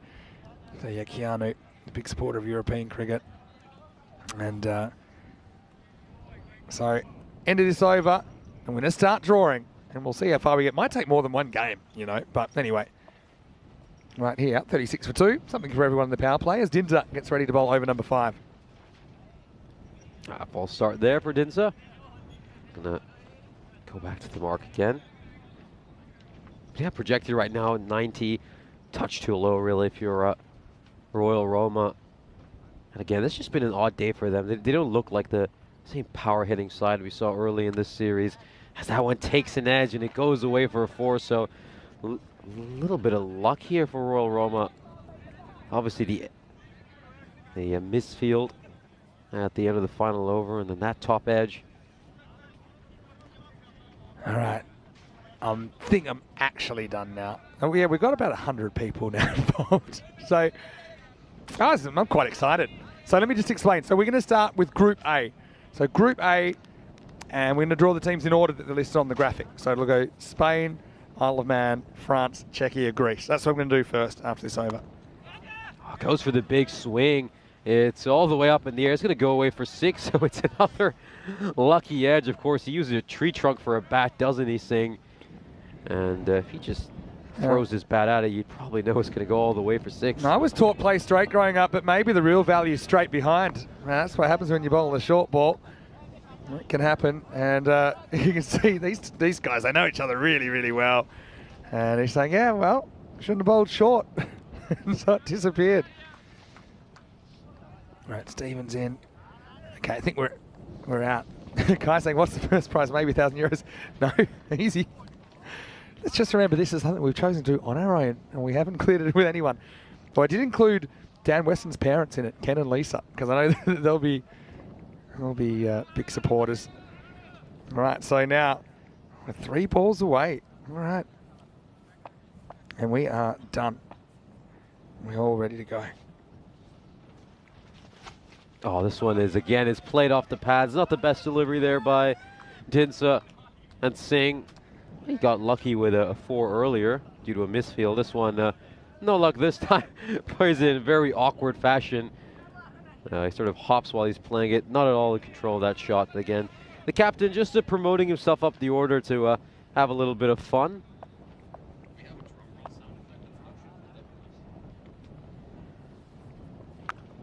And this one is just knocked away towards point. It's going to be a dot ball. All right, so 50's up for Royal Roma. Last ball of the over coming up. Ooh. Feel a bit of tension here.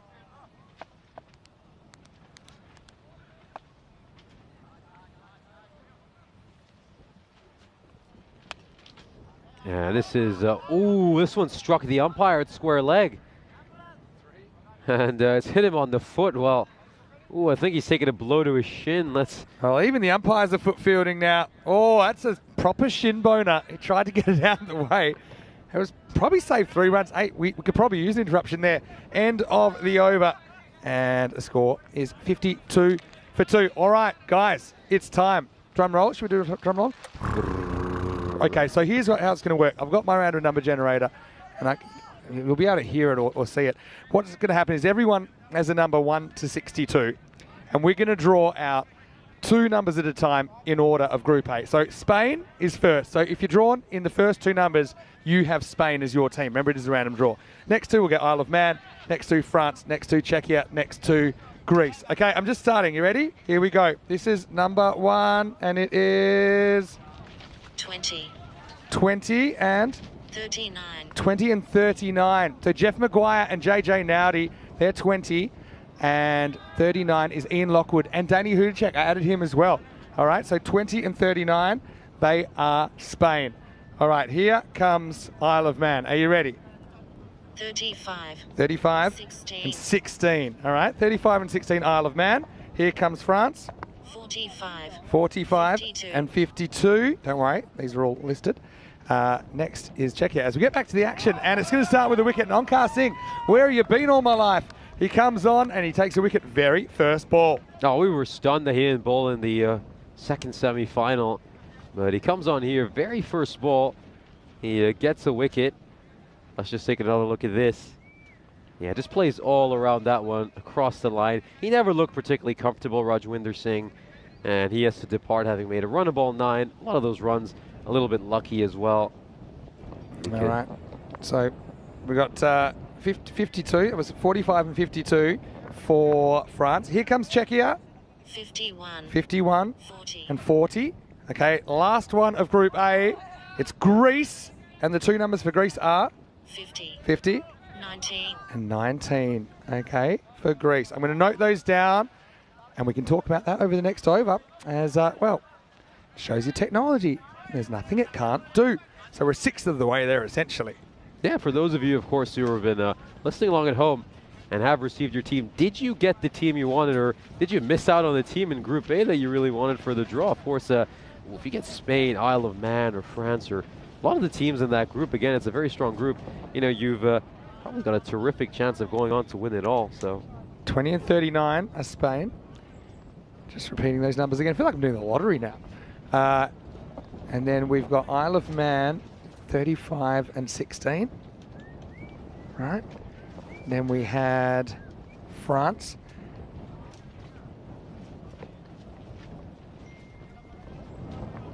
That time my phone's blowing up now, of course.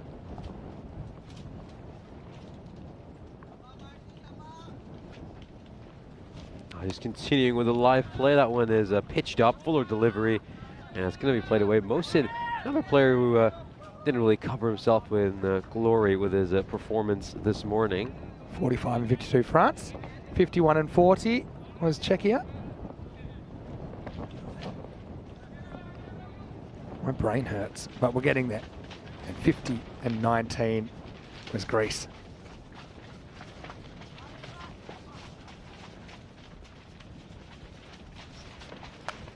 Oh, this one is tossed up, fuller delivery, struck down towards long on. It's going to be a single. Yeah, it's been an interesting game, but yeah, these conditions I think probably having a bit of an effect on their ball striking, but there's no problem with this one as Mohsin launched it out of the ground. Maximo, 6 runs. Yeah, he just pulled his length a little too short there, Okar Singh. It gives Mohsin the time to just rock back and wallop that one.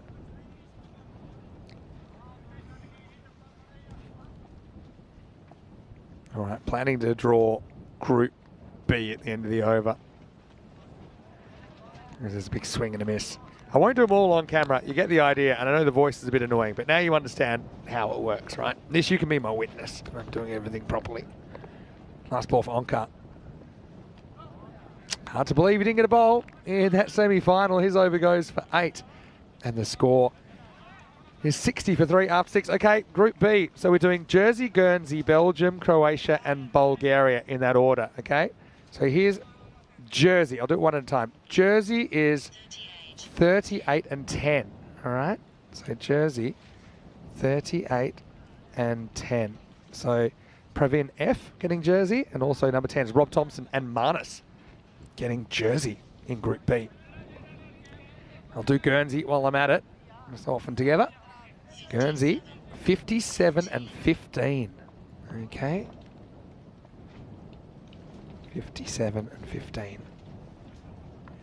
So it's Gregor and Sohail, 57, getting Guernsey. And on 15, you've got Wazza and Mike Buckland getting Guernsey in Group B. It's up in the air. Is this going to clear the boundary rope? No, it isn't. It's found a fielder and he spilled the catch. Well, you'd expect him to do a bit better than that. Asian Latina, again, they've dropped a few important catches today, made some crucial misfields. Yeah, I mean, that was high, and I think they have dispensed with the bails now, haven't they, because of that wind, but the wind playing havoc with the fielder there as well. Drilled away towards the fielder at long on. All right, Belgium ball. I'm drawing Belgium. Ready? 3, 2, 1. 23 and 41 for Belgium. So KG1, Ken gets Belgium. 23 and 41, which is Robert McCulloch.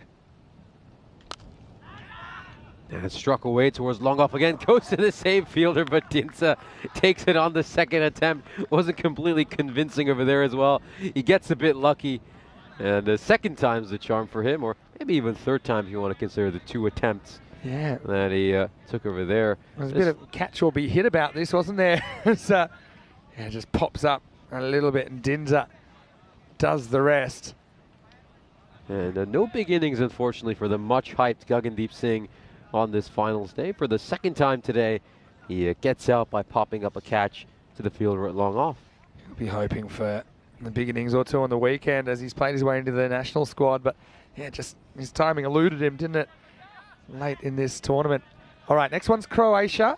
So we're going back to the draw. Croatia, 56 and 37. So Michael Pim gets Croatia, and 37 is Abdul Khan gets Croatia. All right, and we've got 1 to go in Bulgaria in Group B. And it's another one. This one's going to clear the boundary rope with some ease as a Singh. Well, very good introduction here to Kamaljeet Singh. Batting a lot lower down the order than he did in the first innings, where he got pushed up and they were hoping he'd provide a little bit of acceleration. He's thrown in a bit as a bit of pinch hitter, I think, earlier on. That was a nice easy swing for 6. Good ball in response by Mungat.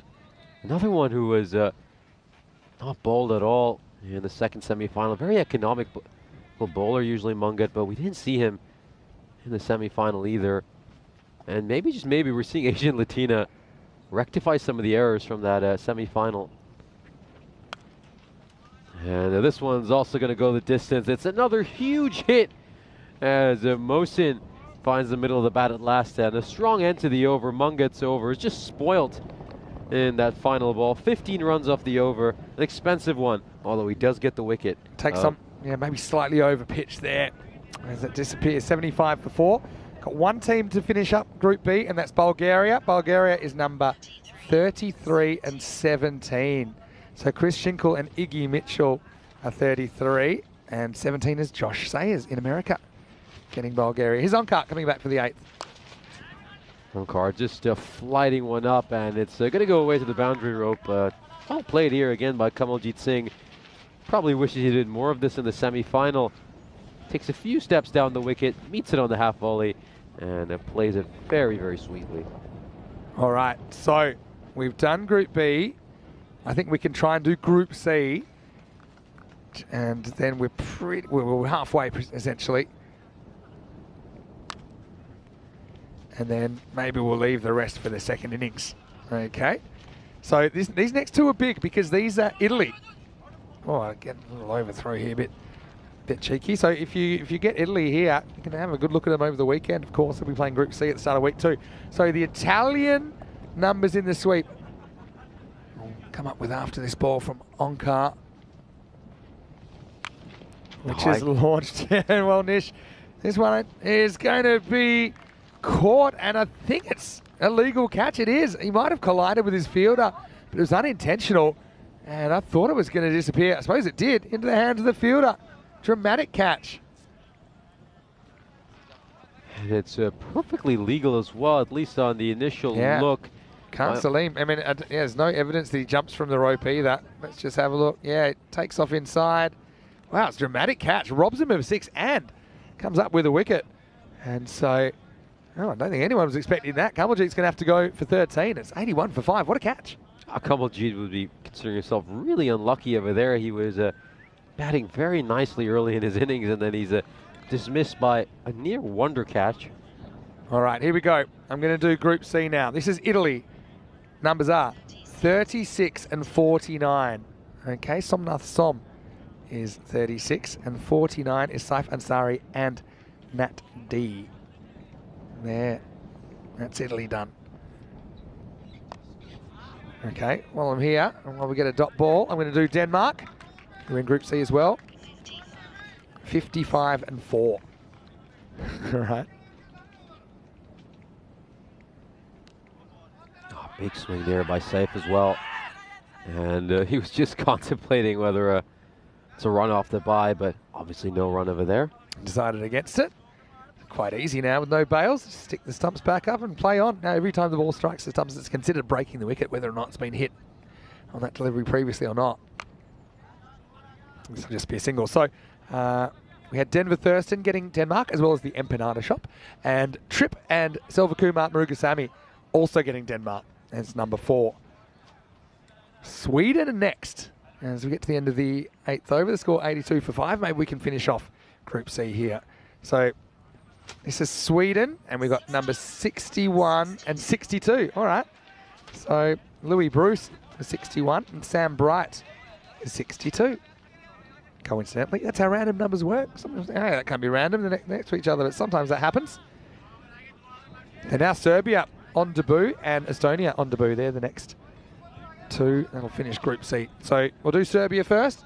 Serbia is 13 and 43.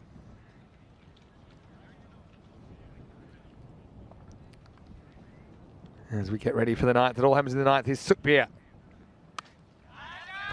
Digs this one in a lot shorter, and has he found the boundary? Looks like he has. Sukbir Singh's the first ball going for 6 again. Saif has played that one really well, considering He's taking a few steps out of his wicket. He just gets enough bat on it to elevate it over the boundary rope. Yeah, Saif. He puts everything behind that. Went the charging cut. Don't see that often. Oh, it went the journey. The wind really playing havoc, I think, with the players at the moment. Yeah, so 13 was John Gray and Keanu Nolan. They've drawn Serbia. 43, Margaret McClelland and Oktay Galami. I'll tell you what's interesting about that is that, as we see one called a wide for height, is Oktay Galami is from Sweden, but he's drawn Serbia, who are against Sweden in their group. Good call by the officials, by the way. I think the umpire's been outstanding here on finals day. Not just finals day, but obviously umpires put under a lot of pressure. Okay, I've just got Estonia to finish off Group C, and then we might give it a break for now. Okay, as we get to the end of this innings. So we're going to miss. All right, here's Estonia, 34 and 42. All right. So we've got Max O'Dowd as well as Christina and Honza as 34. They get Estonia. Shrug and Lee Tuck, they also have Estonia, number 42.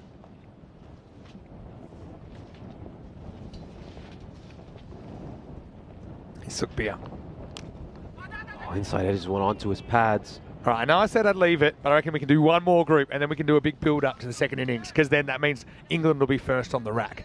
Okay, so we're going to go into Group D. It's Ireland 11, Austria, Hungary, Finland and Turkey. I also like the fact that we'll get to Austria and Finland before the break, because they'll be here on the weekend, and they'll be here later on today, I think, in Italy. As wait for this ball from Sukbir before we get stuck into Group D.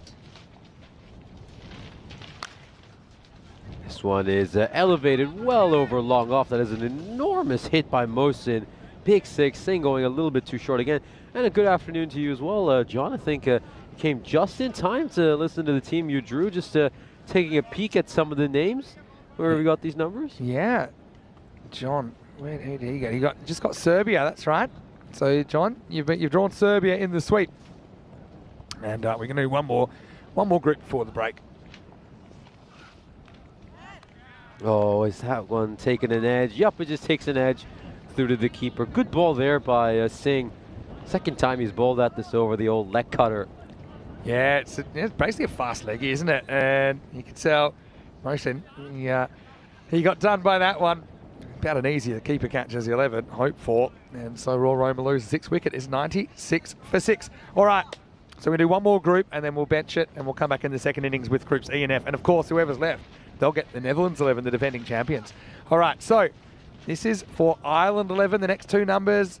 And don't worry, they will be posted at the end. Cream will give you the link. But right now, we're going to go 54 and 47. So this is Ireland 11. And that's Glenn Linarden, who messaged me on social media. 54.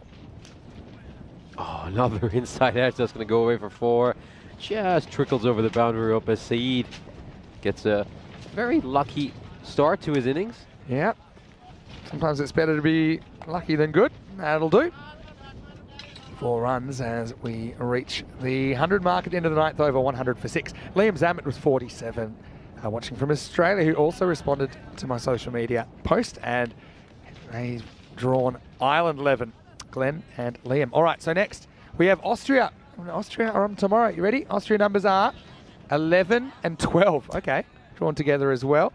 And that's Colin in the chat and Mandrate in the chat have drawn Austria. It's interesting, another pair of numbers drawn together. 2 very great sporting numbers as well, yeah. 11 and 12. 11 and 12, of course. 12 often, they say, is the crowd in a lot of sports. 11 aside sports. Okay, so I'm going too fast. I'll get straight into it. Next one is Hungary. All right, with the deploys in the squad. Hungary could be a force in Group D, and those numbers are 46 and 22. And that's Hornchurch Cricket Club as a collective. This one is belted away. Is it going to find its way to the boundary rope? Good chase here by Onkar Singh. Used a little bit of foot fielding, but a couple of runs for Royal Roma. All's well that ends well. Makes the stop. So yeah, and 22 also getting Hungary is Nick and Maya Patel. Okay.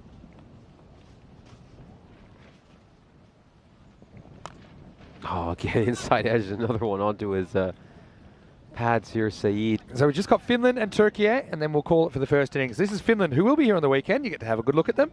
And that is 48 and 6. All right. So this is Finland. 48 is Aftab and Little M as well. He was in the chat a little while ago. And then number 6 is James Stewart. So, yeah, almost like a neighbour. James Stewart living in Estonia gets Finland. Two northern countries. And then we'll wrap it up with the first innings here with Turkey, and aren't they an exciting side? 14 and 59. All right, so they will get Turkey out.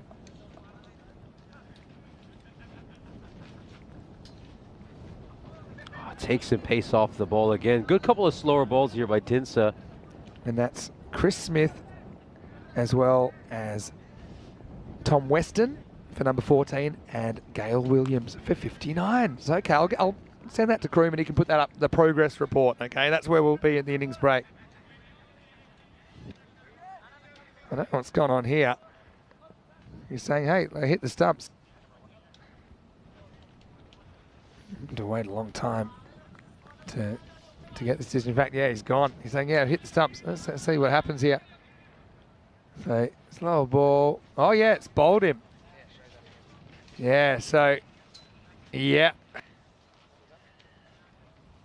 I think you could, yeah, I think you got to give that. And, yeah, the right decisions are made. Now, that probably would have knocked off the bails, but that's kind of irrelevant when the stumps are being used without bails, any touch on the stumps. So, yeah, I think that's a very good decision. Not often a bowled is a tough call to make, but I think the umpires get it spot on there. Yeah, you could just see a slight deviation in the off stump as the ball's going past. So, good decision there by the umpire, Saeed. Got a little bit lucky at times, but his innings comes to an end. And of course, yeah, give us your thoughts on the chat. If you've already drawn a team, what do you think about your team? How do you feel about their chances of going all the way? If you still haven't drawn a number, is there a potential team that you're looking at that you really want to get? As another slower ball here by Dinsa as the innings comes to an end in rather anticlimactic fashion. Dinsa giving up just 3 runs off the final over, and Royal Roma will end up with just 103. A rather underwhelming day for them with the bat. And, well, they seem to be very happy for a team that ended up second in the group stages and are looking like they won't even end up with the bronze medal. Yeah, I mean, we'll have to see. In the second half, we'll determine who gets the bronze. But, yeah, great over from Dinsa. But still runs on the board in a final as we go back and look at their first 10 overs of this bronze final. Both these teams obviously not really wishing to be playing this game. It's always the case, but I'd love to finish with a win. Charanjit had a good finals date, took a good catch there. I think this was an excellent decision by Ian Ramage. It wasn't plump, but it was LBW. He got that spot on. Umpires making good decisions, but sometimes under attack as well. Great fielding there by the umpire as well. This was a good ball by Onkar Singh. We were rather surprised he didn't bowl during the semi-final. And he came on here, took a couple of wickets. Tinsa would drop one, but then a couple balls later he would take that catch on the second attempt. Of course, Royal Roma, they've always got the ability to clear the boundary, but they just couldn't do enough of that throughout this innings, and also played out a few too many dot balls. It was just a very odd performance of Royal Roma, sort of similar to the one we saw them have against RBMS. This was a terrific catch by Salim. We thought that was destined to go for 6, and incredibly unfortunate for Kamaljeet Singh, the way he was taken. That was probably the most difficult bowled decision you'll ever see. Hashmat Dinsa cleaned up Saeed, but it really took the third umpire's review to just see that it brushed the outside of the off stump. A slight deviation on the off stump as the ball was going through. We'll, of course, take a look at the highlights. Making part of the scorecard of this first innings, Mohammad Arif making 19 runs of 9 deliveries. A Lakhanwal, a pair for him today on finals day. That's going to be a big story. Highest run getter for Royal Roma, not turning up on the most important day of this series. Gagandeep Singh made 24 of 14. I think he survived a few as well, just like in the first match. And the other big scores, of course, Mohsin with 20 of 8. Very good bowling performance by Asian Latina. Fairly impressive performance by all their bowlers. A couple of bowlers who were a little bit expensive, but outside of that, they were pretty good. Onkar Singh with figures of 2 for 15. And again, we're just wondering why he didn't bowl in that first semi-final. Yeah, it's a question that I'll be asking when my head hits the pillow tonight. But right now, Royal Roma, they do have a ton plus on the board. Will it be enough? Find out when we return. Also, we'll do the final 2 groups of the sweep. And with England, Scotland and Netherlands 11 still in play, that should be pretty interesting as well. Vinny Sander here with Maximo for ECN with Nishay Butt. We'll see you around the corner for more European Cricket Series.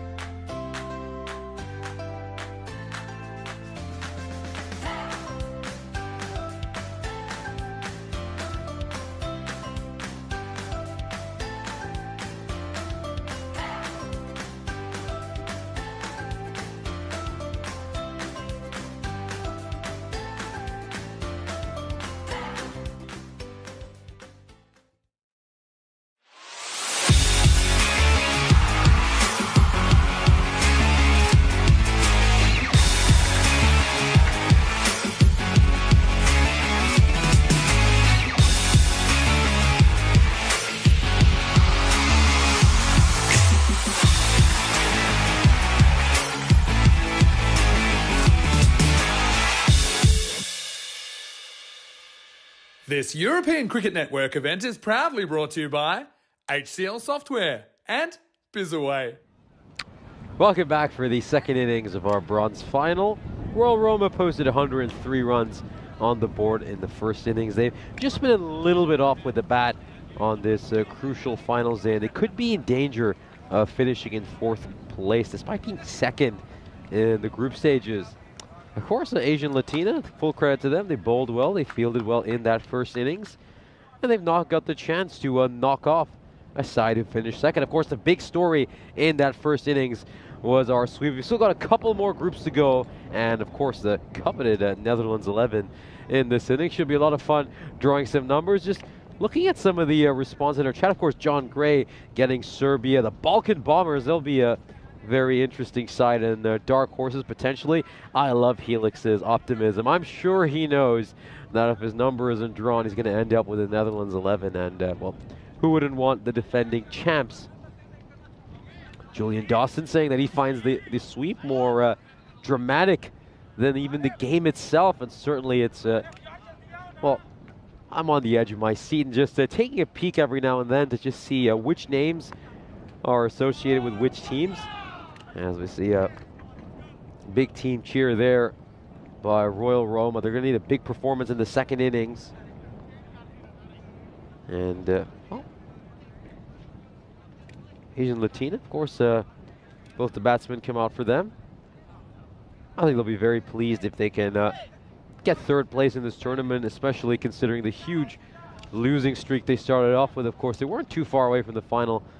Batted superbly in the first innings of the semi-final, and well, they maybe taken some catches, avoided a no ball, a few no balls I should say, then could even have upset Roma CC.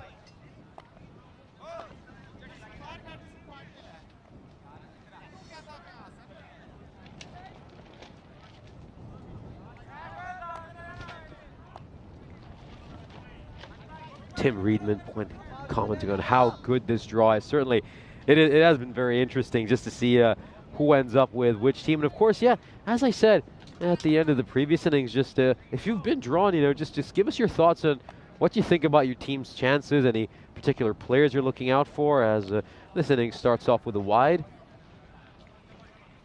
And also, of course, you can go on ECN.cricket or EuropeanCricket.com, check out the stats of your team, who their best players are. Maybe go back and look at some of their highlights, just to hype yourself about your chances. Oh, an immediate change of angle after the wide. Not a fan of this tactic, in all honesty. Oh, but it's a great Yorker. I mean, if he can keep nailing those, going round the wicket, then yeah, he might as well bowl around the wicket. But in general, I'm not a fan of going around the wicket this early in the innings. I think you're taking away some methods of dismissal, especially when you're defending a fairly low target. You want to bowl over the wicket, play attacking cricket, as this one's going to pop up in the air, and it's taken. It's a good catch. So it does seem like Rashid does quite well around the wicket. Of course, well, modern cricket has come with its innovations. And, well, right arm around the wicket to a right-hander seems to be one of them. Has a little bit of width on offer there. Just doesn't quite get a hold of it. He's trying to bash it towards mid-wicket. It's, I think Asian Latina, Royal Roma, I think in terms of their batting are stylistically very similar. I think that's probably the wrong shot selection. You probably want to cut that or play that on the offside. And it's a duck. It's a Derek for Sukhbir Singh. And of course, Derek taking his little afternoon siesta. It is just about 3:15 here in Rome, so you can't fault him. Oh, he's woken up. There's Derek. Well, Derek's just waddled out in time to greet Sukhbir Singh. Obviously a rough way to end his ECS. You don't want to get out with a duck, but I think he's done quite well for his side. Been a very handy player in all the different facets of the game. And it's going to be Hashmi Dinsa up at number 3. Oh, that one is very, very wide down the leg side. Not too many issues with that call. Yeah, it's actually wide both down the leg side and for height, so gets that all wrong.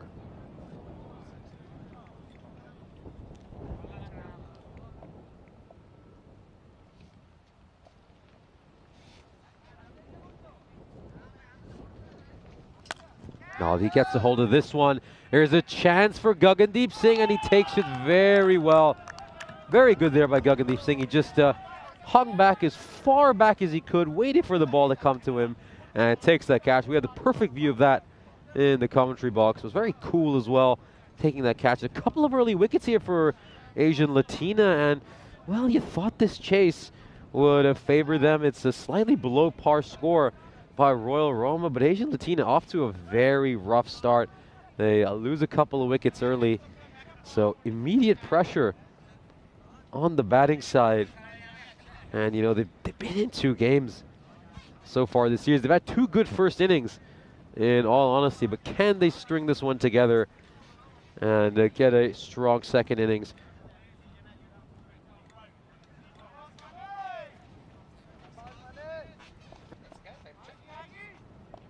Two for 2.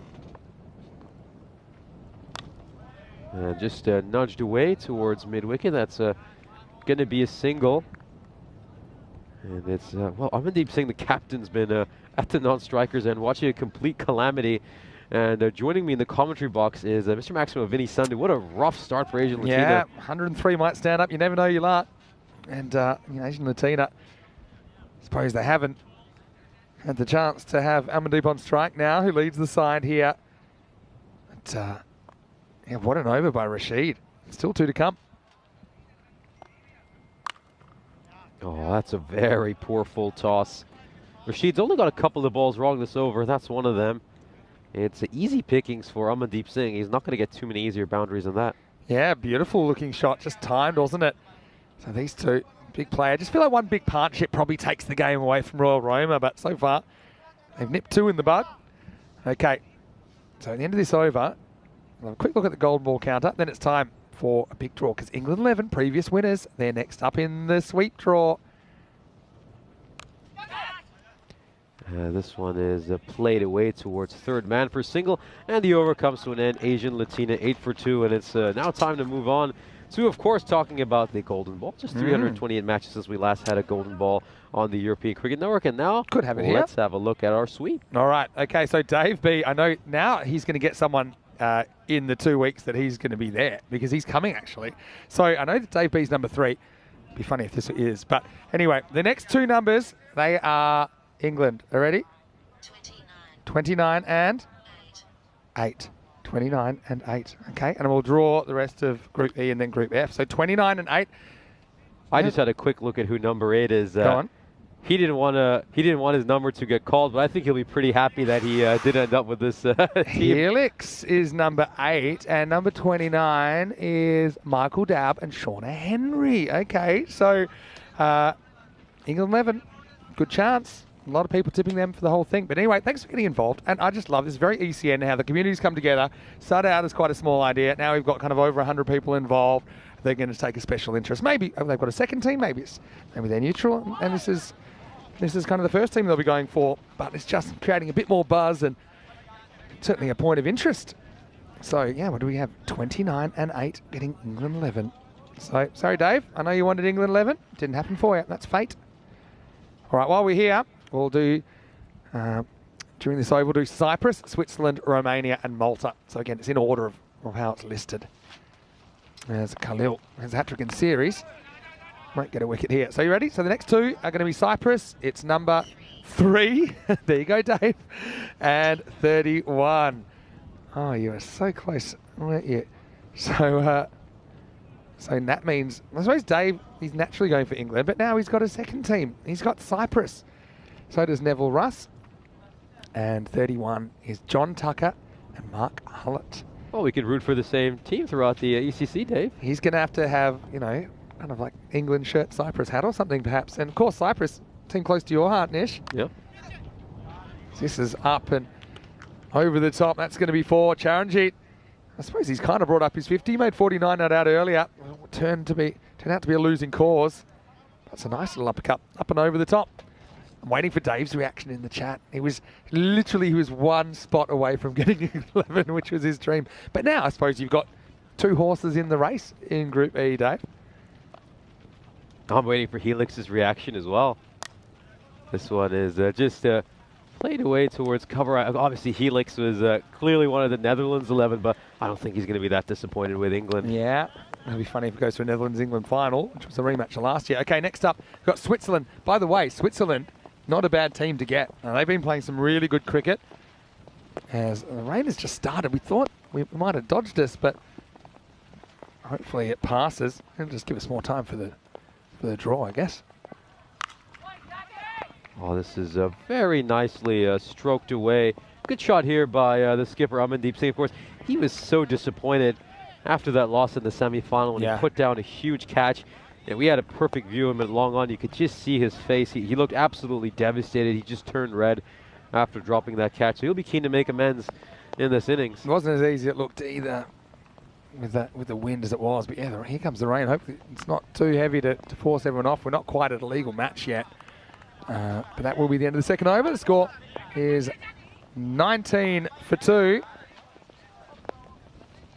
And just a reminder that the ECCW is also going to take place, and it's going to be our last tournament of the year, 17th of December. It'll be 4 matches a day for 6 days. 5 nations involved in the first ever ECCW right here on the European Cricket Network. Now, Prabhathik Nalagoda, who essentially runs Roma CC, he's the women's coach of the Italian national team, who are now the owner of one pair of Mr. Maximo's orange shoes after I lost a bet with them.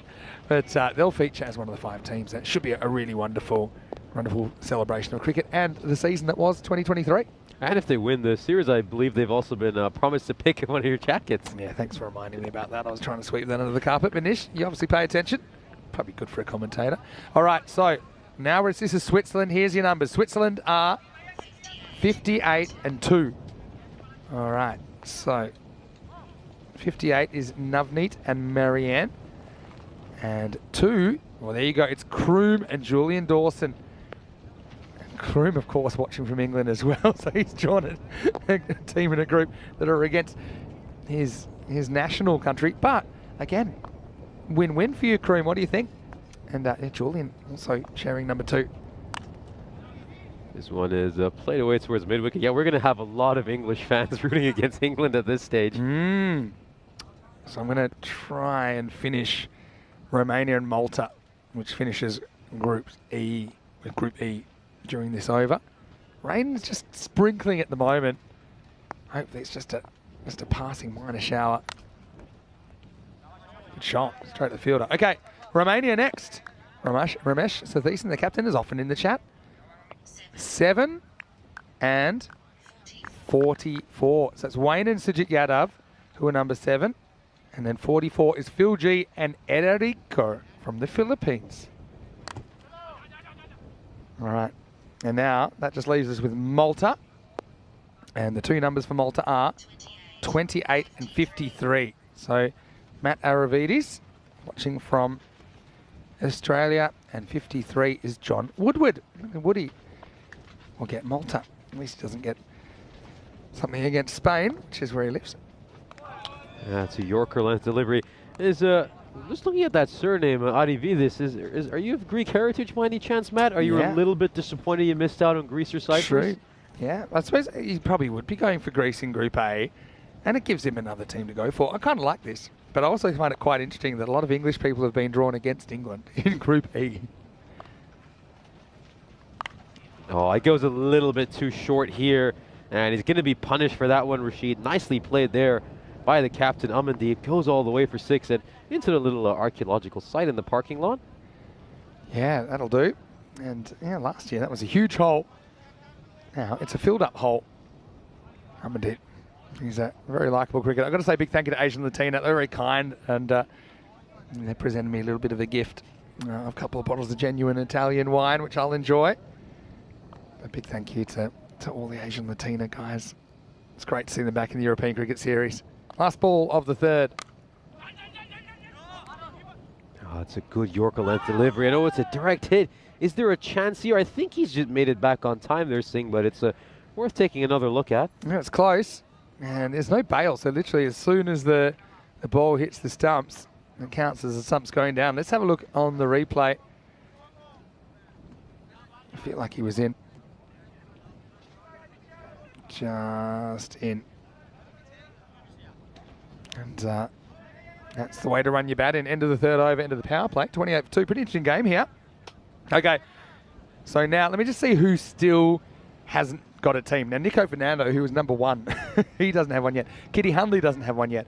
Kai Bay and Ken Weston, who are number 9, they don't have one yet. Tim Reedman doesn't have one yet. Jeff Maguire, Ni Nick and Gyan Kirby don't have one yet.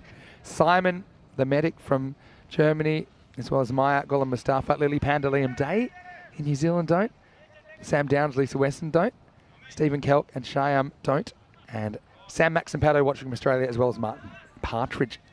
They don't have a team either. So we have 12 numbers left. We have 6 teams left. Group F will go pretty shortly. And we'll start with Scotland 11 as we see Rajvinder Singh, the skipper, coming on to bowl. Whoever's left right now has got a great chance because pretty much all the teams left now are really, really strong. I mean, Group F has been dubbed the Group of Death. And, of course, if your number isn't picked, then you're going to get the defending champs, the Netherlands 11. This one is struck very firmly towards cover for a single. So I think whoever has not had their numbers picked yet will be fairly pleased. They'll be fairly satisfied, I think. And you're exactly right about that. Group F has some very good teams in it. Yeah, this is nicely worked off the pad. Should we get into it then? Should we do Scotland? Okay, we'll draw these out a little bit because after 5, I want to basically do the last 2, which will be, so the last 4 that are left, 2 will get Norway, and then 2 will be left with the Netherlands 11. Yeah, and he's cleaned him up there. That's a good ball by Rajwinder Singh. A little bit of skipper v skipper action, and Royal Roma's captain comes out on top. As Amandeep Singh was looking quite good for Asian Latina in this innings. You'd have liked to see him just anchor this innings and guide his side through, just plays across the line. And the ball crashes into his leg stump. Another wicket falls. And a little bit of concern here for Asian Latina. Again, they don't have the same batting depth as Royal Roma, so losing all these wickets is a huge concern for them. That required still isn't enormously high, just 11.4 at the moment, so it's still within reach, but yeah, it's just a wicket save lot that's going to be a big concern. Yeah, I think you're right. Hopefully we can get the bails on for the final.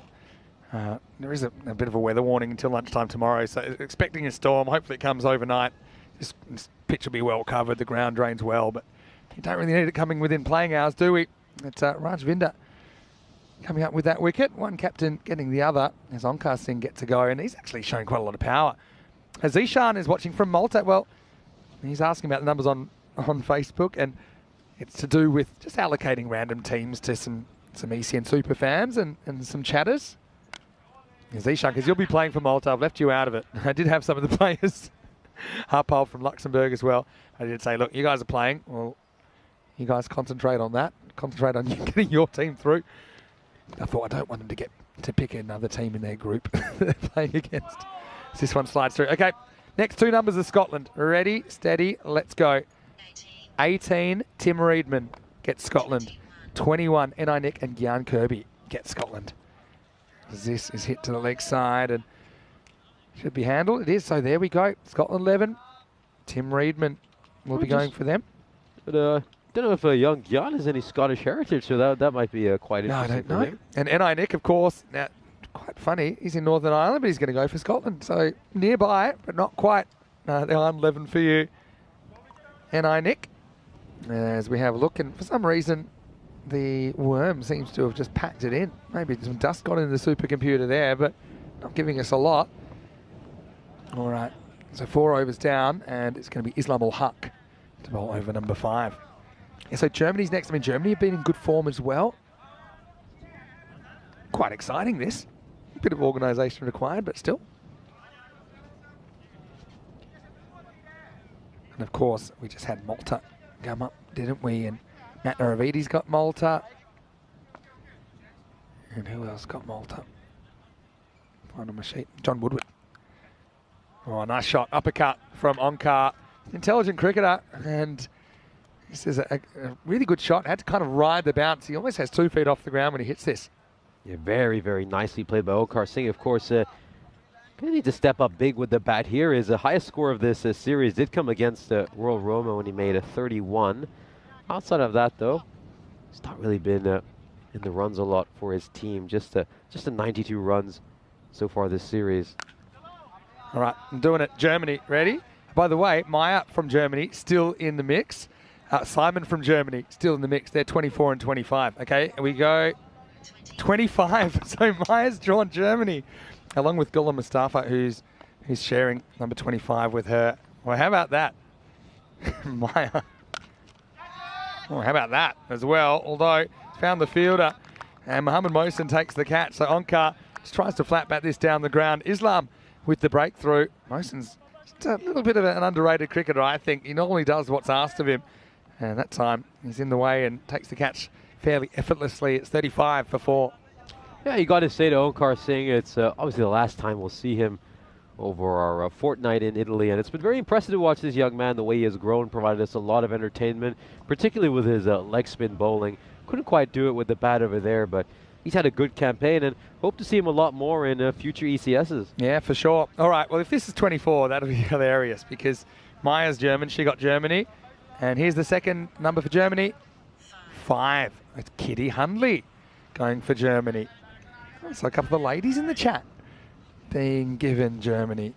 And so Tripp got Denmark and Kitty got Germany. Of course, they're married, watching from the USA. All right, Islam to bowl to Salim. A really good ball there by Islam Al Haq. He just gets the ball to dart back into the right-hander a fair bit. All right, we're doing Portugal now. Conrad Greenshields, I don't think he'll be playing. I think he's got a bit of an injury. But they'll have a good side, I'm sure. And the Portugal numbers are the next two. It's going to be 26 and 27. All right. Oh, big heave over here by Salim. So do you want to know who that's two New Zealanders that were next to each other? Lily Panda and Liam Day, both getting Portugal. All right, now while I'm here, I'm going to do Luxembourg, 30 and 60. All right, that's Luxembourg. Sam Downs, Lisa Weston, as well as Sam Max and Paddo, watching from Australia, and Martin Partridge. All right, so you know what this means. And by the way, Norway not a bad team to get, but the next two will get Norway, and the remaining two will get the Netherlands 11. We've got Nico Fernando still in there. We've got Kai Bay and Ken Weston, who are number 9, still in there. We've got Simon the Medic still in there, 24. We've got Stephen Kelk and Shyam Shamsuddin at 32. So you ready? Here we go. The first Norway team is, can you see that? There we go. First Norway team is 1. So Nico Fernando and last one? 9. All right, well, that's not 9. Turn it upside down because that's a 6. And it's up. And by the way, by 6, I mean out, because this whole time the reason Islam Al Haq guards the boundary. And so Chanjit's going to have to go. Thought he had enough on that, Nish, but obviously not. Asian Latina loses another wicket. It's 35 for 5. Yeah, initially looked like he was going to go the distance, and that's a really well taken catch by Islam Al Haq. He just leaps off the ground and takes a really good one, but you've not heard your name. You know what that means. Yeah, I'm just going to confirm. 24 and 32, so the system works. And you know what that means? Simon the Medic, he gets Netherlands 11. And you know what that also means? It means Stephen Kelk in the Netherlands draws the Netherlands. So yeah, a couple of times people have drawn their home team, but I suppose that's randomness. Sometimes it'll work up, sometimes it won't. But we have completed the draw, so I'm going to put that. I'll give that to Crewman. He can actually also put it on my social media, obviously. But yeah, thanks everyone for getting involved. It's been a lot of fun, and it's another layer of interest to the ECC. Now this one is knocked away towards a long off, and again, if you got a team that you don't know as much about, it's a good chance to just learn about cricket in a different country in Europe. Yeah, definitely. Nico Fernando getting Norway, who, by the way, are a pretty good cricket team. Yeah, this one is, ooh, it goes straight to the fielder at long off. That was a tough catch from Mohammed Mohsen. You still expect him to take it. They're coming back for the second run, and they'll just about make it back on time. Huge responsibility here for Salim and Mungat. You feel if there's any partnership left that can try to salvage a result for Asian Latina, it's going to be this one, although that required is almost just starting to get to 15. 5 wickets don't help. I'm going to keep swinging though. Why not? This will just curve. This curves back actually past the fielder. I don't know what's more impressive, the fact that we organised that, but the fact that we did it within essentially 10 over period in a match from the 5 over mark to the 5 over mark in the bronze final. But I'm so happy that we've got that organised now. Yeah, this is a lowish full toss, and oh, that is not the best effort by Islam ul Haq. We just saw him take a terrific catch out on the boundary, and then this is a very casual bit of fielding. Well, he's just wrong-footed himself. Yeah, and sometimes it'll spin one way and then the other on the second bounce, and so yeah, get a bit of an idea of it here. But well struck. But, yeah, 103 might hold up here. Roll Roma. He finished in the top 2 every time we've been here to the Roma Cricket Ground, although this time they won't finish in the top 2. Looking like they might finish top 3 as we get to the end of the 6th over. It's 43 for 5. 43 for 5 going along at just about 7 and over, which won't be enough for them at this stage. They need to just start getting those 15, 20 run overs from here. Asian Latina, we just take a look at that scorecard again. Other than the skipper, no real scores of note. Also, full credit to Royal Roma. They've been very tight with their bowling, keeping extras to a minimum. Struggled a lot with extras this morning against Roma Bangla Morning Sun. But they've come out here. They're bowling and fielding a lot better, although they have made a couple of errors. I'm getting lots of messages as well coming through. People just talking about their picks, and I'm just really happy to see everyone getting so excited about it. This is going to go away for a run towards mid-wicket. Yeah, it's just a... So what's coming up, of course, we're pretty excited. It's all going to get going on Monday as the Euros of Cricket get underway. Group A, Day 1, Spain versus France, cracking game to start. Also got the Isle of Man, Czechia and Greece in that group. Join us. Slightly later start time, 9:30 a.m. GMT, 11:30 in Central Europe, 3 p.m. in India. Euros of Cricket starts Monday. This is a good length delivery. Isle of Man versus Greece under the lights to end the day. That's going to be a lot of fun. Isle of Man, their first ever 10 over internationals. Not too many teams haven't played any.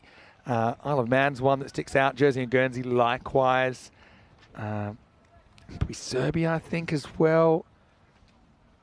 Should be a wonderful viewing experience as well, as Islam loses this one down the leg side. Tim Reedman saying that he was hoping to get England, but he gets Scotland instead. Well, you've got your northern neighbours, and well, it's not often you see an England fan cheering for Scotland in an international tournament. Can I ask a question? You know, make peace with it now, but who hates who they got? Anyone? This is going to be hit down to deep third for a single. I love the little bit of trolling we do on ECN. I mean, how many people would draw an Englishman to support Scotland in the European Championship? You might hate it because you don't like that team, or you might just hate it because they're against a team you like. And he just pitches this on a hard length, Islam, and the game's just really slipping away from Asian Latina now. They're going out without a whimper at the moment. It's rather underwhelming, especially because we know the firepower and explosiveness this Asian Latina side has. You thought maybe we would see that in this bronze final, but yeah, they just haven't recovered from that loss in the semifinal against Roma CC. Again, poor shot selection there by Salim, trying to swing out of his shoes, nowhere near the ball. Julian Dawson comparing our draw to the Eurovision. Now this is the opposite of the Eurovision.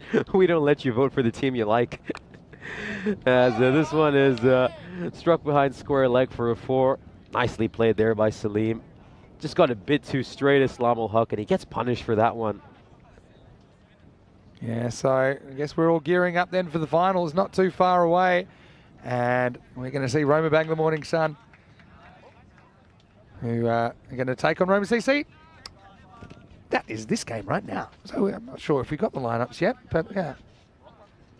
It's going to be Roma Bangla Morning Sun versus Roma CC. The final is coming in 35 minutes. We wouldn't have the lineups too far away, so keep an eye out for that. Kai Bei saying he was just one call away from the Netherlands. Well, You know, Norway a pretty good side, you know, from what we've seen. They could be a team that could, if they get out of that group of death, then really anything is possible for them from there. And this will just slip past the fielder at third man. And Dave asking if someone can bring him a Cypress hat for Cardiff. I mean, you know, you could. Anyone's watching from Cyprus? Maybe Mohammed could bring another one.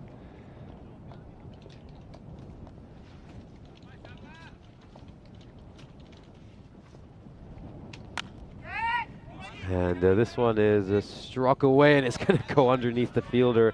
Yeah, just a lapse of concentration there by Kamaljit Singh. Not watching the ball closely enough. It's very firmly struck by Salim, in fairness, as we now get a chance to look at the fantasy dashboard for this final. Of course, this is the moment we've been waiting for, the big final of this ECS in Italy. The undefeated Roma Cricket Club will take on Roma Bangla Morning Sun, playing in their first ever ECS final. Of course, the big story will be Sharif Rehan. Can he guide Roma Bangla Morning Sun to an unlikely final win? That's going to be a lot of fun. Really looking forward to that. Huge game. Absolutely huge. Don't get much bigger. So looking forward to that. And it's not too far away. Like I said, 35 minutes away.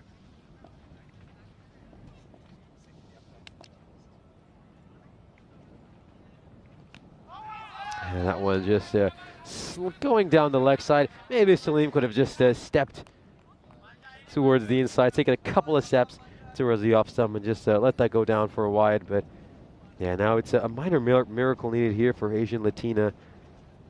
Couple of sixes or a couple of boundaries at least needed at the end of the over to keep them alive. And he just inside edges it onto his own pads. Salim. Yeah, Tim pointing out that you really never know, I mean, who could win this whole thing. So even if you're disappointed with your team right now, they might be the ones that go all the way. Again, true. Especially with this format, you know, a couple days for the group stages, one finals day. I think it just makes upsets all the more likely. Well, you know how Gyan got Scotland 11 as we get to the end of the 8th over the score, 56 for 5. Dane actually messaged me and he said there is actually some family heritage there from the McGregor clan on the mother's side. So there you go, a little bit of a connection. That's what I love about randomness. It doesn't have any emotions. It's just completely, it's completely arbitrary. And I'm just really excited to see who ends up scooping the pool in the ECC sweep, just for fun. Like I said, when it gets closer to the time, maybe in Championship Week, we'll see who's left and see what we can organise. But yeah, as far as getting a Cyprus hat, well, if you're coming to the ground, Dave, you might be able to chat to some of the Cyprus team yourself, because he'll be there during Group E. As Khalil is hoping to shut the gate here. Asian Latina needing 48 off the last two. And again, it's a little bit wide. Could have really just, if he just looks to cut that one, it's probably going to go away for a boundary because there's no protection on that part of the field. I think Salim's missed out on a few boundaries just through his shot selection. Again, he's batting on just 13, 15 deliveries.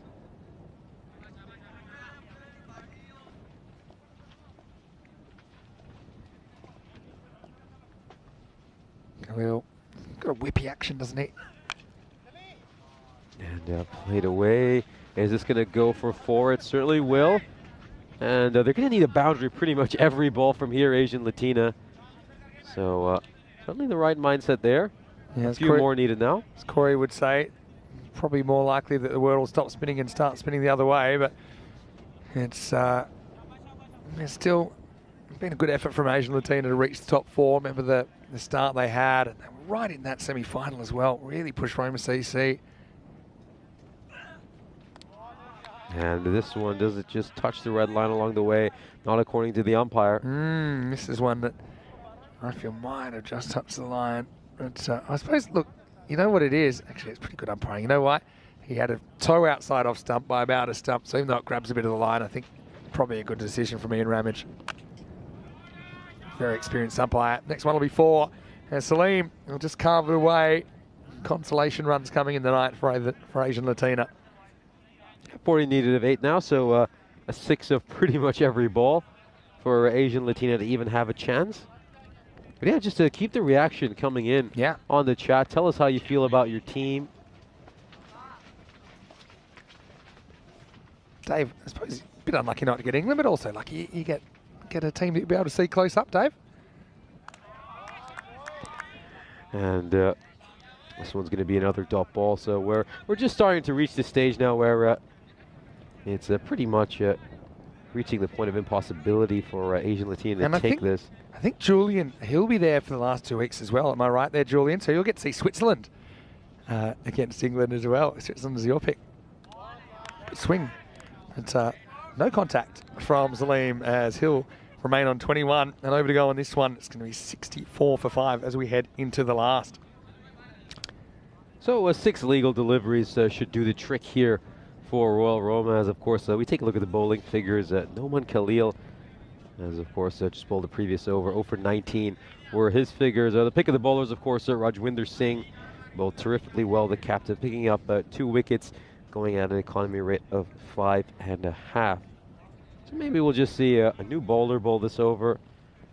Doesn't look like that's the case. I think they're just going to keep it simple, go in Mohsin, and he just needs to bowl 6 legal deliveries, and Royal Roma will pick up 3rd place. Again, they'll be bitterly disappointed they didn't make it to a final. They would have wanted to face Roma CC again just to get revenge for what happened last year. Yeah, that's true. So Mohsin to Salim. He's hungry for more. And he gets tied up here. And oh, he almost gets bowled. That's actually really good reactions. It doesn't matter that much at the moment, but if this ball rolls onto stumps, even a little bit, even if it's not enough to knock the bails off, then, if there were bails, then it's going to be bowled, but good reactions. So let me just talk you through. Colin and Mandrake, they've drawn Austria, and Austria here tomorrow, right? And then, let me just see who's drawn Finland. As this is hit. And almost bounces off the fielder. I'll just walk a single. So Aftab and Little M have Finland, and so does James Stewart. And of course, Finland will be here on the weekend. But then Group A, you've got Spain. So Jeff Maguire, JJ Nowdy, and Ian Lockwood and Danny Hudacek. They've all got Spain, Group A. And so they won't have to wait too long. Isle of Man was Twilight, Vinay Bangalore, and Elsboy. And then you've got France, which is Rob Lowry, Sukesh, and Fred Norris. Then you've got Czechia, which is Andrew Thompson, Amy, and Kenroy. As this is lifted up, and Salim will try and finish in style. That's a nice little pickup shot. Maximo! 6 runs as we approach the last ball of the bronze final. And just finally, Greece, also featuring in Monday's action. Jules Udebridge, as well as Ufus, Xander, and Mubrak, all with Greece. So, yeah, follow along. Last ball, Nish. And Salim plays this one away quite nicely. He's going to get a 4 to end the innings. He will. So Salim ends with a nice little personal milestone of getting to a 30-plus score. As Royal Roma take this one very comfortably, Asian Latina will end up in 4th place. Just as they were in the group stages. Again, they'll be quite disappointed that they just haven't been able to put together a strong 2nd innings in either of their matches today. Royal Roma, well, they desperately wanted to make the finals and face Roma CC for the 3rd successive ECS Rome final, but in the end they'll have to settle for 3rd place, and you have to say it's a well-deserved. They're a pretty decent side, but it just didn't quite have enough to actually go to the main dance against Roma CC. That's the way the cookie crumbles, I guess, as we now count down to the final, which starts in about 25 minutes. And you saw the news from the toss that Rome Bangla Morning Sun, they have won the toss. They've sent in Roma CC. I think Roma CC would have liked to chase. They won't get the chance to do that. So that is what's coming up as we roll into the highlights of this one. 103 didn't look like a lot on paper, but it's good enough. And once again, congratulations to Royal Roma. Ultimately win the bronze medal here in this European Cricket Series. And we take a look at the highlights of this innings. Of course, he started off on the front foot, Royal Roma, picking up a couple of wickets in the 1st over. Asian Latina were 8 for 2 right from the outset. Sukhbir Singh and Hashma Dinsa would both depart for ducks right at the start. We saw some nice hitting by the skipper, Amandeep Singh, until he was clean bowled by Rajwinder Singh. He made 20 of 12. Onkar Singh would be caught out at long off. Good catch there by Mohammad Mohsin. And there was this really good catch taken by Usman ul-Haq at the end of Charanjit Singh. We'd see Khan Salim at the end hit some nice looking strokes. He was aided a couple of times by misfields. But by that stage, the result of this game was pretty much settled. He'd end up undefeated on 32 of 24 as we once again look at the fantasy dashboard for our final that is coming up. It's going to be an absolutely huge game. Roma Bangla Morning Sun in their first ever final. 2 star players for them, Sharif Rehan, Anik Ahmed. You know, they're going to go some way in determining how far this team goes. And Charles Fernando, Dinidu Moragi at the other end for Roma CC. Quality players on both sides, and it should be a high quality, intense, nerve-wracking final as we, of course, take a look at the scorecard once again. Only 2 players managed to make it to double digits. Asian Latina will be very disappointed they made just 77 runs, knowing the kind of power-hitting ability they have. And, of course, as we mentioned, constantly in top score with 32 of 24 with a little late milestone for him. We take a look at the bowling figures. A fantastic all-round bowling performance here by Royal Roma. I think all the bowlers will be fairly pleased with themselves. The captain, Rajwinder Singh, is the pick of the bowlers with 2 for 11, then also gave up just 3 runs of extras. That is mightily impressive. And in the end, the match summary for the bronze final is that Royal Roma will end up in 3rd place by defeating Asian Latina by 26 runs. Join us again in a few moments as we will have a huge final for ECS Italy. We'll be back in just about 25 minutes.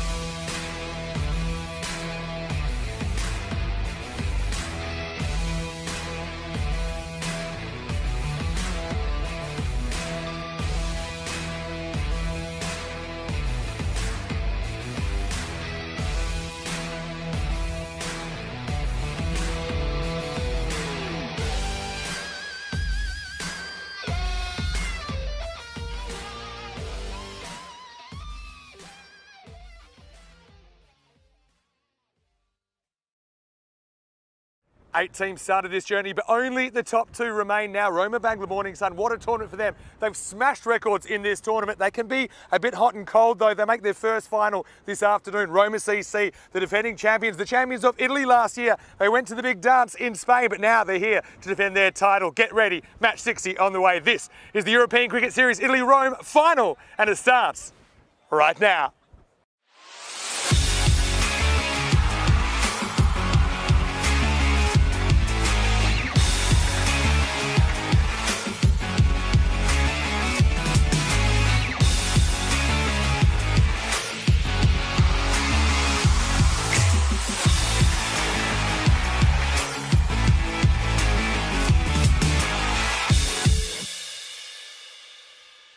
This European Cricket Network event is proudly brought to you by HCL Software and Bizaway. Hello to you wherever you're watching from around the world. It is time for the big one. It is match 60, the final here in Rome. And what a Roma derby we have to finish things off. We have Roma Bangla Morning Sun. They finished in 3rd position. They got here after taking care of business in the first game of the day against Royal Roma. We've got Roma CC, the defending champions and Super Series reigning champions of Italy. Their opponents should be a big one. They're playing for this wonderful trophy thanks to our partners at Local Lifestyle. Let's see what happens at the coin toss. It's a big one. Ian Ramage at the other end with the 2 captains. Roma Bangla, you're the home team, you will toss the coin. Okay, Roma CC, you're the away team, you will call. There you go. Tail is called. Tails has been called. It's come down heads, so you've won the toss. Will be ball first. Okay, so toss has been won by Roma Bangla and they will bowl first. So it is Roma Bangla Morning Sun. They win the toss and they elect to bowl. Now, I do think that part of that is they have chased pretty well in this series, so they're doing, I suppose, what they're most comfortable doing. Remember, they set a record chase of 175 earlier in this series. And it also means that Roma CC don't get to chase, which I suppose they like to do in the big games. So Roma CC, though, they will be batting first. Dinadu Maragi is super important, I think. Wadua Walagi is a bit of a wild card, isn't he, with the bat and the ball. You've got Charles Fernando, who's been making a mountain of runs in there. Just a really long order for Roma Bangla Morning Sun to encounter. But Roma Bangla, they've been interesting. They have kind of been a bit off with the ball sometimes in the series, but they certainly got it together in the first semi-final. Let's see if they can deliver against the hosts in this one. And like I said, Roma Bangla Morning Sun, it's their first ever ECS final. Roma CC, though, they were finalists in 21 and 22 and the Super Series in 22 as well, and now here as well. So it's kind of their 5th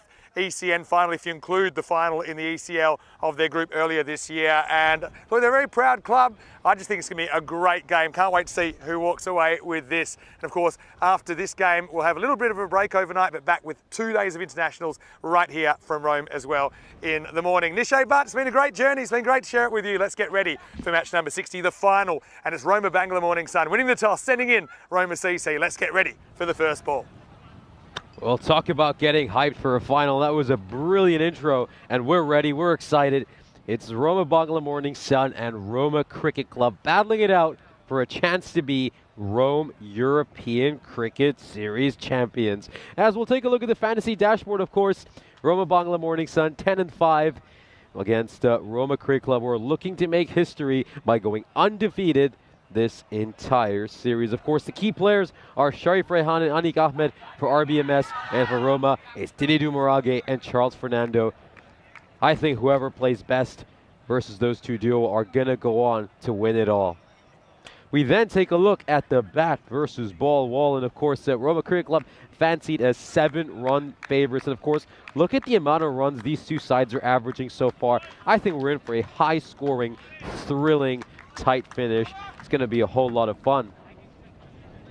Then we take a look at the win predictor. Of course, Roma CC, rightfully so, fancied as favorites heading into this game. They are 68% favorites according to the win predictor. But don't count out this RMBS side. They are so good. And they, of course, started off this morning with a terrific performance, absolutely easily handling Royal Roma.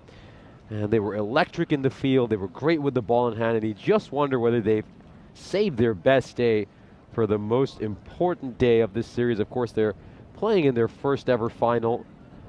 But they're going to enjoy it. They're going to play freely. They're going to look to attack with a lot of positivity. And of course, Roma CC, we've seen them pull off big chases in pressure situations throughout the past couple of years. And now that it's the other way around, they get to bat first, post a big total, and try to put some pressure on this RBMS side, who of course, they don't mind chasing themselves, do they? They were involved in the greatest chase ever in ECS cricket earlier this series. And they pulled off a remarkable chase against Royal Roma, chasing down 175. So Roma CC won't rest easy until they have a really, really formidable target on the board. It just looks set up to be an absolute classic, doesn't it? Everything about it. We're in the Eternal City, a city steeped in history. And I think we're going to witness some European cricketing history over these next 90 minutes. The umpires for this big final are umpire Nirmal, who is currently behind the stumps, and umpire Suleiman Saeed out at square leg. The third umpire is umpire Hassan, and of course you had a chance to see our match referee Ian Ramage in the toss video.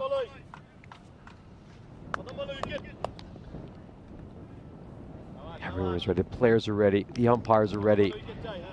And here we go, first ball of the final. This one is just straying down the leg side. It's not a great ball to start off, but luckily for him, Marage, the dangerous Marage, doesn't get enough bat on it. Doesn't get any bat on it, in all honesty. It's going to be leg buys and a single. Just gets away with one there, Anik Ahmed, who has been among the top 10 wicket takers in this series. The captains led his side exceptionally well, played terrifically in the semi-final. And we're just looking for the big players, the captains, to step up and have a big performance during the final. Fielder out at third man, and then a fielder a deep backward square leg. Those are the two fielders outside the circle for this power play. And Wodewalage blocks out the first one again. You know, Roma CC have quite a few batting options, so they've been keen to maybe just play around a little bit with their opening partnership. But certainly for finals day, it looks like they've settled with Wodewalage and Marage.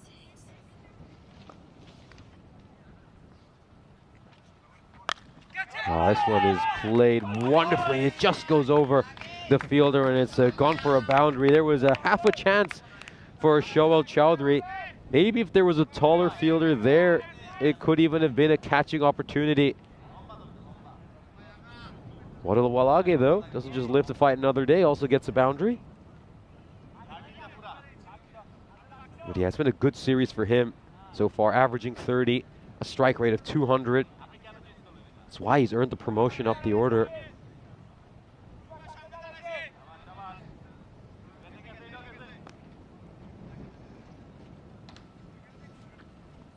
This one is very, very wide by Anik Ahmed.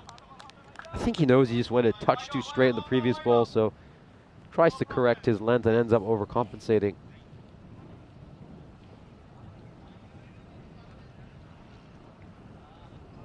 Yeah, this is what it's all about for these teams.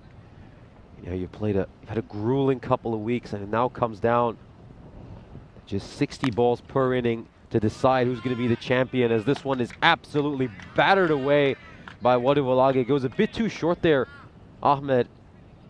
And allows Wodewalage to get underneath it, and he just clubs that away. Huge six. And instant pressure now on Anik.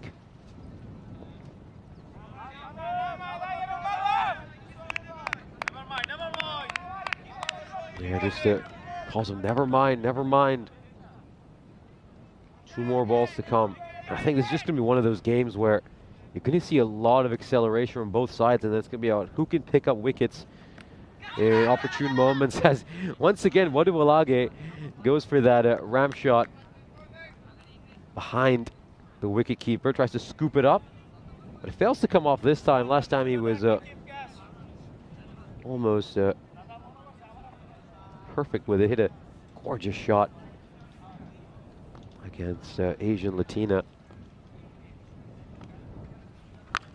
Looks to come down the wicket, and he plays that well. This is going to take a good fielding effort, and the fielder is equal to the task. Just the 1 run But we'll take another look at that. Just check his back foot to see if this was legal or not. Is he touching the rope? Ooh, well, it's hard to tell.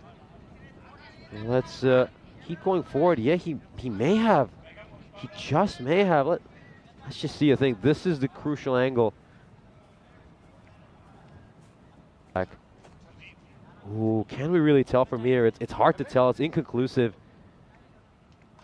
And I think maybe, I mean, I just see a bit of a gap between the rope and his foot. Again, each to their own. I'm sure everyone's going to have a different view of that. Of course, 3 days to go until the Euros of cricket. It's the European Cricket Championship. 31 nations will battle it out for a right to be European champions. And of course, a lot of our viewers have a lot at stake as well. We spent the bronze final doing our sweep. Many of ECN's faithful got a team allotted to them. And of course, we just like to hear what you think about your team. Some reaction has come in. Hope more reaction pours in throughout this final. Are you happy with the team you got? You know, there's a few people who are like, well, I was just one number away from getting a team I really wanted. But hey, that's just the beauty of randomness, you know. Some people will be happy, some won't, as it takes one bounce and goes over the rope for four. Diridu Morage gets off the mark. Doesn't quite go in the direction he intended. Morage, though, he's been very, very good throughout this series. Performed exceptionally well with both bat and ball. Star performer for this Roma CC side. And of course, he'll be taking part in the ECIs for the Italian national cricket team too, as this takes an inside edge. It's going to be quite a chase for the fielder. He'll get to the ball, and it's just the one run. Yeah, Bilal Hussein, he's very successful bowling for RBMS throughout this series. He was very good in the semi-final this morning as well. Bowled superbly.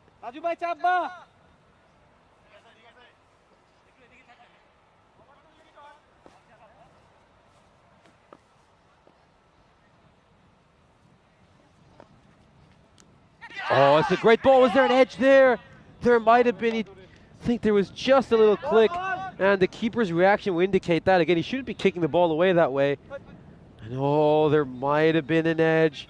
I think he was gone if the keeper takes the catch, and keeper thinks so too. He knows that. He knows there was an edge. But yeah, kicking the ball after that, well, that's not the right reaction. You don't want to see that kind of frustration. You know, they could easily have run a run there sneakily. Roma CC as another inside edge. And this will bring Roma a couple of runs. Again, it's important that RBMS don't get too frustrated after that drop catch. Obviously, the danger man, Bodu Walage, you'll be very annoyed that you've given him another life. But you got to keep your heads up. You got to keep creating chances. And, well, it's another slice of luck here for Roma Cricket Club. Just getting a little bit lucky to start off this innings. And again, it's just he's trying to whack that over mid-wicket, and it ends up taking a huge edge and flying over the boundary at third man. There we go, let's see. It's going to go around the wicket now. Change of angle for Hossein. And this is a good length, really good length, which is why Bodu Walage has missed that one. Dot ball to end the over. But going along at a good rate here, Roma CC. As we, of course, take a look at today's schedule. We've had a couple of semifinals so far today. You know the result of those. It was the two winners of the semifinals that we're watching right now. And then Royal Roma took the bronze final fairly comfortably against Asian Latina. And of course, it's a chance to welcome Mr. Maximo Vinisandu into the commentary box for this huge, epic final. Yeah, it's a big one, isn't it? Don't get too much bigger. Roma Bangla Morning Sun, first final they've ever made on ECN. They've been near enough before, but Roma CC, they've won 2 ECS finals, not only the Rome Series last year, but also the Super Series also were finalists back in 2021. Oh, this one just strikes the pad going down the leg side. It's good to see the wind's died down a little bit now, Nish, so the bail's back on, and there just could be a little bit of unpredictable weather around over the next 24 hours. Hopefully, if there's any rain, it falls outside play hours. Walagi super lucky. I think he's dropped behind. And Naeem not in the side for Roma Bangla Morning Sun. They've got Bomic back there, who's normally a pretty good keeper. It's just been a little bit out of touch, I think, this series. As Salim gets driven down the ground, and that will beat the infield. It'll run away for 4. So, I mean, that one, I don't think he quite gets it, but this guy is so strong. You can see that, muscles it down the ground for 4. He's going to feel every run that comes up. Waduwalage's bat here, Chunder Bomic. That's 8 runs he's made since he was dropped. And I'm sure Bomic is keeping count of that. He just needs to put that aside, though. And it continues on the good keeping. I think square leg's been brought back into the ring. They send someone out to long on. Oh, just hits the pad, pitching outside leg, obviously. And it's going to be leg buys in 4.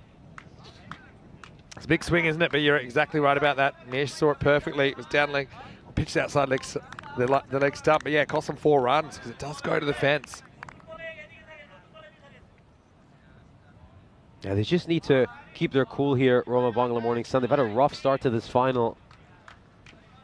And a lot of things just not going their way. Obviously, catches put down quite a few edges of flown Roma CC's way as well. They need to just hang in there, stay mentally strong. And again, you know, a final is not just a test of your cricketing ability. Of course, if you've reached a final, you're probably pretty good at the game as it is. It's more about mental strength and fortitude. And we're going to have to see if RBMS have the nerve. Yeah, it's a flying start, isn't it, from Roma CC. Bangla searching for this early breakthrough. Waduwalage, 30, plus a kicked 4. He almost nicks this. Well, he's given him. Wow, I got to say that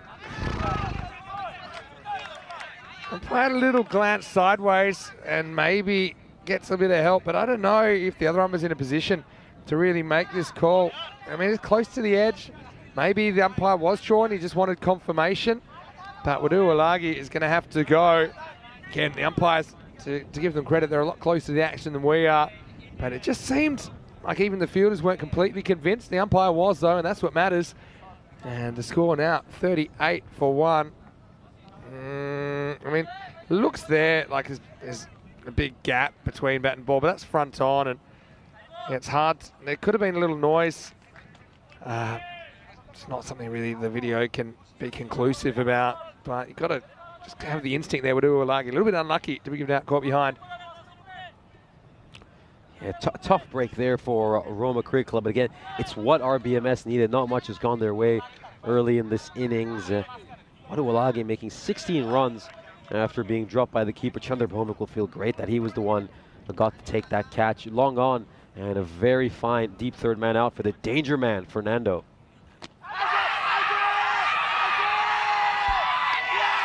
Out. Now really, it seemed like an eternity, but Charles is going to go first ball, and if there's no bat in this is an easy decision for the umpire. Hits him dead in front.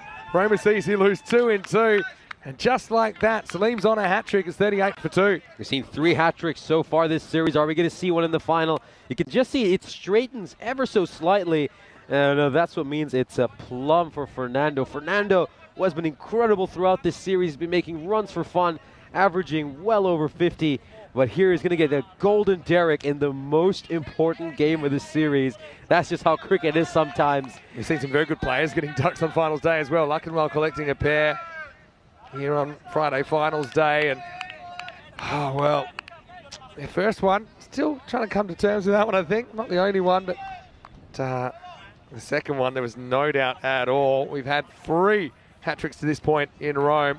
Khalil, the last man to perform the feat.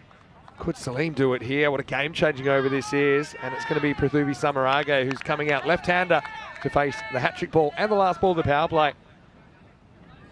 Again, we were just saying this game was maybe slipping away from RBMS after that start. And now this has swung the momentum back in their favor. Third man brought back into the ring. Hat-trick ball. Oh, pretty good hat-trick ball as well. Almost causes a run out. As Rome Bangla, they needed something, they get something. What an over from Salim. Goes back-to-back boundaries, but then comes back with back-to-back wickets. And that takes us to the end of 3. The score is 38 for 2. And that's what we were talking about, the mental fortitude when you're playing in a final. He doesn't drop his head after getting struck for a couple of boundaries. Stays in there and bowls 3 excellent deliveries to round out the over.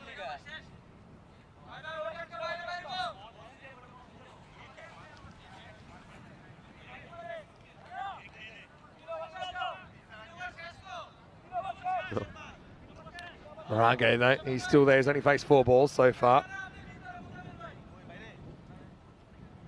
And let's see if they can double down and turn that into something more. Rome Bangla, really, their bowling had a bit of the pin the tail on the donkey kind of feel earlier in this tournament, but they've kind of clicked at the right time, haven't they?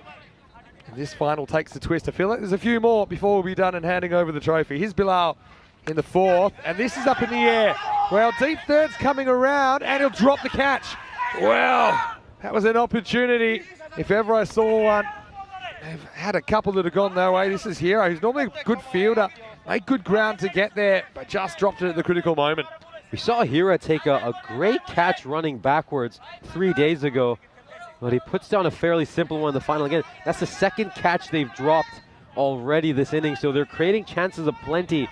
RBMS just need to start taking a few more of these. Yeah. Marage dropped on 5. Samarage out there, stylish left-hander. And gets a wide down the leg side. Well, he must have hit the pad here. It doesn't get the wide call. So again, umpires are a lot closer to the action than we are. I mean, Sully's an experienced umpire. Yeah, it has hit the pad. It's good umpiring. Just flicks the trousers. No real protest from the matter. So just a couple of things running away from Roma CC. Oh, and this one cuts him in half. So the last couple of minutes have been all Roma Bangla Morning Sun, I suppose, with the exception of that drop catch. Very, very good comeback by Roma Bangla Morning Sun.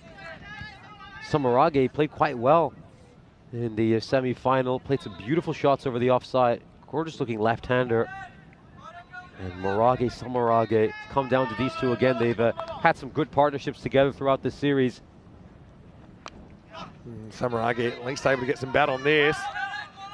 And it'll just be a single. So, yeah, Roma Bangla Morning Sun, we were calling them the chaseologists, weren't we, earlier in the tournament, because they chased down some pretty decent scores, including a record 175 earlier in the tournament. But the question is, can they do it under pressure against a very good Roma CC bowling lineup in this final? And how many will they be chasing? Maragi just taps this over the head of the deep point. Well, what a shot that is. Maximo! And when you're trying to get the momentum back in a big match, helps have a player like this. This is just like a little love tap, but he times it so well, it's all the way over the fence. Great counter punch here by Maragi. His side, we're just under a little bit of pressure these last 8 or 9 deliveries, and he just punches RBMS back. Loses run there, Bilal, but Bilal's had some really good moments, and yeah, credit to Roma Bangla. It's weird, they've rarely got their batting and their bowling clicking at the same time. If they can do it on finals day, it's hard to see any team that can stop them. Last ball, the 4th. Pretty well bowled, pitches up, gets the ball back. End of 4 overs, it's 46 for 2. So this game is just nicely hanging in the balance. That great spell. Ibrar Salim has just pulled his team back. Bilal Hussain, well, a good over here as well. Just 8 runs off it. Could and should probably have had a wicket. It's going to be, it looks like Salim might just come back for a second over immediately. I think you would. I mean, why wouldn't you? He's hot as you like. He's gone wicket, dot, finishes over. I think you get him out there while he's full of confidence. And the thing is now he's got a bit more protection as well, because he bowled the 3rd over, which was the last power play over. Only 2 outfielders allowed there. Now there's 5 allowed. Samarage, though, he's very, very skillful, but his timing's eluded him more often than he's had it, I think, in this tournament. Let's see if he can find a gear in the final. Salim 2 for 8 off his first over. Comes back to bowl out, and he's going to get whacked away for 4. It was too short. Didn't get it right to Prithuvi, who makes him pay 4 runs. Gets it all wrong there, wrong line, wrong length. And a player of his quality is always going to smash those away. And Salim just needs to continue bowling the way he was at the end of his previous over. Get it up there, aim it at the stumps. And gets it wrong again this time. It's penalised with a wide. You can see the projected score at the moment, 116. You'd expect, though, Roma CC, if they've still got wickets in the bank, they'll accelerate quite a bit in the last 3 or 4 overs. 50's up for Roma CC as well. Oh, that's a loose shot. Prithuvi doesn't quite get behind the line of this. He's trying to hit his way out of trouble. Can't really blame him for that. But yeah, this one bounces pretty much straight over middle stump. I'm trying to work out what the kind of par total is for Roma Bangla to chase. Given the fact it's against Roma CC, maybe it's like 110, 115. As this is hooked up and out of the ground. Maximo! Samaraga, a mixture of timing and using the pace of Salim. This one went a long way off the stick. Very nicely hit. Beautifully controlled shot as well. Gets underneath it beautifully and manages to elevate the ball over fine leg. And now this partnership, a nice little counter-attack by them these last couple of overs. They've just put the pressure back on Bangla Morning Sun since RCC lost those couple of wickets in quick succession. Nice looking shot, slightly inside out this time, although it'll only get him a single. Anik Ahmed, didn't he play well this morning? And now I like this running. They were basically took it on a bit like a quick single on the overthrow though, saying, well, if the ball's going to miss the stumps, it's going to be a pretty difficult pick up and throw for the backup fielder. So Anik tries to keep the batter honest. In the end, the fielders are kept honest. I think he would have been in here. Yeah, he was in, and then Samaragi very quick say, you know what, let's take it on. They do get another run. The bowler should be doing a bit better there, in all honesty.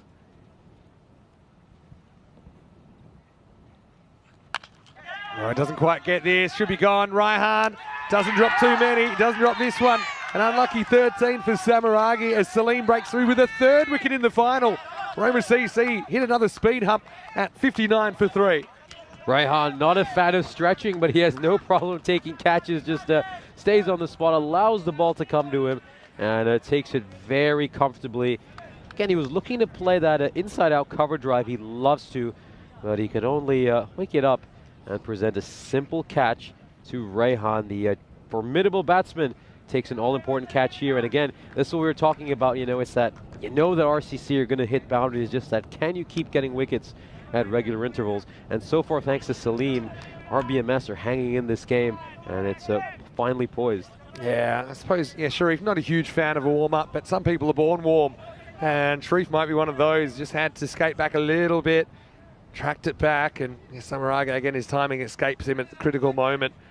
He goes for 13 with the ball to go on the 5th, and Salim searching for a 4th. If we get 2 and 2 here, he'll be super impressed because it's Krishan Kalagamage.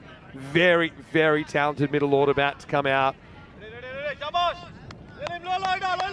And, he's still got over half the innings to work with. Last ball of the 5th. Last ball for Salim. Great ball by Salim. Terrific delivery, aimed at the stumps. And that'll take us to the end of the over.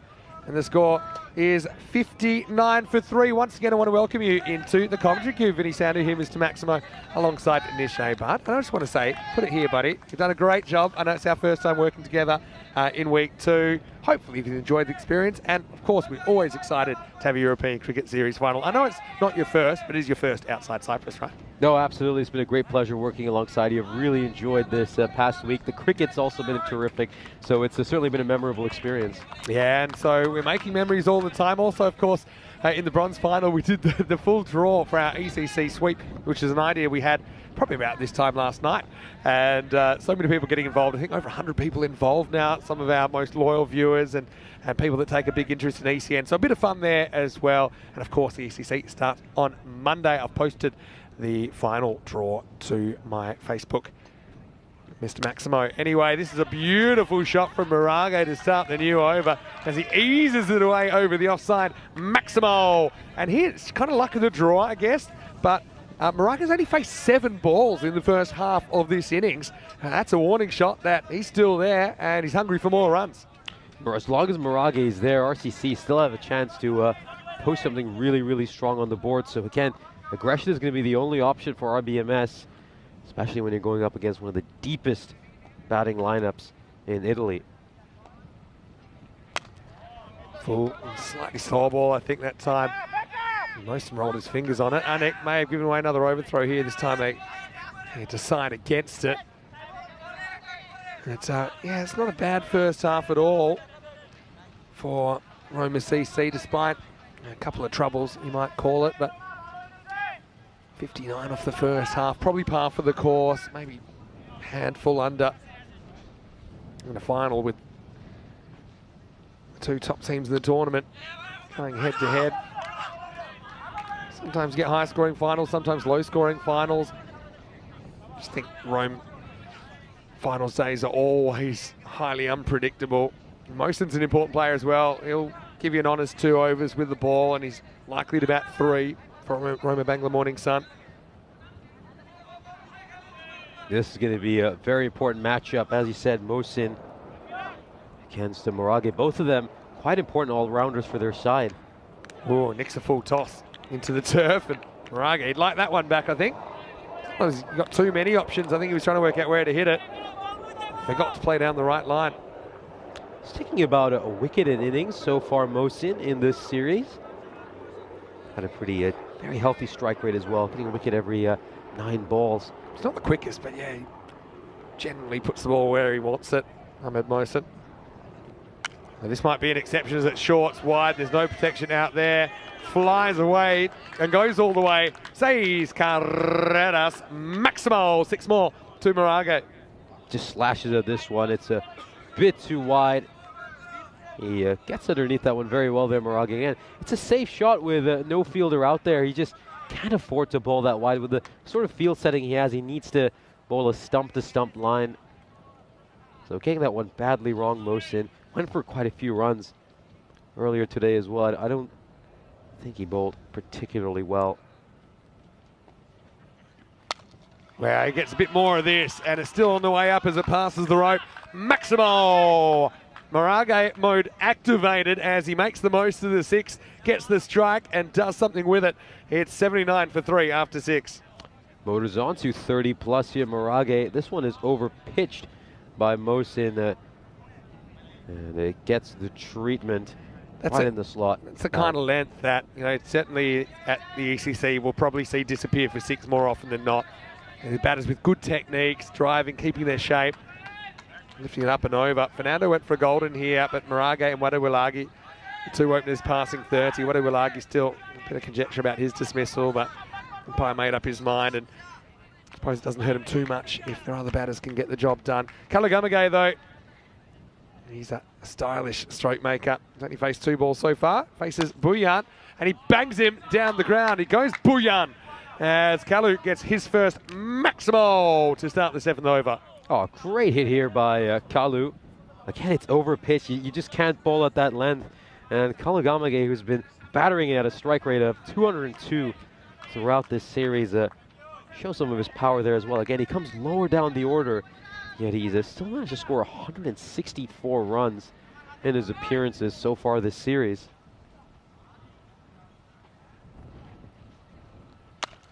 Now he just flat bats this and puts it a long way deep, doesn't he? Back-to-back Maximals for Kalagamage.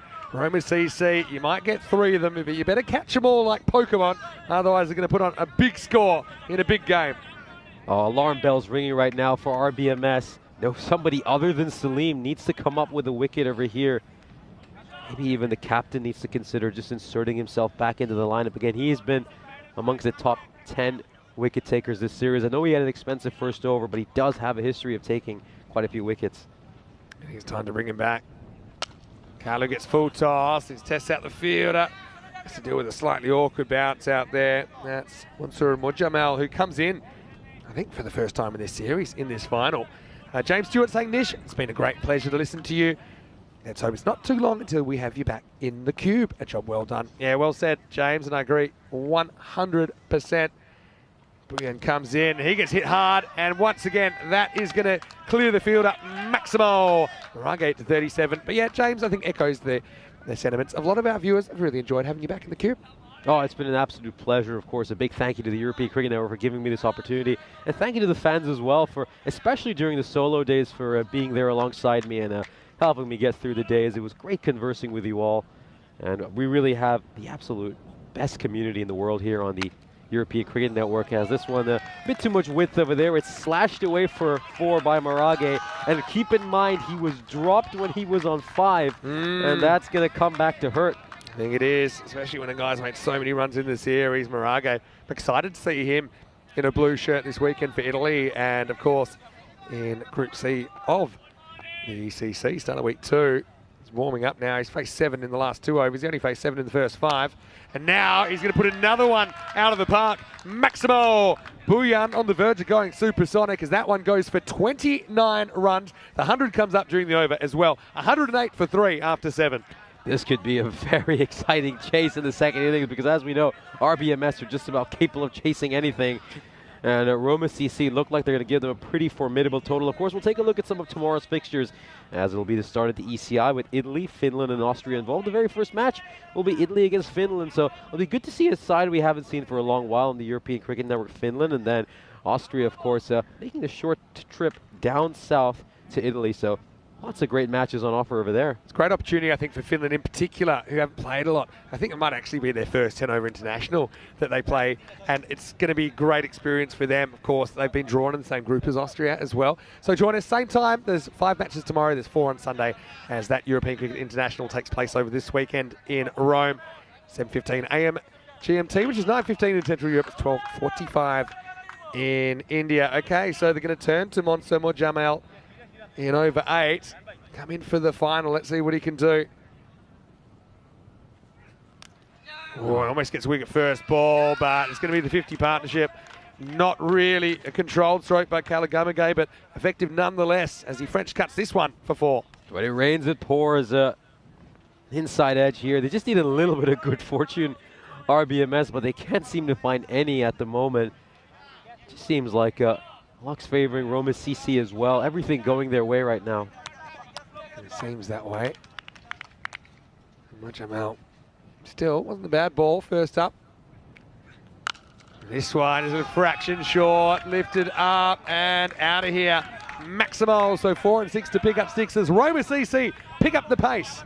Look at this pose. Just have a look at how beautiful a pose that is when he hits the 6. You know, that could be a logo on a t-shirt. It was so gorgeous. Yeah, you're right about that. It wasn't even that short. That's the scary thing. Kalagamage 24 off 7. Now drives this pretty hard, picks out the fielder because they go straight away. They'll get through for the run. And Kalagamage, he is lightning behind the stumps. In fact, he's going to take on a 2 and force a fumble from Salim. So, yeah, pressure in many ways being heaped on at the moment by the home side. At this stage, really, Roma Bangla Morning Sun have to at least try to keep Roma CC under 160 or something. That's about the only realistic goal for them from here. Again, just put in a good 15 balls, take it 1 ball at a time. Well, 59 off 5. Then the 6 went for 20, and then 29 in the 7th. And now this is going to go all the way back to the line, and it's 6 more. Says Mas Maximo. Once again, the pull is on and executed perfectly. Stole the strike back and then grabs, smash and grab stuff. 6 runs more.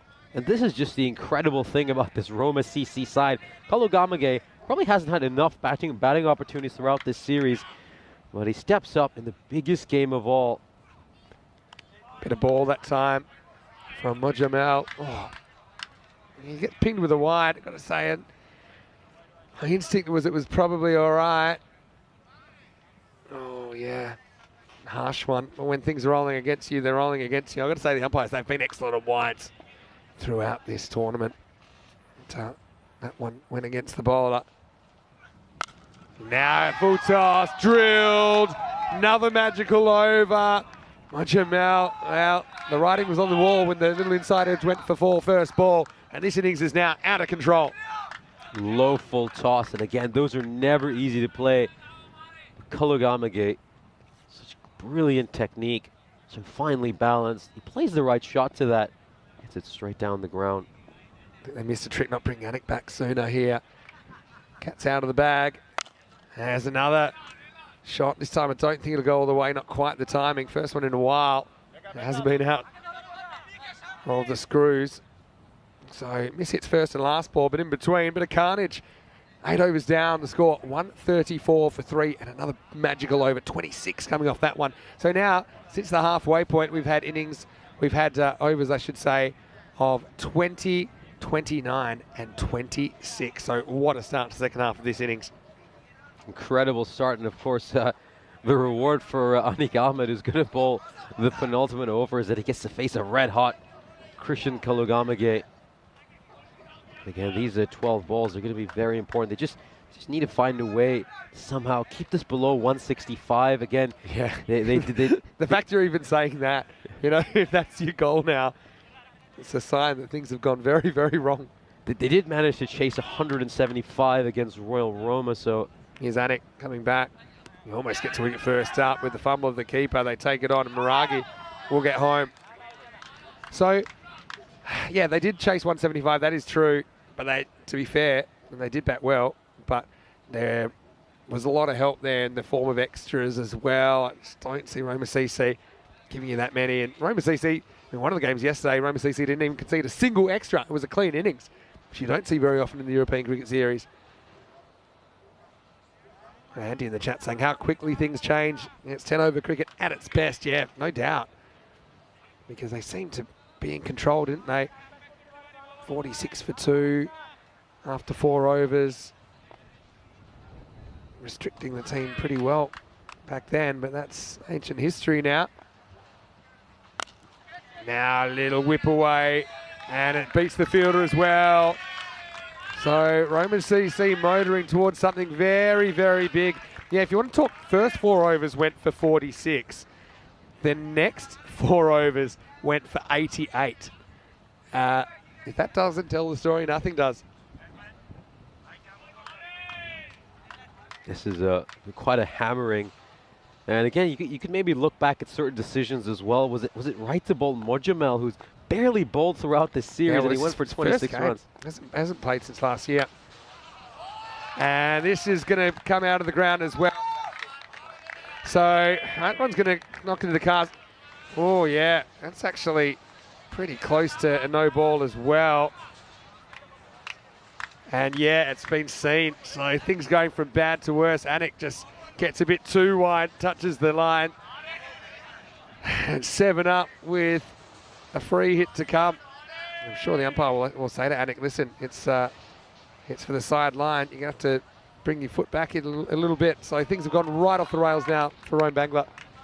I'm a little bit surprised that Saiful Hira hasn't bowled at any point in this final again. We saw him with his ambidextrous bowling a couple of days ago. He would have been very handy. Free hit, cracked 4 as the 150 comes up for Roma CC. There's still an over and a half remaining. It's been carnage from over 5 onwards. And Roma Bangla, despite their early enthusiasm and a couple of early victories, things have gone right to mud for them here in the final. They're going to have to break a record, I think, the way things are going, if they're going to do this. 91 the partnership, and only 23 balls. So roughly 400 strike rate, as this is lifted up, and it's going to be 6 more. Maximo! As Dinadu, by the way, somewhere in here, he's reached his 50, and he's going to keep on keeping on. And he reaches 67 now. Good call by the umpire on the field as well, just clearing the rope. Yeah, you can see it lands a couple of inches in front of the boundary rope. And Maragi, probably the quietest 350 strike rate half century you're ever going to see, as that's another wide again. Ahmed just feeling the pressure. That's a wide Maragi has earned through just battering the bowler. It's a pretty tough one, but Anik doesn't do himself any favours by running straight in front of the umpire. The umpire might have had some doubt, but he says, look, if you're going to run in front of me, I'm going to give the wide. I want to say a big thank you to Tim Reedman, very generous. He's donated £5, and he's also donated a membership in the chat. Oh, there goes the ball, there goes the bat, and even though he drops the bat, he still gets the boundary. That brings up the 100 partnership, and I think that says it all, as Kalu literally watches on as Miragi throws the bat at the ball and gets 4 more runs. He doesn't even need a firm grip on his bat to hit a boundary. I think that just shows you how good a player Mirage is. As, of course, they bring up the 100 partnership. What a partnership, though. What a partnership. You've got to think that when he came in, they're at a bit of a crossroads. Kalakamaga's played his role, and now he's going to watch Dinadu whip another one off his hip, and that's another 6, end of the over. As, well, Anik, he has a bit of a shocker. That no ball creates an extra ball in the over. He's going to end up going into the naughty 40s. 47 his figures at the end of 9 overs. The score is 167 for 3. Well, we know that they set a record earlier in the tournament, chasing 175 for victory against Royal Roma. Like I said, they had some help. And you just can't see a team like Roma CC giving them a look in. But as we know, Nish, ECN is very unpredictable. There's a list of some of the highest chasers on the network. Certainly is, and of course, Italy always just delivers on finals day, and we could be in for a classic final again. I've been saying this since I got here, that I just feel like we're set up to have our first ever Golden Ball final, and this long wait is going to be worth it. I think a high chasing game, which comes down to a Golden Ball, is just what we're going to deserve for waiting 320 odd games for a Golden Ball. This will be all time if we get a Golden Ball here. We did once have a 167 Golden Ball in Cyprus, and right now that's the score, as Chowdhury is the man they turn to. I suppose maybe there has been a bit of a sameness to the attack. Mentioned they didn't use Hira, which I suppose is questionable, but take nothing away from the batting performance from the hosts. And now it's going to be plundered down the ground. Kalu, well, maybe he wants a 50 as well. Maximo, as Krishan moves to 45. Too short, too wide, and this is a tennis forehand that's just battered down the ground for 6. 167 becomes 173. Well, this one, to be honest, I think it might have just grabbed a bit of the line, but probably a square up for a couple of others. He does move, actually, just before the ball. In fact, I think it's in anyway. Good call by Suleiman Saeed. Could the 180 be on the cards? Huge score in the final. As this is lifted up and over as well, or is it? Wow, he's done very well there, Raihan. I actually think he's made the stop. Thought it was over him for all money, but Raihan had other ideas. Raihan is going to have to chase most of these. Oh, I think he might have. It's going to be 6. Oh, it's a good effort from Raihan, but I think that shows he's still in contact with the ball as he steps, and that really sums it up. Even the good effort there from Sharif can't prevent the Maximo. And that'll actually bring up the 50 for Kalu Gamage as the 1 becomes a 6. Roma CC now up to 179. We're talking 180s chase here. I think the bad omen is that he's changed his cap. He's wearing a different one. Well, now another full toss. This time it will be out. Anik has room to spare.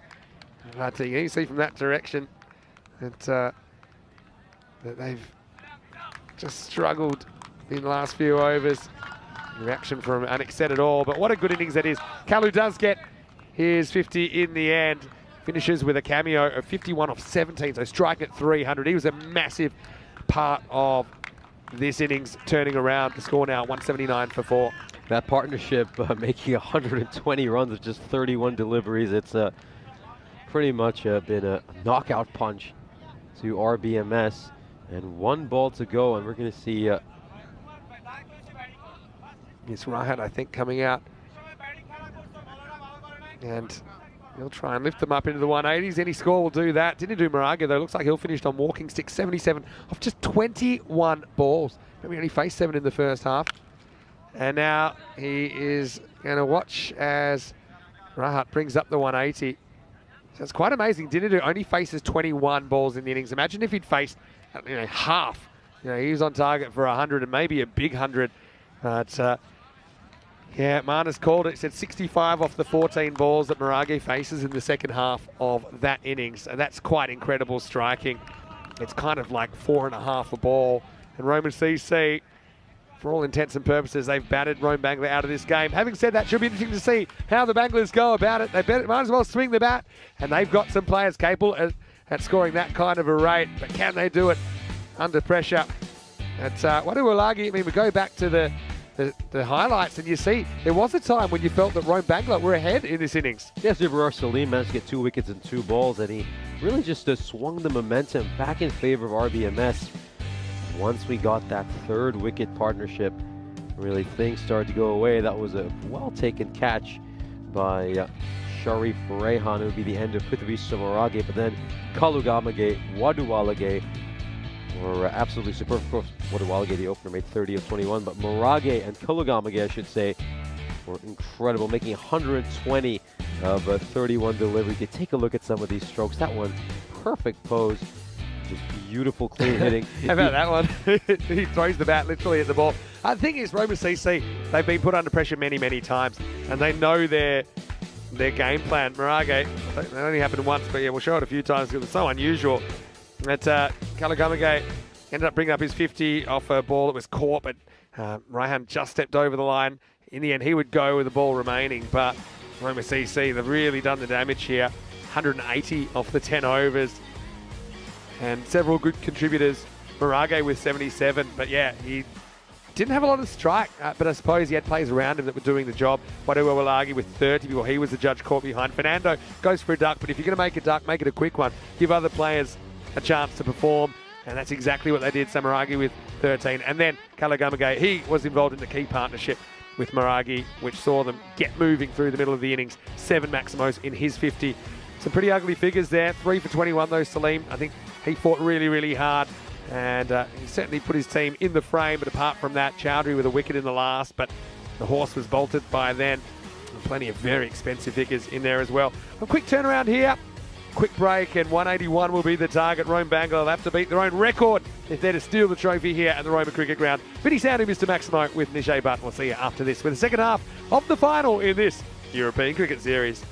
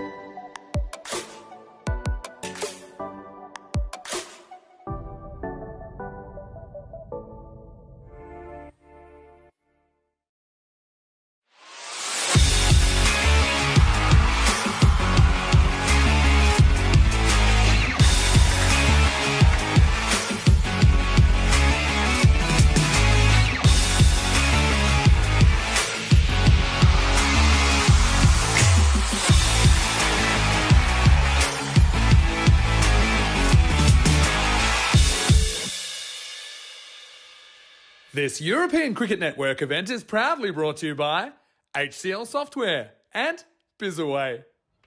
Hello and welcome back to the final here in Rome.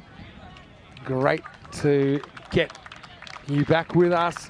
And wow, what a start we have here in this final. The chase is 181 for Roma Bangla Morning Sun. They'll have to break their own record. 6%, well, 6% is better than nothing. I suppose the fact they have a chance at all is to do with the fact that they have done something similar.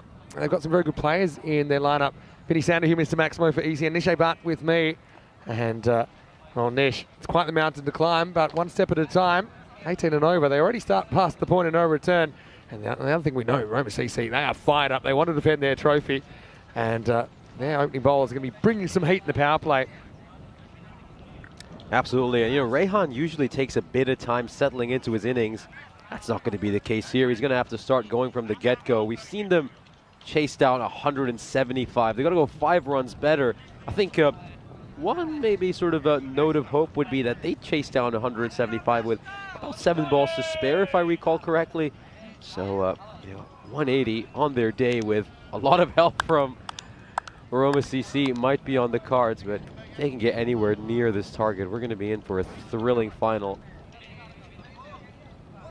And it's Ahmed, Rehan. You'd expect that this partnership would need to be at least 50 to 75. Let's get them off to a good start, have a big power play. Go at about 18 to 20 and over to start off. Immediately put the pressure on Roma CC. If there is one note of optimism for RBMS, is that of Fernando. You know, he is prone to going for a few runs on the odd occasion. Again, his bowling style, he likes to bang it in short. You can always have some top edges flying away for 6. If you can connect on a few, you know they're going to stay hit. So just need to look for some positives here, RBMS. And hey, big total on the board. They can just play freely, look to hit big shots. And this one is just played away behind point. It's going to be a single for Rehan. He's immediately off the mark. I suppose the thing is, when you're chasing 180, you can't be blocking too many, can you? They've got to take the game on. There's nothing to play for, like run rate or anything like that. It's just going to have to be swinging from the bootlaces, I think.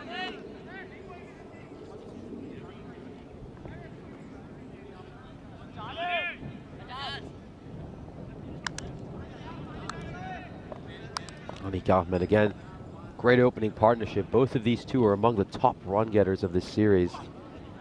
And he goes, it might have gone a bit too short there for now. And let's just take a look at this. That's quite a bit wide. Very, very wide delivery. And that's where the window of opportunity opens up for RBMS. Got to attack Fernando. He probably bowls a bit too short sometimes. He gets a bit carried away with the short bowl. He's so good at it. Again, they just have to hope that fortune favors them as well. And it's going to take an edge. Is it going to fly over the boundary rope? It will. And again, that's just what can happen when you play Fernando. He bowls with a lot of pace. So you know your edges are going to fly. 6 here, early Maximo. Yeah, and so, yeah, you never know if you don't try. So these are the kind of shots you might as well take on. Probably need a bit of luck to go your way, more than a bit of luck. But that's the idea. Just trying to use the pace against Fernando.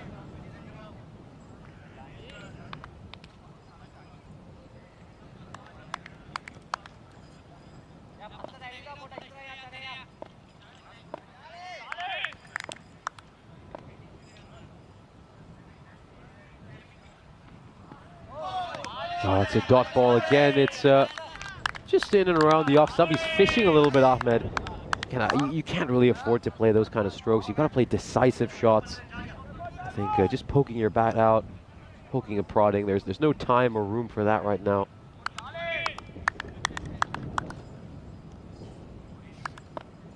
Charles likes to breathe fire, doesn't he? Continuing around the wicket, he likes to bowl that way. Might be out though. It kind of takes that OEW away, something you mentioned earlier, Nish. I think he's just got away with one there. This was probably straying down the leg side. And I think he should be clipping that one away, Anik Ahmed. Again, when you're in a chase of this magnitude, even anything that isn't a perfect delivery has to disappear.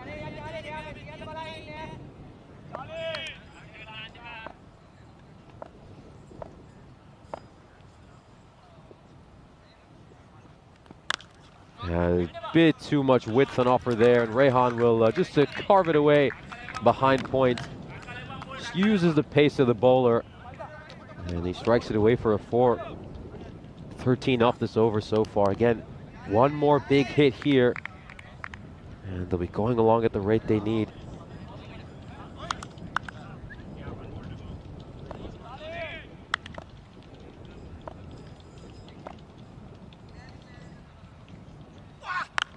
Oh, that is a very good ball by Fernando. It's a nice length, and he has to block this one out, Rehan. He knows he can't do that too many more times throughout this innings. 13 off the first over as we, well, it's been 329 matches since a golden ball, and the 330th match sounds like a wonderful time to break it. Again, I've been saying for much of this series that the best things come when you wait for them. And have we waited all this time to get a golden ball on a match where both sides score 180 runs in the final? That would be an absolute classic, and it would make this long wait well worth it. Struck away towards mid-off. He's going to take a shot at the stumps here, Fernando. Good backing up, though. Quick single. Yeah, it's sort of power play you need here. Kind of 50s, you'd imagine. I mean, the dramatic thing about that first innings is actually Roma Bangla seemed to be, if not on top, at least going kind of pound for pound with Roma CC in the first 4 overs. But yeah, since then, it all went downhill.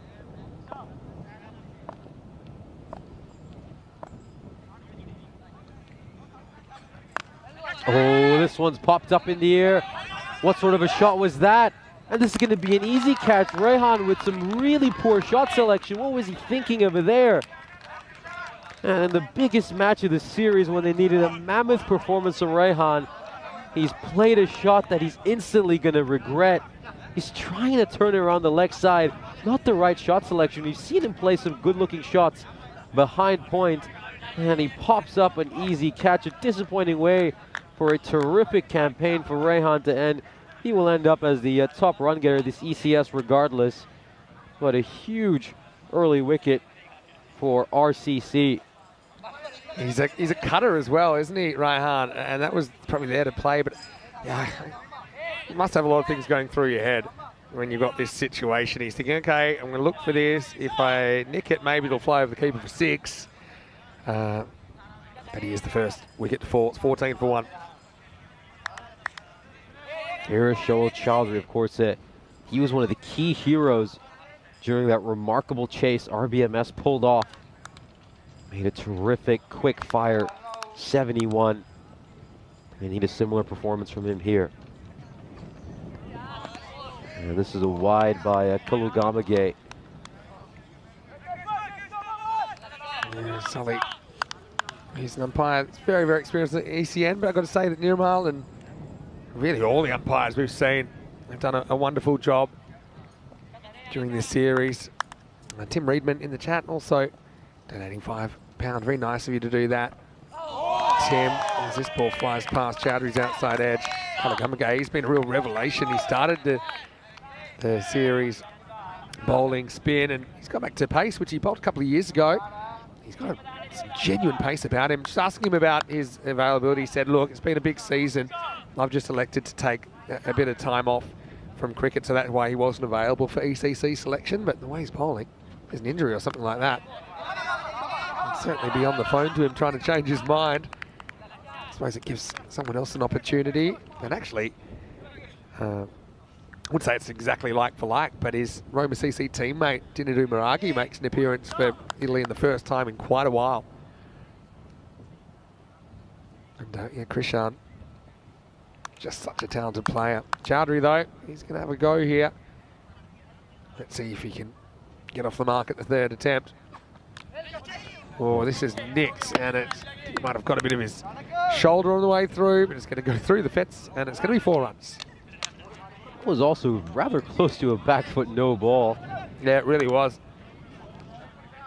But here's the thing. you can actually see this is a good angle that he doesn't actually touch the line. You see, that one looks like it might, but if you go to the reverse angle here, you can see he almost does, but I think his heel's in the air. It's a tough one for the umpire to call.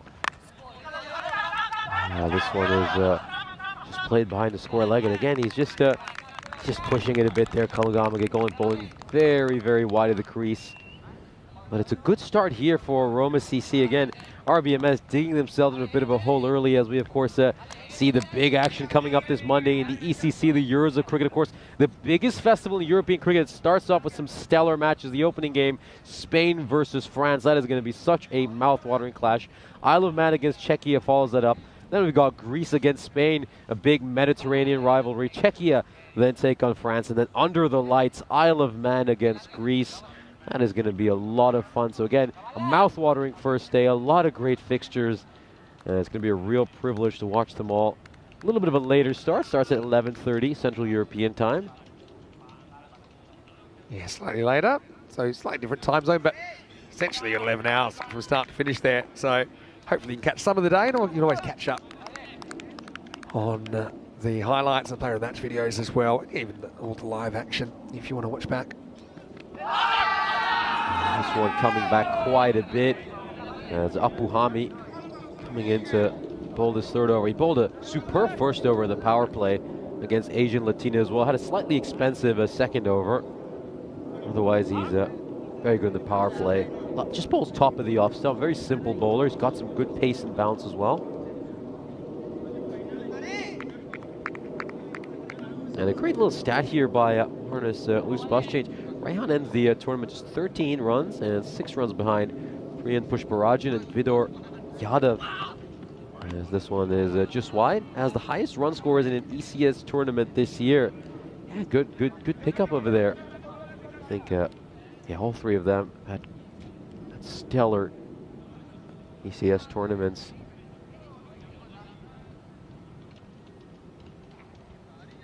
This power play, the RBMS just haven't been able to capitalize on it. Not only did they lose their most important player, again, they're going at under 10 and over. They need to pick things up.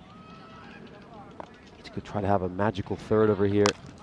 And it's going to be very hard when Apuhami's bowling that way. Just the aims for a leg stump Yorker, and it very innocuously went away for a 4. It wasn't cut off by the fielder. And it goes to the boundaries. Very well played there by Anik Ahmed. You'd have to say that's good placement.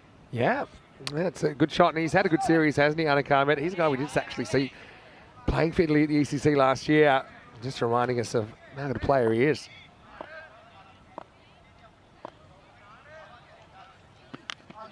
Inside edge. And it's going to go away for a 4, so they're going to need a lot of luck. RBMS, and they get some of it there. Apuhami. This isn't a bad ball by him at all. It's a pretty decent delivery. There's just not much you can do about that. He's actually bowled a couple of very good deliveries, and he's been hit for 4 for both of them. Doesn't seem too distraught, though. He's still got very strong body language, and again, he knows he's got plenty of runs to play with here.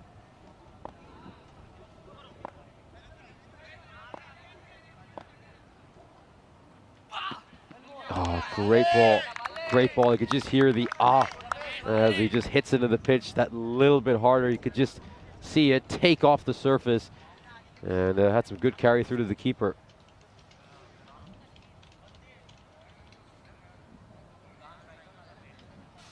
Yeah, Puhami, it's been a good series for his development as well. I mean, he hasn't always got it right, but you can see the building blocks are there to be quite a dangerous bowler. Swings it around.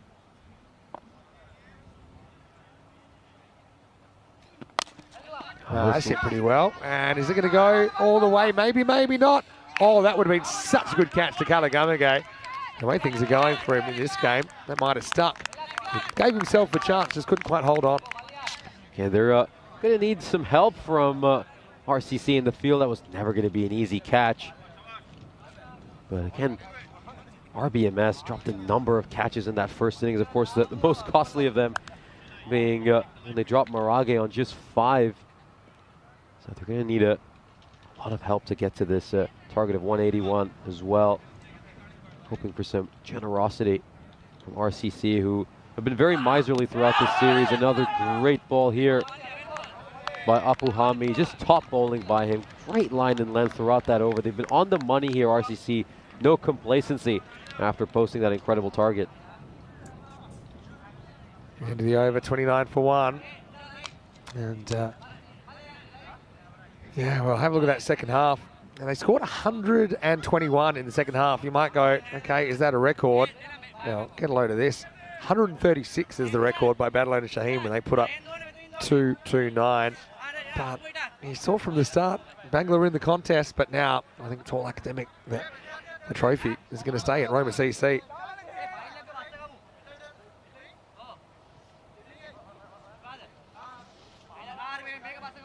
Kalugamage coming back to bowl a second over. Good move here. Have him bowling early. Just keep this pressure on RBMS. Just put them in a position where that required is way too high right from the outset. Going for the kill here. That's another good ball. He's just trying to make some room here, Ahmed, but his shot selection wasn't at all right. I think he should have been looking to play it on the offside again. You can just see on the shot rehearsal, he senses that. Getting beaten for pace here as well a lot. Roma Bangla Morning Sun, they've got a very quick attack, RCC. That's a good leg side here, Nick. And yeah, it's going to be a tough run home. It's, yeah, still probably start turning our attention now to the internationals, not only the ECC, but of course the ECI tomorrow, Austria and Finland, not too far away.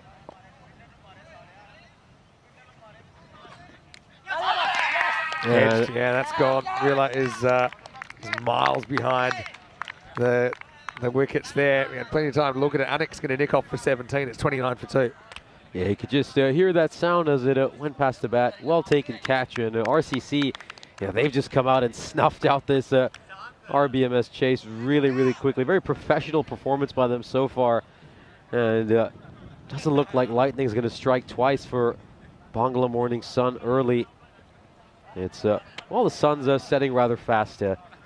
Play a little cheesy pun.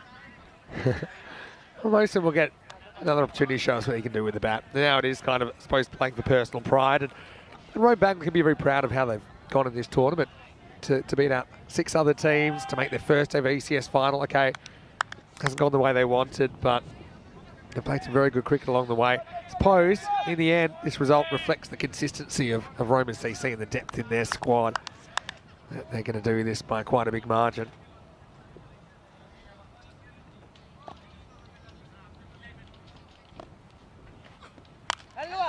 Oh, another one that's gone up in the air. Is this a catching opportunity? Oh, he's taken it. What a terrific catch. That is absolutely outstanding. Sujith Ruligode, the skipper, taking a brilliant catch, running backwards, diving and grabbing it. And he's going to get his entire team converging around him. Well, there's a couple of things to this. He's already quite far back, but I mean, I don't know many 48-year-olds around the world that are taking a catch like that. He pretty much goes all the way back to the rope, so unfortunately for Mosen, he's going to have to go for a golden duck, and Galagamage gets the wicket. But what a catch that is from Sujith Rilagadagi.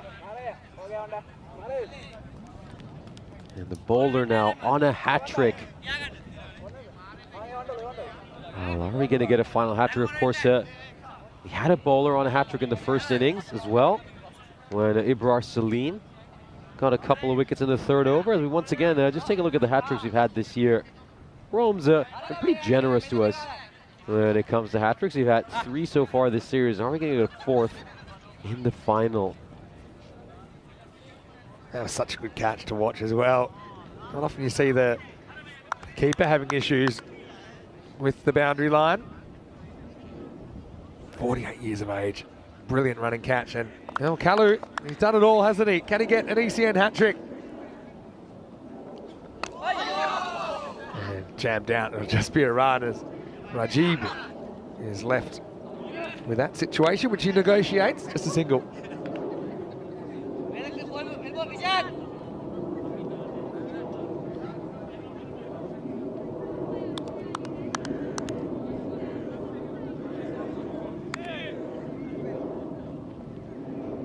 3 wickets for Kalu. Can he get a fourth?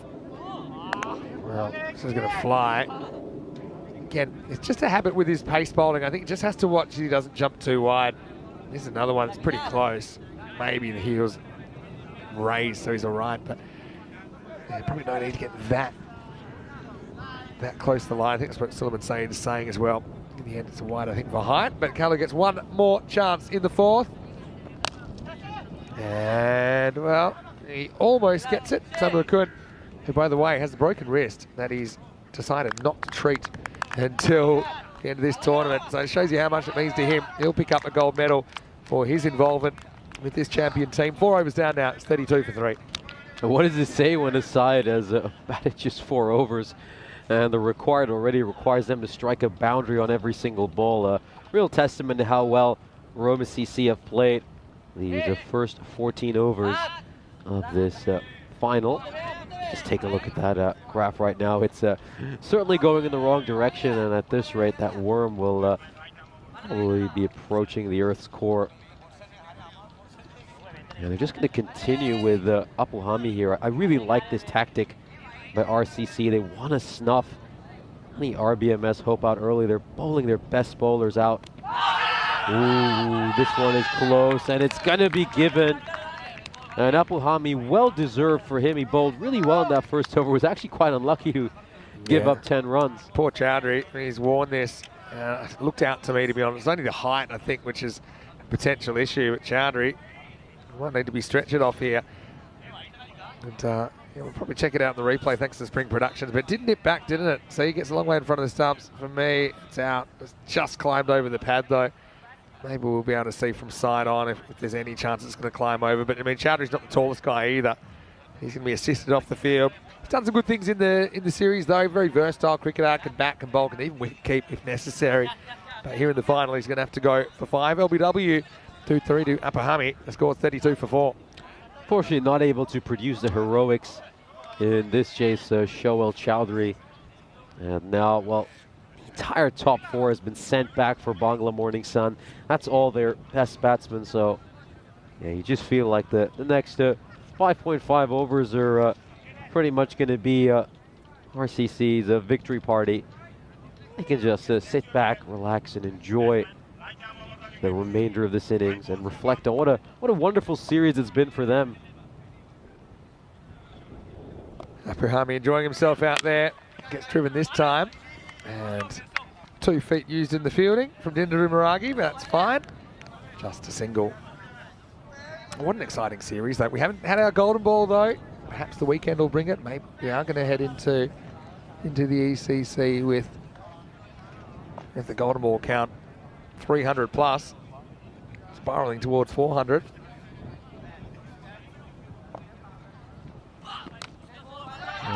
Well, French got this, and now if they go to the bowler, well, this is actually potentially going to be 4 overthrows. It won't be. I think it'll just be 1 run.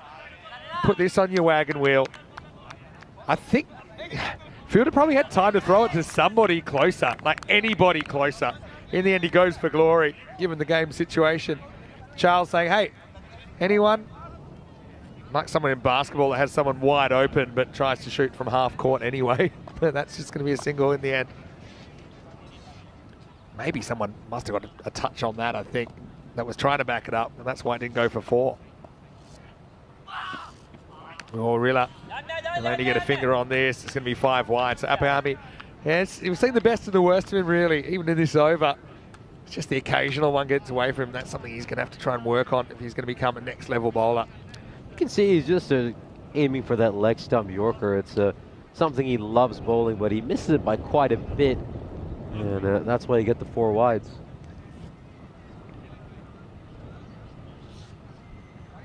But yeah, Fernando, I mean, basketball analogy is absolutely perfect for him. I think he looks like someone who could succeed at basketball. Very tall, very athletic. And he's got a great vertical jump as well. This one's an inside edge. And onto the pads.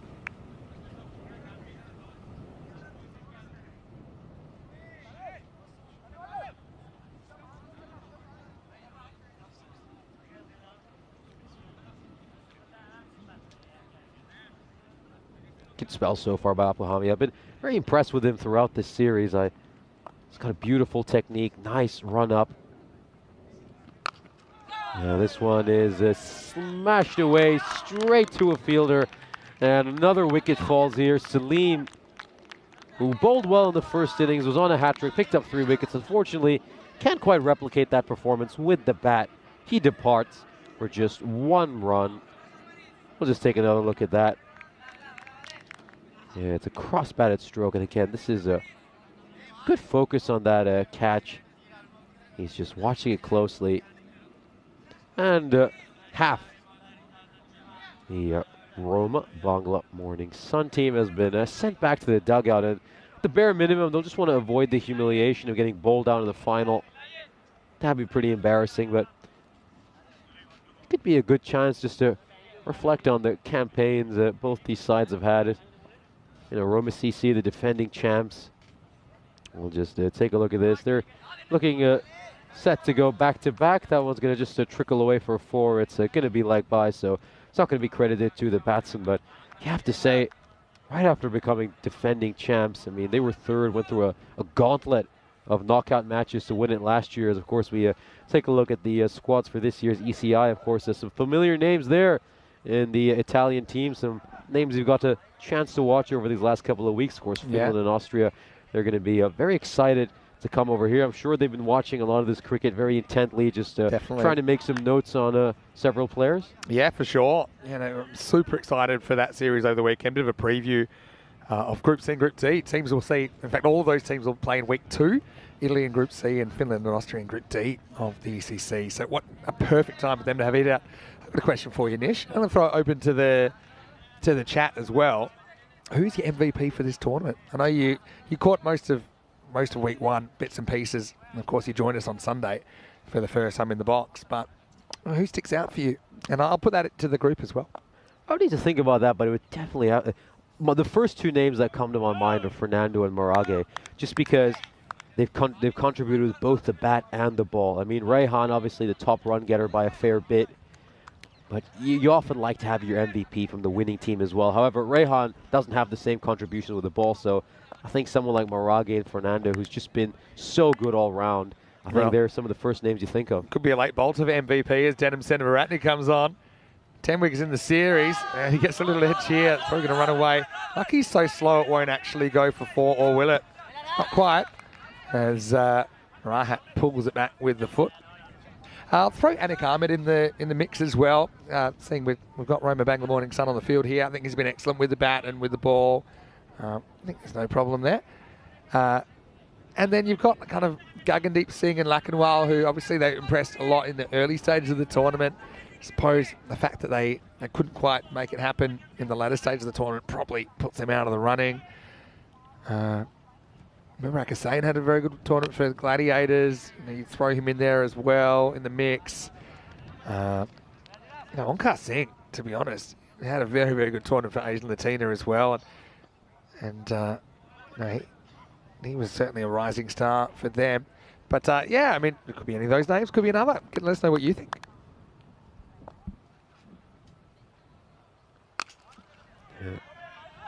Denim gets whacked, I should say. And well, this would have been out of a hit. And you can't afford to take it easy at any time. Rajim almost loses his wicket there.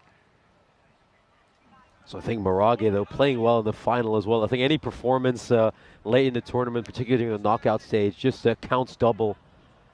I think for me, though, I think between him and Fernando, probably a favorite. I'm probably talking myself into giving Marage my MVP, as this one is just a little bit down the leg side. It's going to be played away behind square leg. Well, you certainly couldn't begrudge either of those two. And sometimes performances in the final, like when there's a few players that are in the mix, they kind of act as a bit of a tiebreaker as well. And Dinadu certainly didn't let us down. Didn't have too much of the strike, and that's what made his innings of 77 all the more remarkable.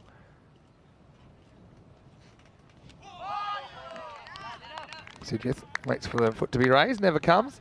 Denham, he'd never even bowled an ECN cricket before, but I really enjoyed watching him. And look, a lot of these guys, we know them personally. They're really passionate cricketers. They've got cricketers of all levels, I think, that we've seen in this tournament as well, from some players that have very limited hard ball experience to those that have played first-class cricket. This is hit straight. Just the single though. But I think the main thing is everyone's enjoyed the experience, and that's what it's all about. It's been a very successful return. Our fourth series here at the Roma Cricket Ground. And Roma CC, for the second consecutive year, they're going to walk away with the trophy. 48 for 5, Rome Bangla after 6. Not a scorecard RBMS are going to want to look at. Only one total in the double digits, and that was the captain, Anik Ahmed, who, of course, we just mentioned as a potential MVP candidate. Just a great bowler and a great batsman. I mean, to be in the top 10 list for both run getters and wicket takers is very impressive, and Anik Ahmed is there. And even though it seems like RBMS are going to come up short, I think you can be mildly pleased with the side, making it to their first ever final. They've improved a lot as a team, and it's a huge milestone for them. As this one's going to be slapped away for a 6. It's just the second maximo of this innings. Bowler went a bit too short over there, Wadawalagi, and he got punished. Yeah, and so it looks like Wadawalagi's gone for the leg spinner there. An unorthodox delivery. That doesn't get it quite right. 50's up for RBMS. And now it goes back to the orthodox, and so just whips off the bails and the stumps.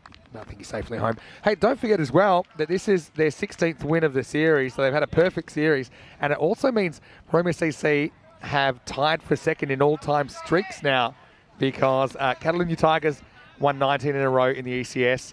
I think Prague CC are on an active streak of 19 still going in Czechia.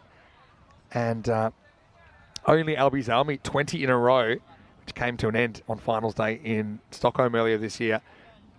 They're in the crosshairs of Roma CC, although we'll have to wait, I think, till 2024 until we see them again in ECS cricket. But what a performance.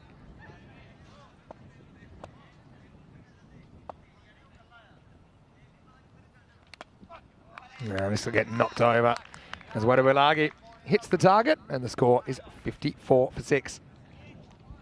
Yeah, at this stage, Roma Bangla Morning Sun just need to avoid getting bowled out. That would be quite embarrassing in the final. Inside edge over there for Ahmed. You can't begrudge him the big shot, and decided to go for it. Of course, his partner at the non-strikers and Hira was a little bit surprised he didn't bowl whatsoever in the first innings. Again, he was just a little bit different as well than a lot of the bowlers who did bowl.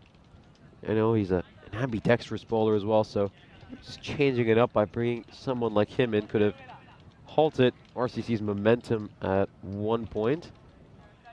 Yeah, it's going to be Bilal Hussain, who's the new batsman. Yeah, so I suppose Roma Bangla Morning Sun kind of dined out in the semi-final, but yeah, really just blown away in a cyclone in the second half of that first innings in this game. Wadawalagi, that's a good one. He's such a talented cricketer, Wadawalagi. I know we've only really seen him for a couple of days. He spent the summer playing in England. And, we did see him also performing pretty well in the ECL. But he can bowl over the wrist, he can bowl finger spin. Obviously, he's a very talented batter as well. It's just such a weird arm action, though. It's going to work away for 4, but I mean, he's almost bordering on it not being an overarm delivery. The hand has to be above. The hand's got to be above the elbow. So look at this. It's only just. See? So that, look at that when he lets go of the ball. It's only just overarm, but it is overarm. Now he grunts, which means slower. Yeah, it's interesting. It's something that he's worked into his game as well. I often think those round arms, they do create an angle, but also they don't bounce as much. So I think as a batter, I'd be saying, yeah, serve those up to me all day. But it's almost like you never know quite what to expect. And that's part of the charm of that delivery as well. You see it creeping into the international game as well.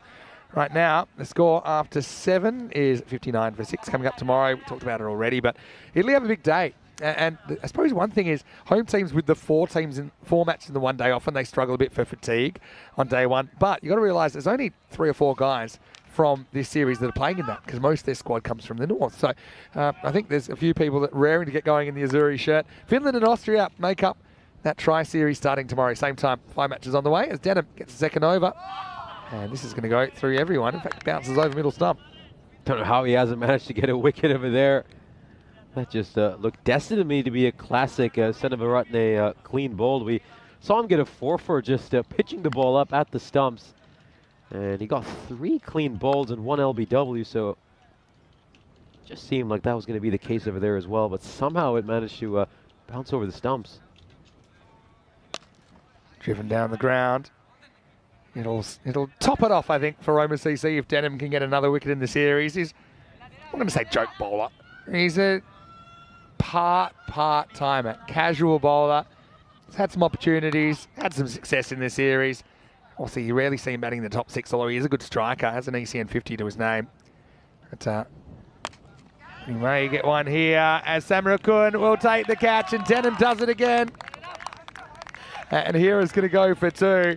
So there's the sugar on the icing on the cherry on the cake for Roma CC as Denham gets the wicket. It's 80. It's at 60, I should say, for 7. Yeah, this one is just struck straight to the fielder at long on.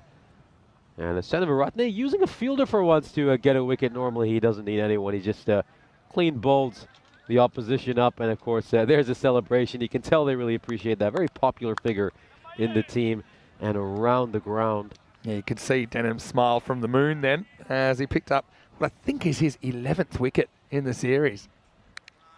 What a performance. I was a little bit surprised, in all honesty, that he didn't bowl in the semi-final when they were just being taken to the cleaners by Asian Latina in the second half of the innings. Oh, here we go. He's on a hat-trick now as Bullian's going to go for a golden. And we saw him have a hat-trick opportunity earlier in the series. Well, there's wicket number 12. It's a dozen. I think they're starting to chant MVP in the Roma CC dugout as Denham makes it 2 in 2. Well, this is why I was saying he should bowl in the semi-final. He keeps things simple, doesn't bowl with too much pace, so he doesn't give you anything to really hit. And every ball is aimed at the stumps, and this time it just clatters onto the off stump. So it's a very simple bowling, but very disciplined bowling. And he often also just brings it back a little bit into the right-hander. So a Seneviratne hat-trick to round out the series. Of course, a golden Derek comes out for a waddle. Would just be the perfect wrap-up to this ECS. I mean, you talked about some of the people shortlisted. You mentioned Charles Fernando, Maragi, Anik Ahmed, Sharif Raihan. We even mentioned Mimrat Hussain. We mentioned a few other players as well. But you might as well just give Denham the trophy gift wrapped if he can come up with hat-trick number 36 of the season. No pressure on Denham here. He's got a hat-trick in the final. That's something he can tell his grandchildren about if he can do it. And he's bowling at Mujamel. He's facing his first ball of the series. Hat-trick ball. Oh, come on, umpire. Even though that was mostly bat. But still a pretty good hat-trick ball nonetheless.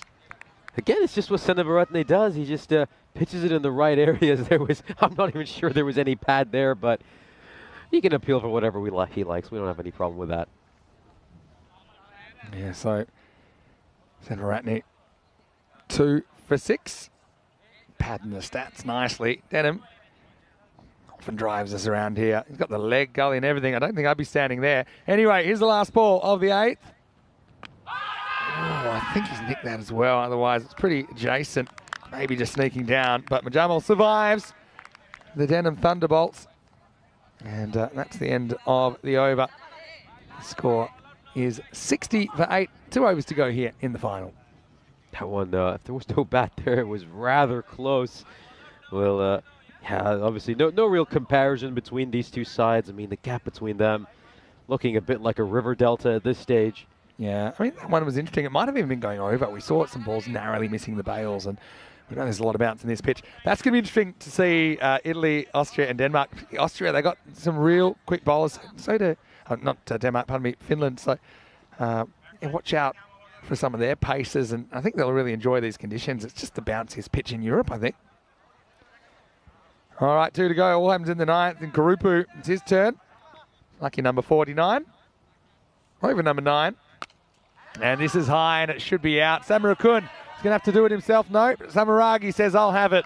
And he grabs it. So Karupu with the wicket, and now RBMS down to their final batter with a score 60 for 9. Immediate success for Shamira Karupu. This performance just reflects how good RCC have been as a side. I think this is just a perfect painting of everything this team personifies. They bat superbly in the first innings. When they come out in the second innings, they're absolutely ruthless with the ball. They're quick bowlers, set it up perfectly. Then in the middle overs, they're slow over bowlers. Just help their side clean up the lower order. It's been a great fielding display as well. And they're going to be deserved champions. Chunder Bhowmick, the wicketkeeper, coming in at number 11. I think he's just going to want to avoid his side getting bowled out. That would be a real black mark in their book. Maybe, or maybe just wants to start celebrating the silver. There's two ways to look at it. Still 11 balls on paper left in this innings, but one ball could end all now. Roma CC, every ball could be that winning moment now. And Bhowmick says, no, I'm going to try and take the sting out of the moment, and just blocks the first one. I'd love to just see 10 balls blocked out until the end. Yeah, I was going to say, if you want to be a bit petty now, you've played your last shot if you're Roma Bangla Morning Sun here. This ball worked away, but they won't get a run here. So yeah, if you can't have your moment, putting a dampener on the other team's moment is often the next best thing. But I mean, what a performance it is. They're going to win by 100 plus in the final, which is quite incredible. And you would never have thought in the first innings that that could be possible. Bhowmick now looks like he's batting out for a draw in the last session of a test match. Now, Roma CC, they were 46 for 2 after 4 overs. Karupu was going to be a good test of his bowling ability to get through the barn door of the number 11, Chandra.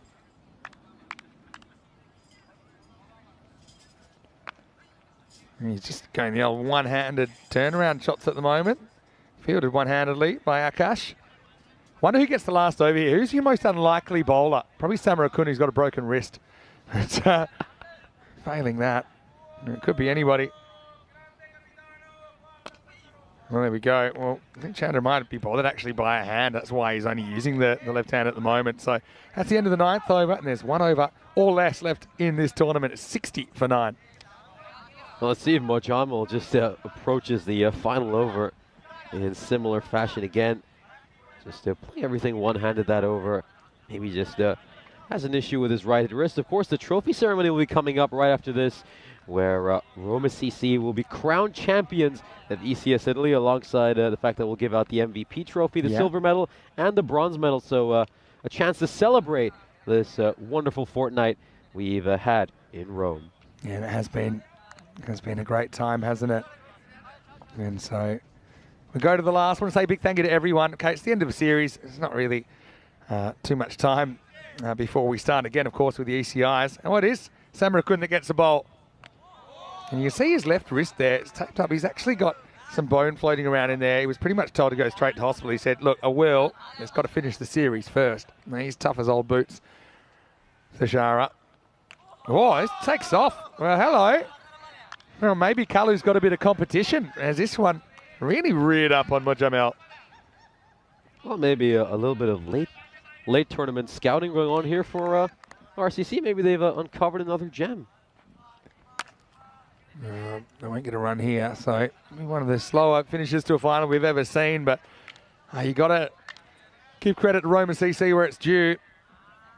Now, with 19 consecutive wins, as Jamal plays inside this one.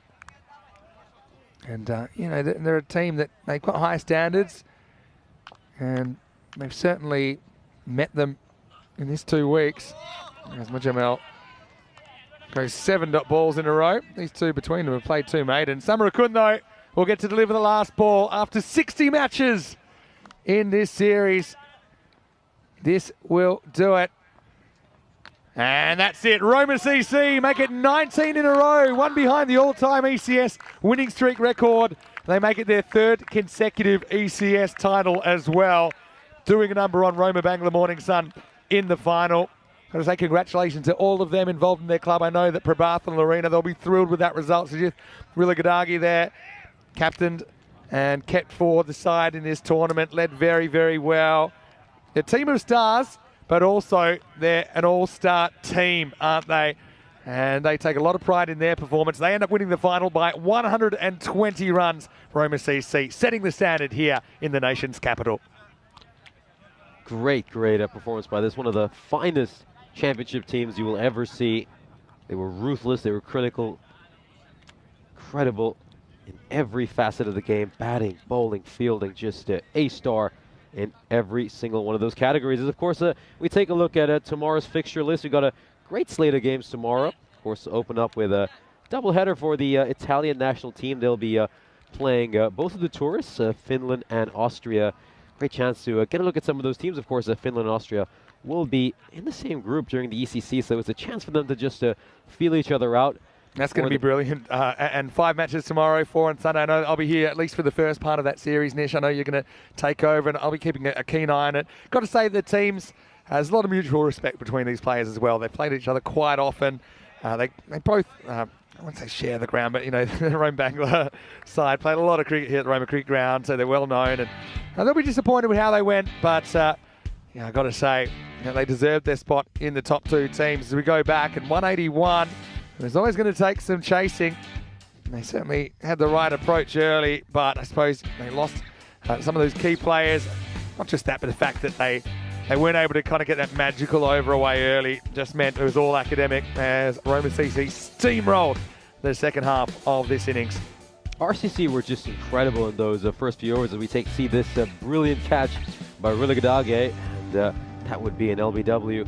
Not only did they field exceptionally, they were on the money with their bowling perfect lines and lengths, and the scoreboard pressure just seemed to be playing all sorts of tricks in RBMS's mind. Their shot selection wasn't always the best, and they would just keep plugging away throughout the innings. That was a great moment as Senavaratne would pick up the first of back-to-back wickets he would get.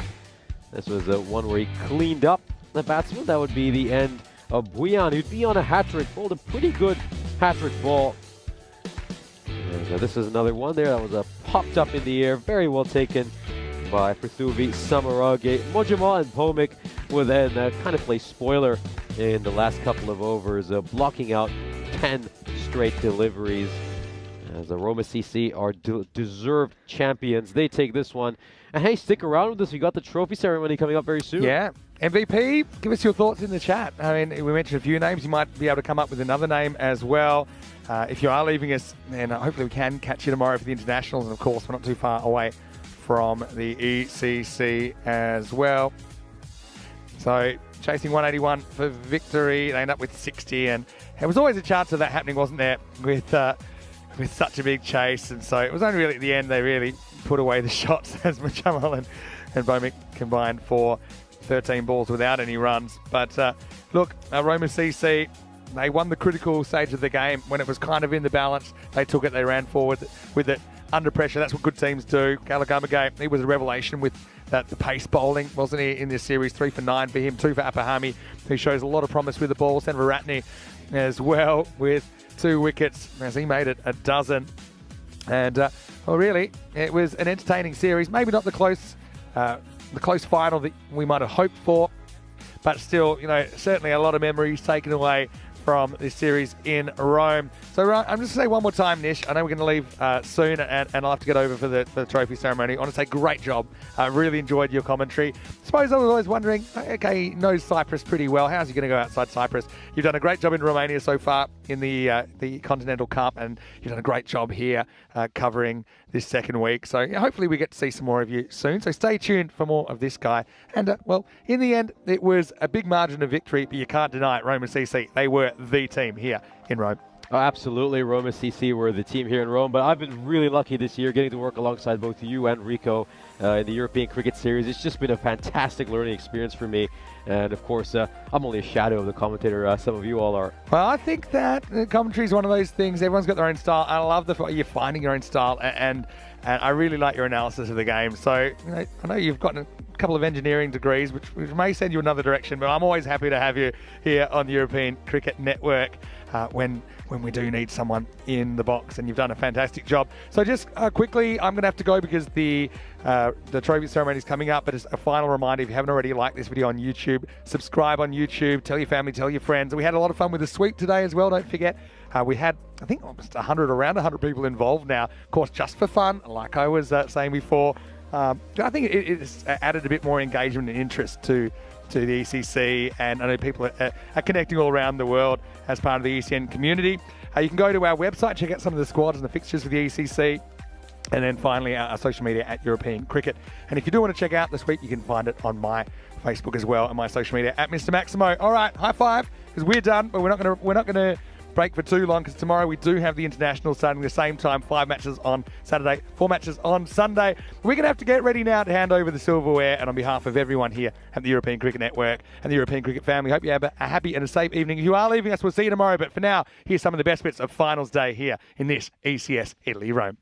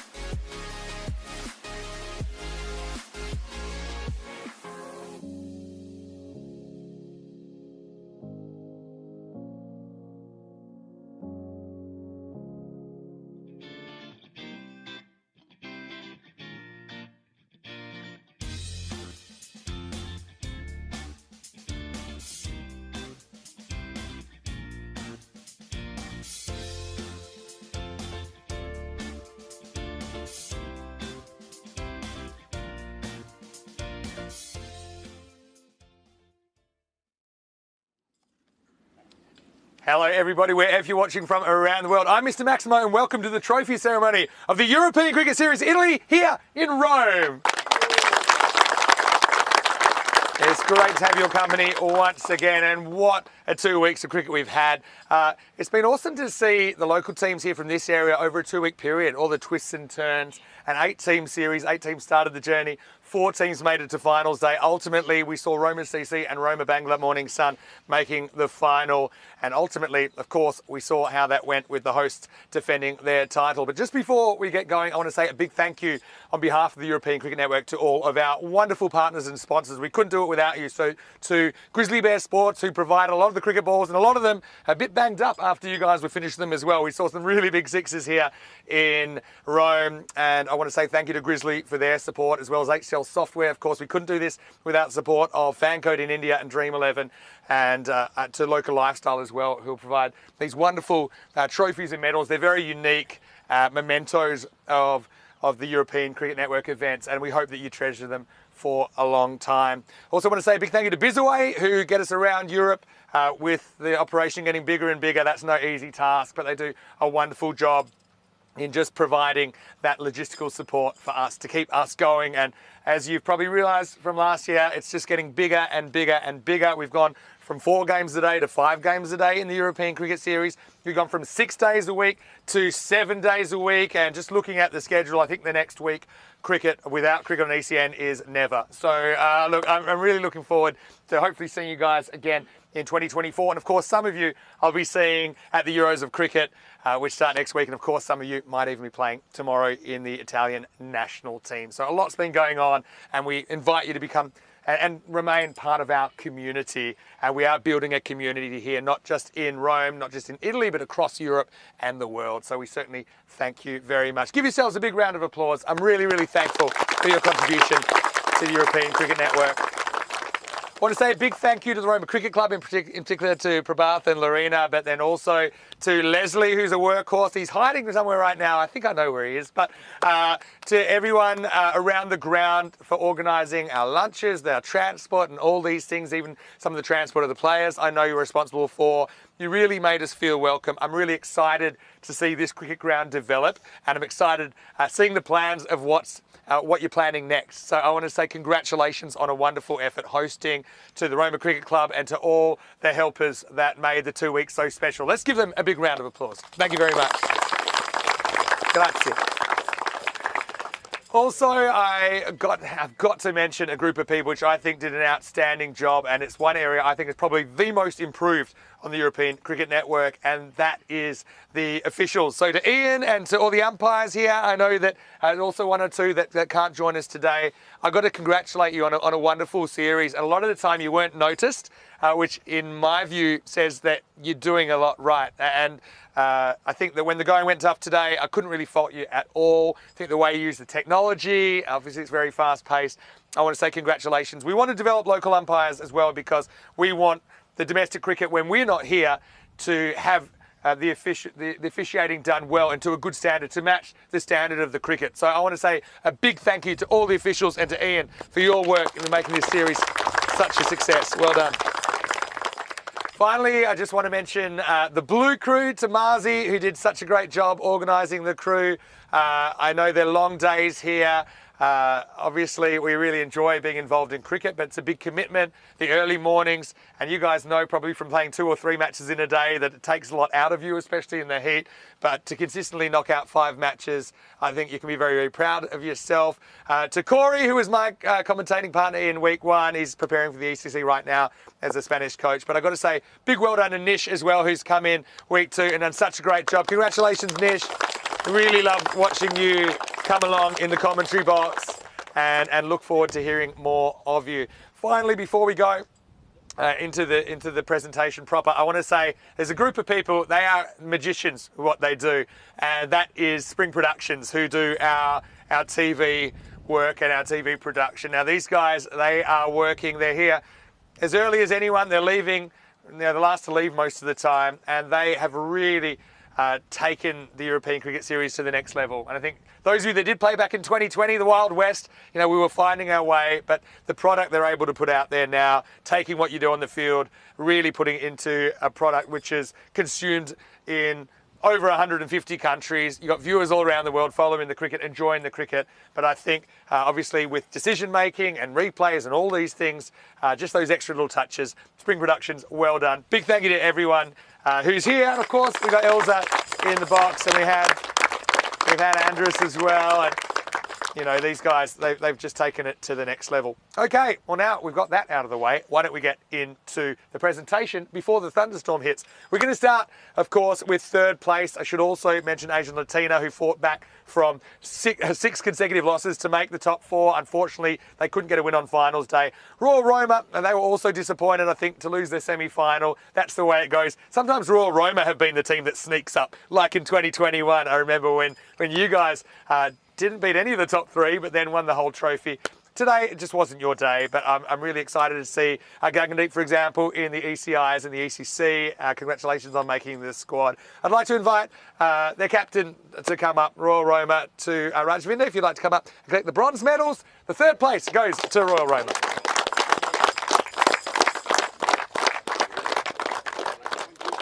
Thank you very much, and we'll see you again very, very soon. Also liking the kit, but maybe should have gone the pink one today. You never know. Anyway, let's get on to the runners-up now. And this is a team that they certainly made an impression. We know they've got some very good players. I still remember the first match I ever commentated in Italy. It was a big 100 from Sharif Raihan from Roma Bangla Morning Sun. That was way back in 2021, but I'm so happy to see you guys.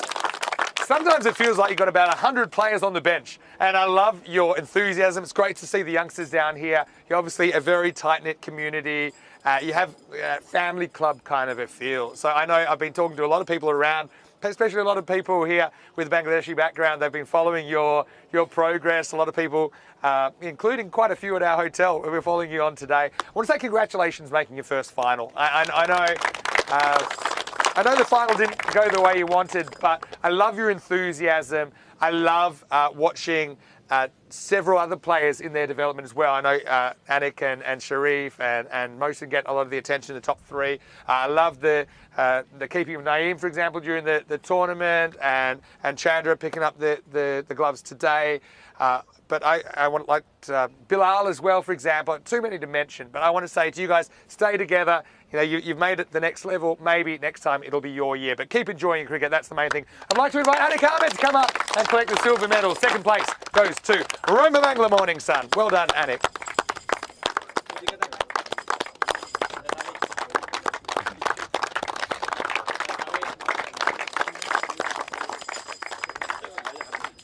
Pretty heavy, be careful. Okay, so now we're going to get into the first place, and before we get to this, I've just got a couple of other things. Number one is I'm so happy to see so many of the Italian women's team here. I want to congratulate you on your season as well, making it to the next round of the World Cup qualifiers. Obviously, we met properly, probably for the first time a couple of years ago, but as a national team in Gibraltar earlier in the year. I'm so glad you finally got my shoes. And of course, one of the big announcements during this 2 weeks was that we'll have the first ever Euros of cricket for women, the ECCW, 5 nations competing in that first ever event in December. So let's give the girls a big round of applause. Best of luck in your preparations. I'm sure you'll do Team Italia proud.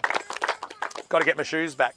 Anyway, let's get on to the MVP. And this is never easy, especially with so many quality players on show, and, you know, quite a few entered the conversation. Obviously, Charles Fernando had a very, very good series for Roma Bangla Morning Sun. There were lots in the conversation, like Anik Ahmed, like Sharif Raihan. We know that Gagandeep and Kwani Lakumal with centuries in there. We had hat-tricks taken as well. Mubarak Hussain from Gladiators, I think, had a very good series as well. A lot of players coming through. But in the end, we looked at a player we thought probably had the biggest impact on a lot of results. And he was great with the bat. He was a game winner, also very useful with the ball. And it's great to see him back in an Italian shirt tomorrow. Congratulations, the MVP of this series from Roma CC is Dinadu Marage.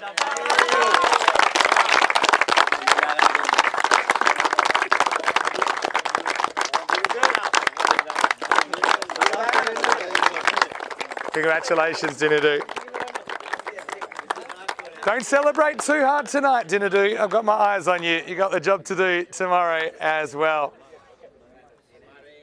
So why don't we get now to the presentation of the trophy and the winners' medals. Now, this is a club, they came from the clouds last year to not only win the Rome Series, but to be the All-Italy 10-over champions, to represent Italy in the Champions League of Cricket, the ECL, earlier this year. And it was really only one innings that really stopped you going further.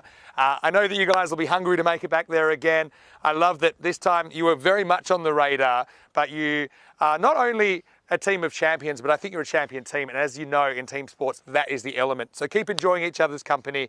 Keep enjoying your cricket. I wish you all the best for the rest of the season, and hopefully we meet again soon. With a perfect record, in fact, equaling second place on the all-time ECS streak with 19 consecutive wins now. Next year, perhaps you can go past the record of 20, but you'll have to wait. But right now, you don't have to wait. I want to congratulate you. One by one, you can come up and collect your medals from Lorena, who will be doing the presentation. Please welcome the winners of this European Cricket Series, Roma Cricket Club.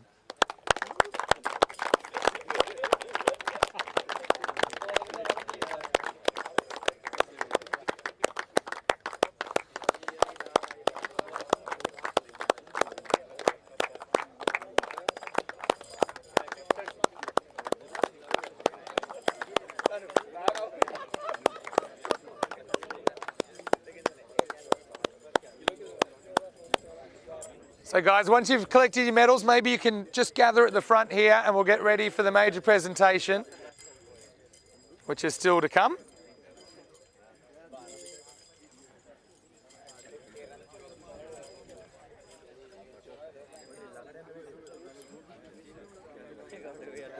Roma CC 19 consecutive ECS wins now, and they continue their unblemished record in the last 2 years of consecutive finals won on their home ground. That's 8-0 in sudden death matches now over the last couple of years.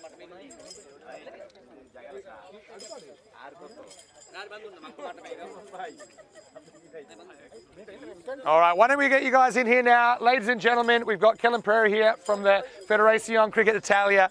And also, of course, we've got a couple of other representatives here. Guys, come in, get nice and tight because we want to get you all in the shot here. And I'd like to invite Kellen now to hand over the trophy, the winners of this European Cricket Series in Italy, Rome 2023. Sajith Riliguragi can receive the trophy here as we crown the champions of this ECS. It's Roma Cricket Club.